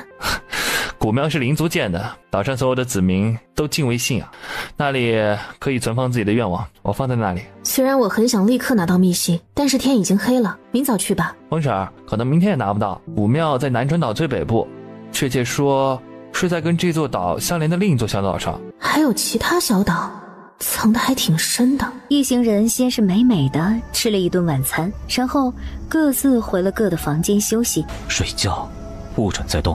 想到马上就能拿到密信了，这会儿脑子特别的兴奋。你别管我，睡你的。是不是我打扰到你了？要不然我出去冷静冷静。躺着，我不困。希望这次拿到密信，可以揭穿6年前的战败真相。会的。你说会，就一定会。睡吧。翌日，娘亲，你们爹爹呢？他和堂哥出去了。你看好他们，我出去一趟。叶希堂走在陌生的街道，四周人来人往，他得去哪里找糖糖？突然，一道惊讶又不敢置信的声音响起：“糖糖，是我，三哥，手差点被你捏损。抱歉啊，我以为是坏人才会逗你玩的，一点也不痛。你的反应是应该的，万一是坏人，你可以恶狠狠地收拾。你怎么在这儿啊？我们找个地方说。瞧我激动的，怎么拉着你在街道上说啊？叶希堂言简意赅的说了跟叶望尘来拿密信的事情。这是好事儿，可以替你祖父和将士们要一个真相。南川岛北部确实有一个相连的小岛，上面有个香火超旺的古庙。希望顺利。肯定会的，我刚准备去渡口预订船，我们打算过几天去东玄国找你，我家人都不支持我们结为兄妹的。真的？当然是真的，别担心了，他们都会喜欢你的。七七也说想见你。好，我会跟你去荣家。其实我除了来拿密信，还是为了来找我的家人。你的亲生父母是灵族的，我以前没告诉你们我是灵族的，不是防着你们，本来打算这次去东玄国告诉你们的。有人告诉我是灵族的。谁？清光大师。他去东玄国了？将太后请清光大师去收拾妖孽的事儿说了。他们竟然觉得你是妖孽，疯了吧？是想要我死，但找不到把柄，才请清光大师看看我是不是妖孽。没想到反而是帮了我的忙。他们也太可恶了。要不等查明真相之后，你们离开东玄国来南川岛，在这里你们可以自由生活。这个以后再说。清光大师怎么会知道你是灵族的人啊？你认识清光大师？认识，他是我祖父大哥，我们得叫他伯祖父。竟然是荣家人，所以他是叫荣清光。快说说伯祖父是怎么看出你是灵族的人的？当时他设了个阵法抓妖孽，我被困在阵法里，不仅没有被力量攻击，还把阵法的力量全部吞噬。那时我知道他来自灵族，发现自己能吞噬阵法的力量后，我就在怀疑自己是不是灵族的。没想到当晚清光大师来找了我。他人呢？说会和我一起来灵族，应该到了吧？你放心，找你家人交给我们，只要你是灵族的人，一定帮你找到家人。谢谢三哥。我们之间谢什么谢？千羽他们来了没有？我刚出来找叶墨眼和叶望尘的，我们回客栈吧，说不定他们回去了。好，他要是他的亲哥哥该多好。我没看错吧？陆飞欢，你怎么在这里？你怎么也来了？我为什么不能来？你有自己的家，没事少跟着我妹妹妹夫。舅舅，有没有想我？舅舅，新年快乐！祝你新的一年给我们找个舅妈。舅舅，新年快乐！祝你新的一年给我找个漂亮的舅妈。千羽，你得换啊！舅舅，新年快乐！祝你新的一年越来越帅气，然后找个对你好的舅妈。看来你要成亲了。叶墨眼他们还没回来，这两人去哪儿了？好了，不是你一说他们就回来了。看到我你不意外啊？荣家、盛、唐家、苏家，所以你在这里我不惊讶。你们认识灵族的人啊？没想到你们还有这样的缘分。走吧，我带你们去荣家，把东西放下之后，我陪你们去古庙。大清早的，你去哪儿了？还带着叶望尘？跟他去打听灵族。就这样？哼，你以为我要做什么？欺负他？我是怕你被欺负啊。虚伪！你看你，我好心哄你开心，你就这么反应？以后不哄了。我确实不喜欢叶望尘，但他是我的侄子，我不会伤害他。等拿到密信之后，没什么事我不会跟他往来。爱是相互的，只有这样，两个人才能走得更长远。你们跟我进去，就当在自己家，不要拘束。三哥，你回来了。琪琪，我给你们介绍一下，她就是我认的义妹叶希棠。三哥是最在乎容貌的，他怎么会认一个脸上有胎记的姑娘当妹妹？这会儿他对她越发好奇。叶姑娘，我叫荣七七，很高兴见到你。娘亲和三哥一直称赞你，欢迎你们来荣家。你好，我叫叶希棠。姨姨好，我是洛洛。姨姨好，我是恒恒。姨姨好，我是千羽。真乖，欢迎你们来荣家。糖糖，真是你们！外祖母，新年好！宝贝们，好久不见，新年好啊！爹，大哥，给你们介绍一下。荣飞焕热情地开始给他们互相介绍。欢迎你们来荣家，我们正准备去东轩国找你们。糖糖，你们怎么来了灵族？娘亲，我来给你们解释。须臾，醉玲珑和荣廷舟知道了他们来灵族的目的。要不要现在去？行，那我们别聊了，现在就去古庙帮你拿密信。你看看你，真要去也吃了晚饭，不差这一点时间。这皇婶还是吃了晚饭再去吧，除了我没人知道密信在哪儿，你不用担心。好，有点晚了，我们还是明天去拿密信吧。也好，去那座岛确实需要点时间，晚上天黑也不好赶路。那好，我去给你们安排住处。娘亲，我也去。醉玲珑看向了叶希棠，你跟我们一起去，让他们这些男人在这里聊，让娘亲在这里折腾，我们去院子里聊聊。没想到你还比我小几天，要是你不介意，就叫我姐姐。你真的不介意我的存在？说实话，得知三哥认了一个妹妹时，我心里有些不是滋味，但听三哥说了你以后，我对你很感兴趣。如果换我在你这个位置，我也是一样的反应。不是滋味过后，我接受了你，从小家人把我当掌上明珠，给了我全部宠爱，但我嫁人后却没让他们开心，反而让他们替我担心，想着有你陪在他们身边，他们肯定会开心。我愿意认你这个妹妹。你们待我好，我会真心待你们。我相信你是一个好人，我也听三哥说了你的遭遇，以后你有我们。谢谢。我听三哥说你一直未孕，我是大夫，可以帮你看看。很多大夫看过，说我们身体没有问题。你身体很好，有机会的话让我检查一下你的夫君。他最近比较忙，等他闲下来后，我带他来找你。你在灵族待多久？我这次来除了来拿密信，还有就是为了找家人。只要你的家人是灵族的，我们一定会帮你找到。不过你有没有什么线索？灵族也挺大的，要是没线索，就如大海捞针，还真的不好找。是清光大师说我是灵族的人，不然我也不知道。伯祖父，等他回来了我再问问他。伯祖父确实厉害，说不定他可以帮你。我刚派了人去前院找莫言他们了，他们该过来了，时间已经不早，一会儿你们早些休息，有需要尽管找院子里的婢女。谢谢龙姨。糖糖，你应该改口叫娘亲。你之前担心荣家不会接受你，如今大家都接受了你，你该改口了。娘亲，姐姐。这就对了，我们现在是一家人，别那么生疏。娘亲说的对，你们早些休息，明早见。明天见。娘亲，糖糖很好，我总算明白你们为什么会接受她。你也很好，你们都是娘亲的女儿。等糖糖明天拿了密信，我们一起帮她找家人，我也可以带她在灵族好好逛逛。你这次出来了好几天，盛家那边会不会说什么？猩红有事在外面忙，我跟婆婆说过回荣家，没事的。那就行，等明天让糖糖帮你看看身体，她医术很厉害的。她刚刚帮我看过了，说我身体没事，下次帮金红看看。你身体没事？惊鸿应该也不会有事啊，你们成亲这么久，怎么会没孩子呢？可能缘分没到吧。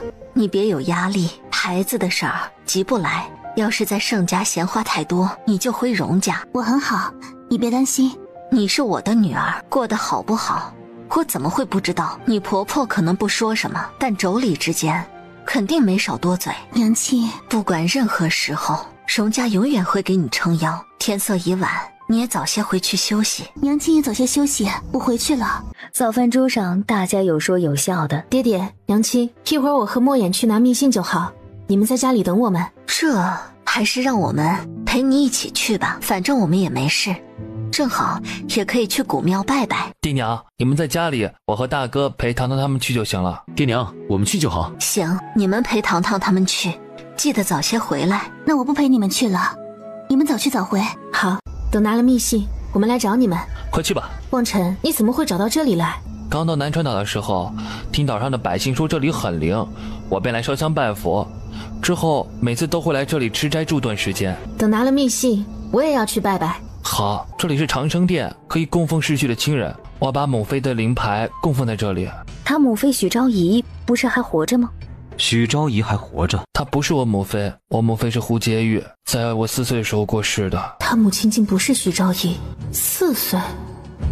他和她相遇的时候，他5岁。密信是许昭仪写的，他为什么要写密信？我将密信藏在我母妃的灵牌里，我现在拿给你。叶希堂看着信封，心跳如雷。你真的要看这封信吗？必须看。既然你选择看，给你。一个字一个字都很仔细，随着往后面看，他脸上是滔天般的愤怒。该死的，这信是许昭仪写的。是，所以我才要拿到信。不管怎么样，母妃过世之后，父皇将我交给了他，他对我还不错。所以为了保许昭仪，你才没公布信，或者说皇上知不知道这封信？我不知道。虽然你把信给了我，但我对你还是很失望。叶家军那么多人冤死，为了许昭仪，你竟然无动于衷。对不起。突然，叶莫言闷哼一声：“莫言，走，快走！”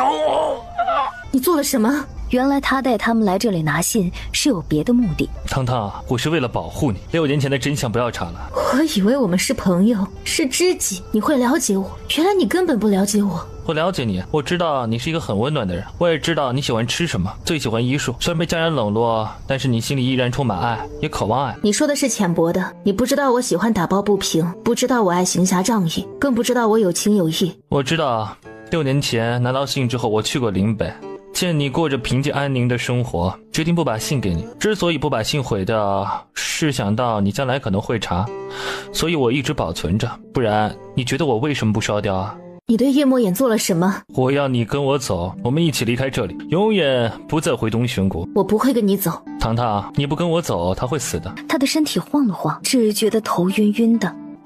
他也中药了。我不会伤害你，只会带你走，你好好睡一觉吧。他在信封和信纸上都下了药。叶风尘，你……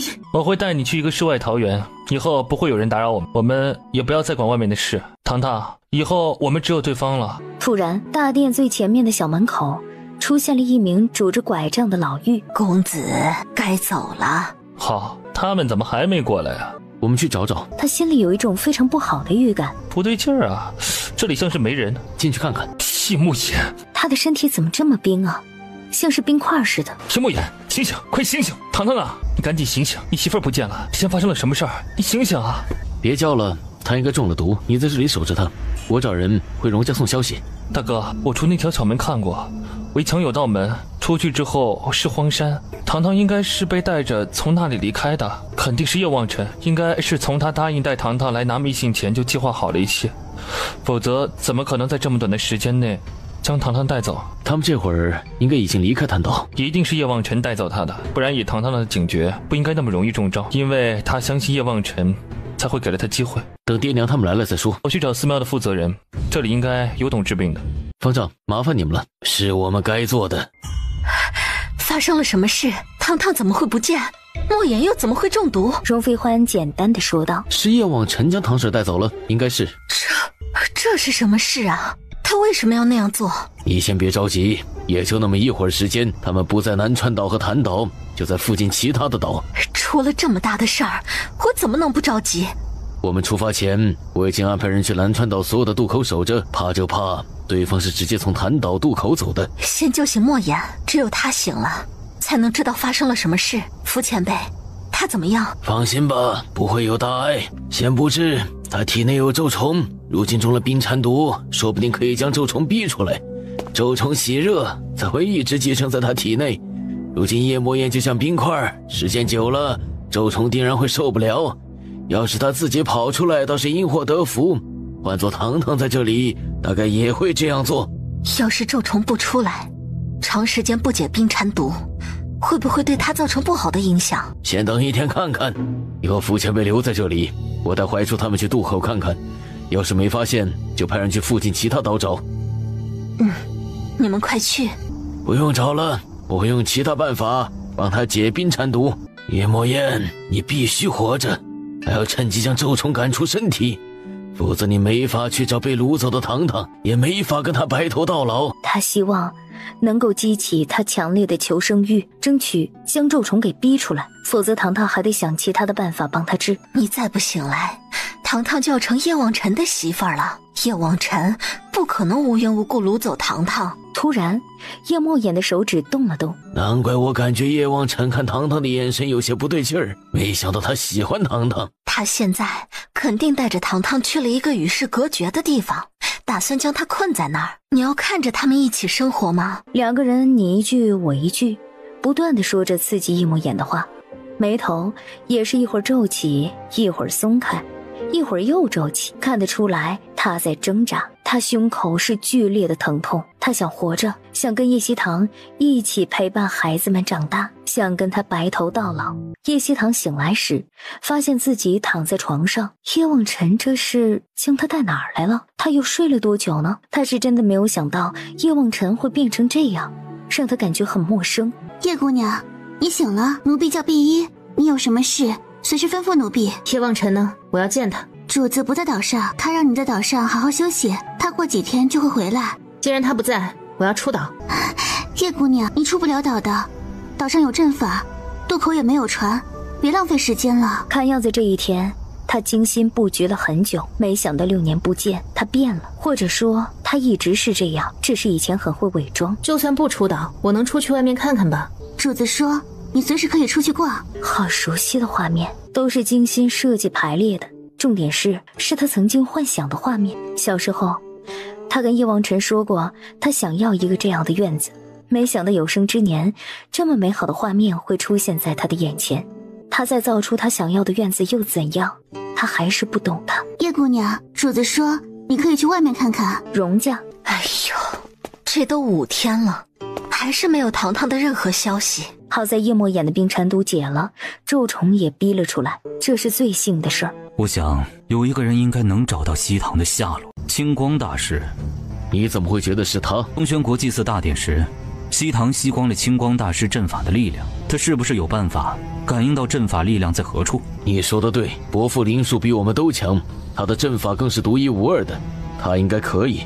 我去找他。我们一起去。伯父，我是荣家现任家主荣廷州的夫人醉玲珑，求你帮我们找找糖糖。清光大师，上次西堂吞噬了你阵法的力量，你能不能通过阵法感应到他在什么方向？他怎么了？5天前被人掳走，现在下落不明。荣家不是挺厉害的，怎么连个人都找不到，还需要来找我？伯父，荣家这次是真的没办法，我们不得不来找你，求你帮帮忙。之前让怀善传的话是什么意思？糖糖，她可能是我的女儿，她是荣家的血脉。这是什么意思？西堂是荣家的人？你的女儿已经嫁入了盛家，为了让我帮忙，你竟然编出这种谎言。我没有编，当年孩子可能报错了，叶希堂才是我的女儿。伯父你灵术强，找回了她，你可以验证。伯父，求你帮帮忙。你凭什么说当年抱错了孩子？万一我帮了你们，结果测出她不是荣家血脉呢？糖糖一直在找家人，年前我出岛遇到她时，心里是不一样的感觉。后来陪嫁嬷嬷说，我和她眉眼有几分相似，看到她就像看到年轻时候的我，我心里起了怀疑。回来后一直在查，但目前没查到什么。所以你目前没有证据证明她是你的女儿？目前没有，但我总感觉她是我的女儿。你不是觉得她血脉不错，难道不想再见到她吗？金光前辈，不管西堂是不是荣家血脉，只要你帮忙，我们夫妻以后会把你当做自家长辈孝敬。伯父，只要你愿意帮忙，荣家欠你一个大恩情。你觉得我需要荣家的大恩情？前辈，我能说到做到，以义王的身份保证。好，我帮你查他的下落。多谢前辈。片刻过后，原本暗淡无光的正光有一个方位亮了，是在南春岛的西南方向，竟然是在那边。他记得那边的岛屿很乱，充满杀戮，不是什么好地方。什么人将他掳去了那边？去了那里必定是凶多吉少，在西南方向。多谢前辈。那边岂不是暴乱之地？没错，我们得赶紧过去，那边很危险。青光前辈，我们先走了。我跟你们一块儿去。多谢伯父。房间里，叶希堂睡得很沉，有人到了他的床边，他也没有醒。糖糖，虽然他将内中汤全部喝完了，但是毕竟他医术厉害，还是得谨慎一些。他叫了好几声，都没有人回应。你们进来扶他去马车。等他失去记忆之后，他会是他的。等他们走远后，叶希堂猛地睁开了眼睛，叶望尘竟然在汤里面下药。没想到他让他昏迷是为了带他离开桃源岛。突然外面传来了细微的脚步声，是我。我一把抱住站在床边男人的腰，心里是说不出的惊喜和激动。叶墨眼来了，他是怎么出现在船上的？对不起，我来晚了。你不用说对不起，你来了就是最好的。你先放开一下。你怎么会出现在这里？这些等我们离开后再说，现在我们先离开。不行，还不能走。为什么？叶希堂便将叶望尘下药，将他弄昏迷，带着离岛，以及他心里的怀疑说了。聂线还在叶望尘的手里，必须拿到才行，否则他被困在岛上，不是白困了？我们跟去看看。快说说，你怎么在这里？机关鸟带我们进的岛。机关鸟是荣书燕，荣家二公子，也就是你二哥。等回去后，我们得好好谢谢他。这个机关鸟一定很厉害，他更想见荣家二公子了。不想见我？我们也算老夫老妻，有什么想不想见的？叶希堂，小声点，你是想把人引过来吗？叶希堂抓着他的手把脉，真好，你的咒虫没了。以后你不用再担心了。是不是师傅利用冰蝉毒将咒虫逼出来的？算是因祸得福。虽然如此，这笔账还是得跟叶望尘算。他……你不怪他？我跟他以后是陌生人，以后不准再跟他说话，也不能再往来。目前可能还不行，密信还在他手里。对了，我还发现了一个秘密。什么秘密？叶望尘的母妃胡婕妤还活着。她活着？她一身黑打扮，扮成了一个老妪。叶望尘叫她婆婆，应该不知道是她的母妃。她现在能这样，都是胡婕妤在帮她。这个胡婕妤很不简单。看来这个胡婕妤挺有野心的。叶望尘想要夺权，他也是灵族的人。那天他拿着拐杖释放灵力攻击我，结果我把他的力量吞噬了。你说我到底是什么人？灵族的人我们都易容过了，是船上干活的。你好好休息，我先走了。如果我一直被困在岛上出不去，你又进不来，你会放弃吗？不会，我一定会救你出去。因为我是你孩子的娘亲？因为你是叶希堂，是我的夫人，是我要共度一生的女人。他被叶望尘掳走后，他的心里空落落的，像是缺失了一大块。叶望尘跟我表白了，他说他是最爱我的人。他不是。那是谁？精准的在他的红唇上轻轻一吻。我真是活久见啊，他竟然主动亲他了。这是他们6年后重逢，两个人第一次亲吻。你终于不再是块木头了。有人来了。你好好待着，那边的床可以休息，别乱碰药。须臾，对方推开门走了进来。糖糖，很快我们就能在一起，再也不会有人打扰我们。你在说什么疯话呀？什么叫很快就能在一起？难道要把我带去别的地方囚禁起来？明知道我爱的人是叶墨言，我不可能跟你在一起。我知道你不喜欢我，但婆婆说她有办法让你忘记以前的一切。等你不记得叶墨言之后，我就是你心里喜欢的人。他们到底要做什么？不能在桃源岛上动手吗？糖糖，你好好睡一觉，等到了灵族，你很快就能够醒来，我一定会让你幸福的。去灵族，这倒是好事。刚刚是谁来了？叶望尘。叶希堂没有隐瞒，还将叶望尘说的话一字不改地转述给他听。他竟然要让叶希棠失去记忆。胡婕妤应该是发现了我灵族血脉的特殊，打算带我去灵族的什么地方，我们跟着去。好，你快休息，我得走了。你小心些。婆婆，我们现在去哪儿？灵山之巅，走快点儿。姨姨带你们上街，我们去买些东西回来迎接你们娘亲，好不好？好啊！哟，这不是盛家少夫人？这3个孩子是谁的？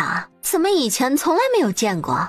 他们都知道容七七嫁进盛家3年没有子嗣，这件事情早就已经成了笑话，偏偏她还占着盛家少夫人的名号，也不让夫君纳妾。你是谁啊？找我们姨姨有事吗？你叫她姨姨？唐少夫人有事吗？哼，他们真的是你的外甥和外甥女？不会是因为你没孩子，想要将他们带去盛家养吧？唐少夫人是没脑子，他们没有盛家血脉，你觉得我能带去盛家吗？你3年无出，谁知道你会不会没脑子将他们带去盛家养？我们有爹娘，你在乱说什么？大哥二哥，这人脑子有毛病，我们不要跟他说话。姨姨，你也不要跟他说话。洛洛真聪明，我们去看衣服。苏月看着他的背影，气得直跺脚，一肚子的怒火。什么人？他是灵族的高级血脉，但不知道自己的家人是谁，想取血测测。高级血脉？是，我能吞噬别人的灵力。你确定你能吞噬别人的灵力？是，我既然来了这里，自然不会说假话。行，你跟我来。你既然知道自己是灵族血脉，为什么现在才找家人？我从小生活在东玄国，直到前段时间意外得知自己是灵族血脉，才会来灵族找家人。怎么意外知道的？是清光大师的阵法，我吞噬了他阵法里的灵力。是他呀。查老头现在应该相信我说的了吧？清光大师从不远处的假山后面走了出来，还有叶墨眼。他怎么在这儿？夫君，他真是胡婕妤。特意带叶希棠来这里是想启动血祭吧？你想启动血祭？你早就发现叶希棠血脉特殊，引他来灵族，难道不是想启动血祭？我没想过。虚伪，我不相信你没有想法。你确定还要让他进去？他的目的是开启血祭。来人，将他赶出去。不是将他赶出去，而是直接杀了。这里是灵殿，你们之间有什么恩怨？除了灵殿再解决。可以帮我找到家人吗？这个大概不能，不过要是测出你的血脉高级，倒是可以去开启血祭阵法试试。血祭是什么？血祭阵法里有灵族老祖宗留下的高级灵力，还有灵族至宝，但不是谁的血都行。我要试试。启动血祭阵法会不会对他有伤害？任何事情都有两面性，我不能保证他有没有危险。不用担心，我想试试。注意安全。夏前辈，麻烦先带我去测测血脉，到时候你要是觉得合适，我想试试血祭。叶姑娘，这是我们灵族的灵石，只要将手按在上面，就能测试出血脉的级别。我直接把手放上去按？金光大师和夏老头直接呆住，两个人双眸睁得大大的，一脸不可置信的样子。他看着灵石爆发出来的七彩光芒，这是不是表示他的血脉很高级？可以了。两位前辈怎么样？就很好，还是让他说吧。你是我目前见过血脉最高级的。难不成他就是那个老祖宗预言的那个人？天哪，竟然真让他碰到了！真的？是真的，你肯定可以成功开启血祭，我们现在就去。好。这里是血祭台，开启血祭的办法就是走到血祭台中间，将血滴进中间圆形凹槽便可以。如果成功，阵法就会启动，否则阵法不会有任何的反应。直接割破了手指，鲜血一滴一滴的往下掉落。还需要继续放血？你以为一滴血就行了？否则为什么叫血祭啊？忽然血祭台亮了，成了。我就说他能行，他还真的行。他是谁？他呀，很有可能是我荣家的人。难怪你这么积极，平常见你一副两耳不闻窗外事。他要来这里找家人的时候，我根本不知道他是荣家的人。刹那间，他感觉自己像是一个巨缸，不断的在吸收吞噬东西。看来她是老祖宗预言的灵族神女，真是太好了。灵族以后必定会越来越强。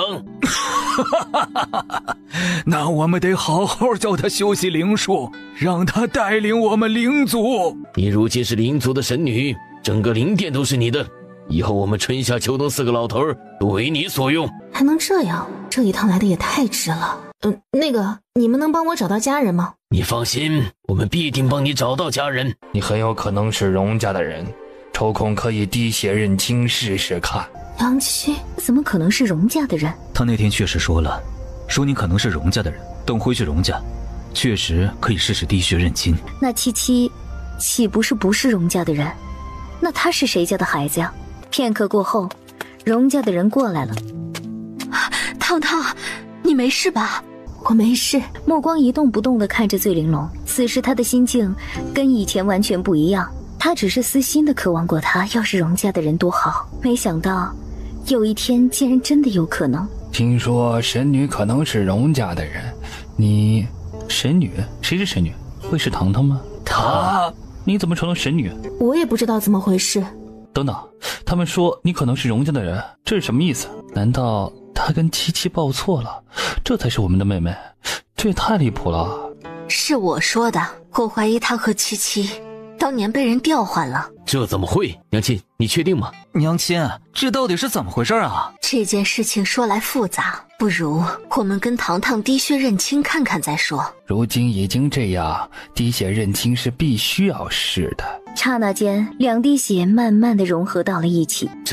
你真的是荣家的人？爹，你和糖糖的血融合了，你们是父女啊！高级血脉，灵族神女，荣家的女儿。傻站着干啥？这是我们的女儿，我知道你心里在想什么。她和七七永远都是我们的女儿。糖糖，爹爹一下子太震惊，爹爹是喜欢你的，我们不知道当年孩子被换了，欢迎你回家。震惊、意外、喜悦、激动，还有兴奋。他没有想到上天会这么厚待他，竟然如了所有人的愿，让他拥有这么好的人家。有 DNA 检测，他还是必须做一下。糖糖，爹娘对不起你，没看好你，竟然让人将你调换走了。娘亲，不是你们的错，是将我换掉那个人的错。我们会把对方找出来。这个人必须找出来。好了，认亲结束。还是我厉害，要不是我认识糖糖，我们大概不会这么快相认。幸好那次他出手多管闲事了，看来是命中注定的，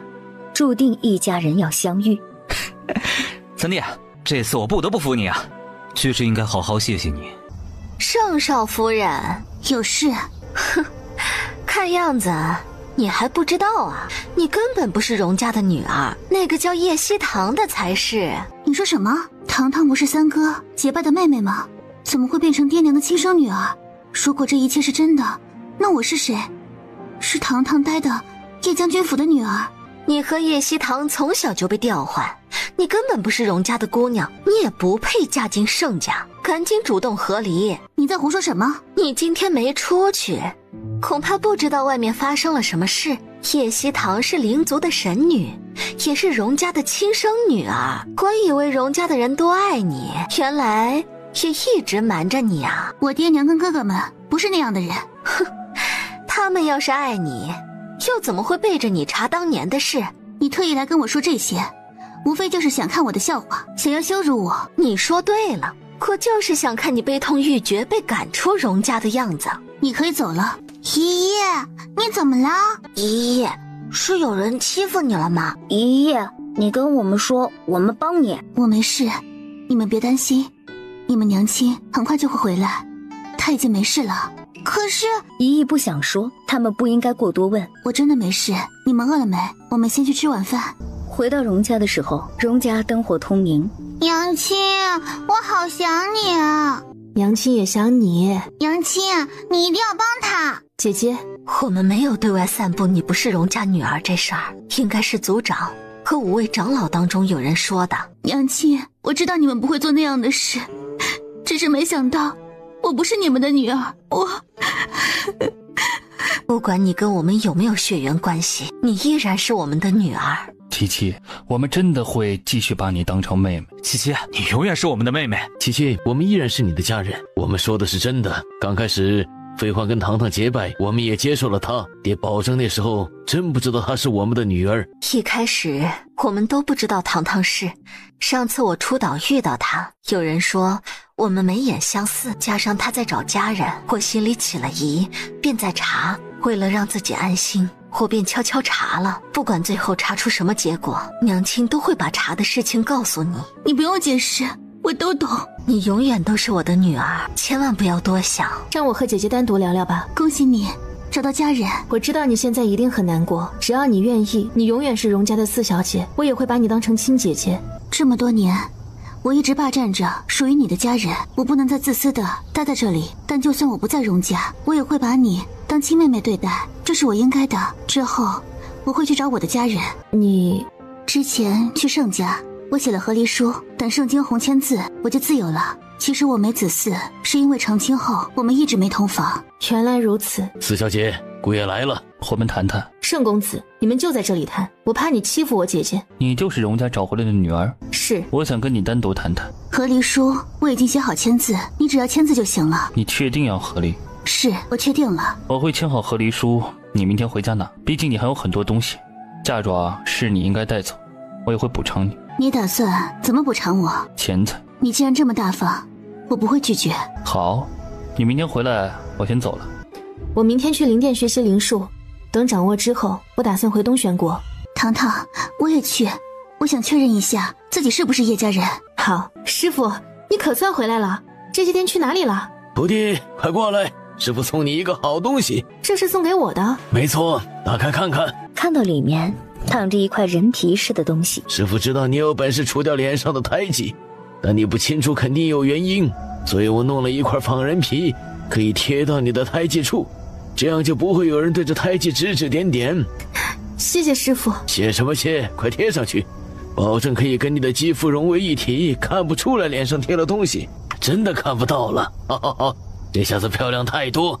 师傅有心了，每天都有人关心他，享受到从未有过的爱。你喜欢就好。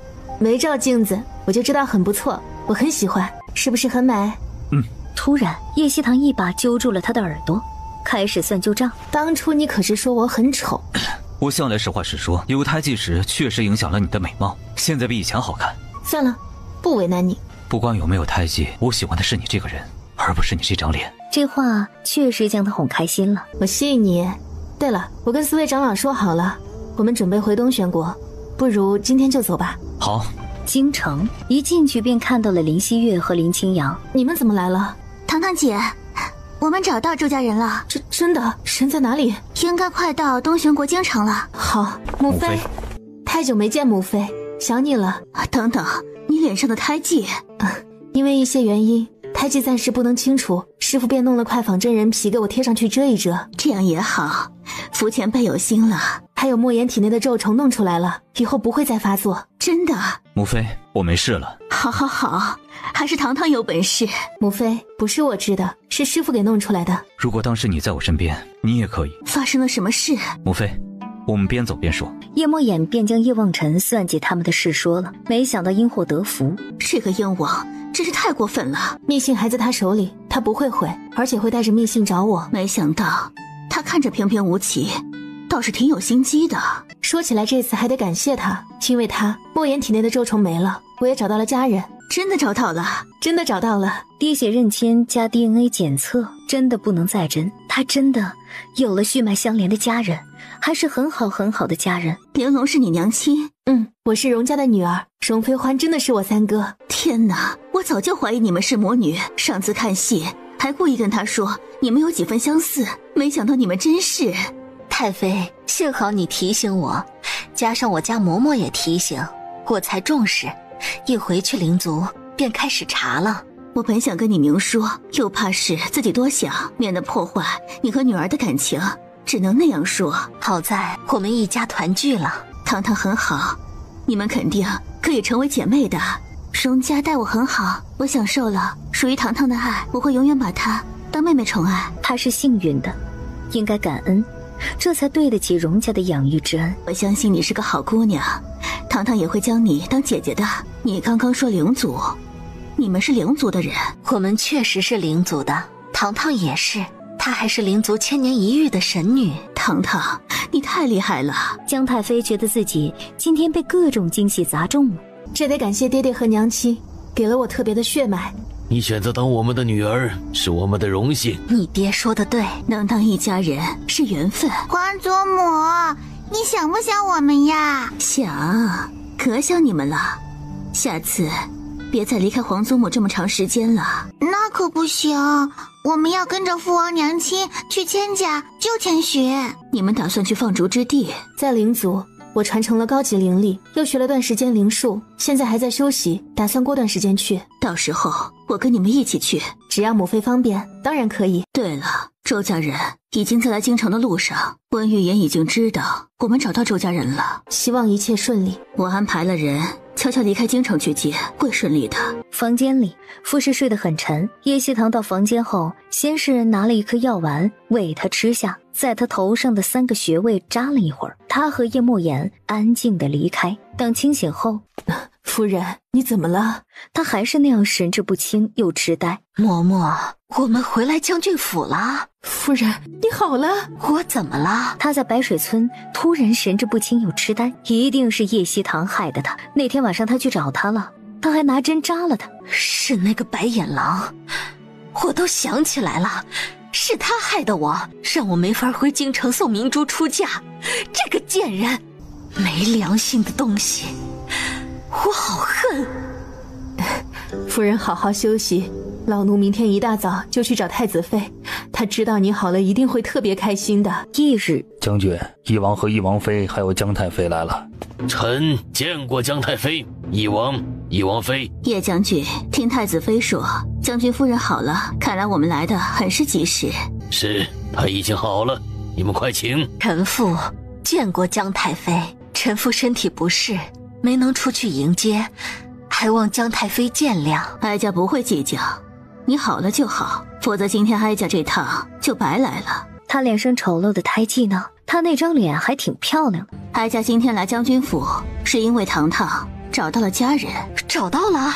我是他的娘亲。我是他爹爹，我是他大哥，我是他二哥，我是他三哥。看他们身上的气势，并非普通人家，他竟然也有3个哥哥，还一个个气度不凡，一看就是有本事的。你们真是他的家人？是，我们滴血认亲过，这怎么可能？翼王妃，他们真是你的家人？是，我是荣家的人，荣家在东海的南川岛灵族。南川岛的灵族，那里可是离东玄国有些距离。当初孩子是刚出生没多久的婴儿，怎么会报错？翼王妃，为了让自己有个好身世，你也变得太离谱了。东海离邺城有些距离，怎么会报错？爹娘，我们当众滴血认亲吧。叶将军，你安排人去取碗水来。叶晋江立刻安排周管家，你亲自去取干净的水，别让任何人做手脚。是。将军夫人看到了没？这……翼王妃，恭喜你找到家人，只是你在灵族出生，怎么会到叶家来？她是在荣家长大的，但她肯定不是叶家的女儿。我猜测的是，当年有人将刚出生的我和七七调换了，之后抱着我离开了灵族，到了邺城，在医馆报错了。所以他真的不是农妇生的孩子，叶希堂是灵族的人。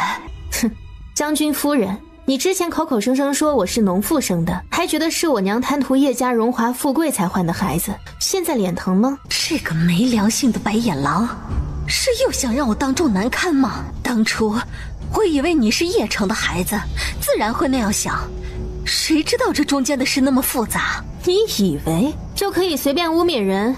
难怪你的仆人敢找人扮演我的娘亲，我是不是可以说是你故意让仆人那样做的？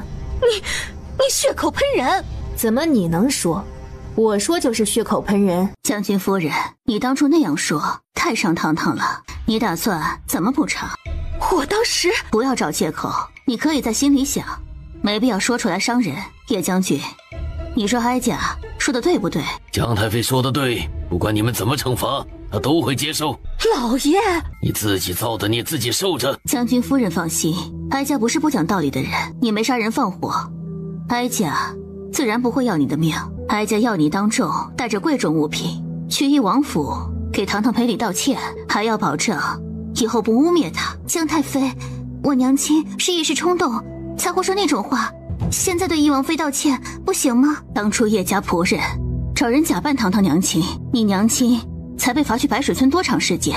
这次必须当众代理登门道歉。臣会带夫人去翼王府赔礼道歉。好，我会带礼物去翼王府。叶希堂，你不要脸！本王的王妃岂是你能骂的？哎呀，玉白！翼王，是臣教子无方。叶将军应该好好管教下自己的儿子。将军府曾经多辉煌，你觉得他们3个能撑得起将军府？臣，叶老将军和叶家军是因为军营里有人背叛，那场战争才会惨败，他们才会战死。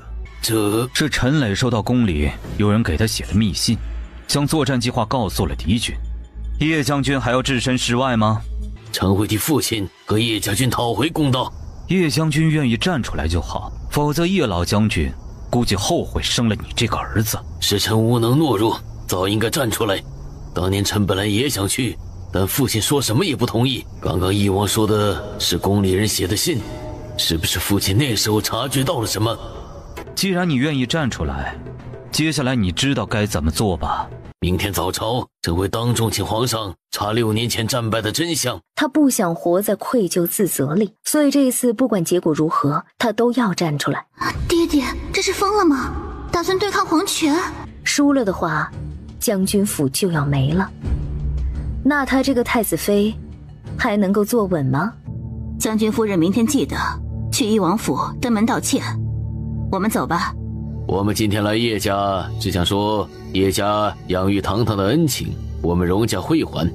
早饭过后，叶希堂决定去华夏医馆。堂堂，我们跟你一起去看看。去，你们都去，我正好带你们逛逛京城。不过二哥，你还是待在王府做那些武器吧。女儿真厉害，这医馆真大。我们的女儿当然厉害。爹娘，我有点想跟着堂堂学医，你们觉得行吗？学，娘亲相信，以你的聪明，肯定可以学会。爹相信你也行，要知道你以前学其他的，可是很快上手。大哥也相信你可以，你们去凉亭坐会儿，我去找茶水。唐景竹正在穿衣服。姑娘抱歉，我是来找茶水的，无意冒犯。你看着陌生，怎么跑到医馆后院来找茶水了？我是堂堂的大哥，他让我们来后院坐坐，我想着找壶茶水给爹娘他们。你是容妃欢的大哥，也是堂堂的亲大哥，他是容家的孩子。你的意思是你们是跟堂堂有血缘关系的亲人？太好了，堂堂总算找到了家人。他以前受了很多委屈，你们一定要对他好。我们一家都会对堂堂好，你跟堂堂很熟悉。我是他大嫂，曾经我跟他在叶家相处过一段时间。姑娘，你的眼光不太好。父母之命媒妁之言，结果没想到是那样的一家人，我就主动提出了和离了。姑娘很勇敢，还不知道怎么称呼你，我叫荣怀初。唐锦竹，好名字。我去给你们弄茶水吧。你们觉得他们相不相配？配。夫人觉得相配就相配，主要还是得他们两情相悦。你说的对，两情相悦最重要。容伯母，没想到你是堂堂的娘亲，真的太好了。你们喝茶。你们怎么会一起过来？我刚刚在厨房弄东西，容公子正好过来，我看着他陌生，聊了几句便互相认识了。听堂堂说，唐家世代经商，怀初也经商，你们可以多聊聊，互相取经。容公子也经商啊，那我们真的可以交流交流。那就麻烦姑娘多多指教。指教谈不上，我们可以相互学习。堂堂，恭喜你找到家人，我真替你感到高兴。你见到我爹娘哥哥姐姐了？见到了，你家人特别好，比叶家好太多了。对了，你大哥成亲了没？怎么问起了我大哥？要是你大哥身边没有姑娘的话，我要追求他。不愧是你，就是这么直接。你没直接说，就表示你大哥没有女人。堂堂，看样子我注定要当你大嫂啊！真看上我大哥了，他身边确实没女人。太好了，我要追你大哥，我支持你，等着喝你们喜酒。你对我倒是有信心，能不能喝喜酒，就得看你大哥会不会喜欢我。强扭的瓜不甜，别担心我。你见我是那种伤春悲秋的人吗？那你大胆去追吧。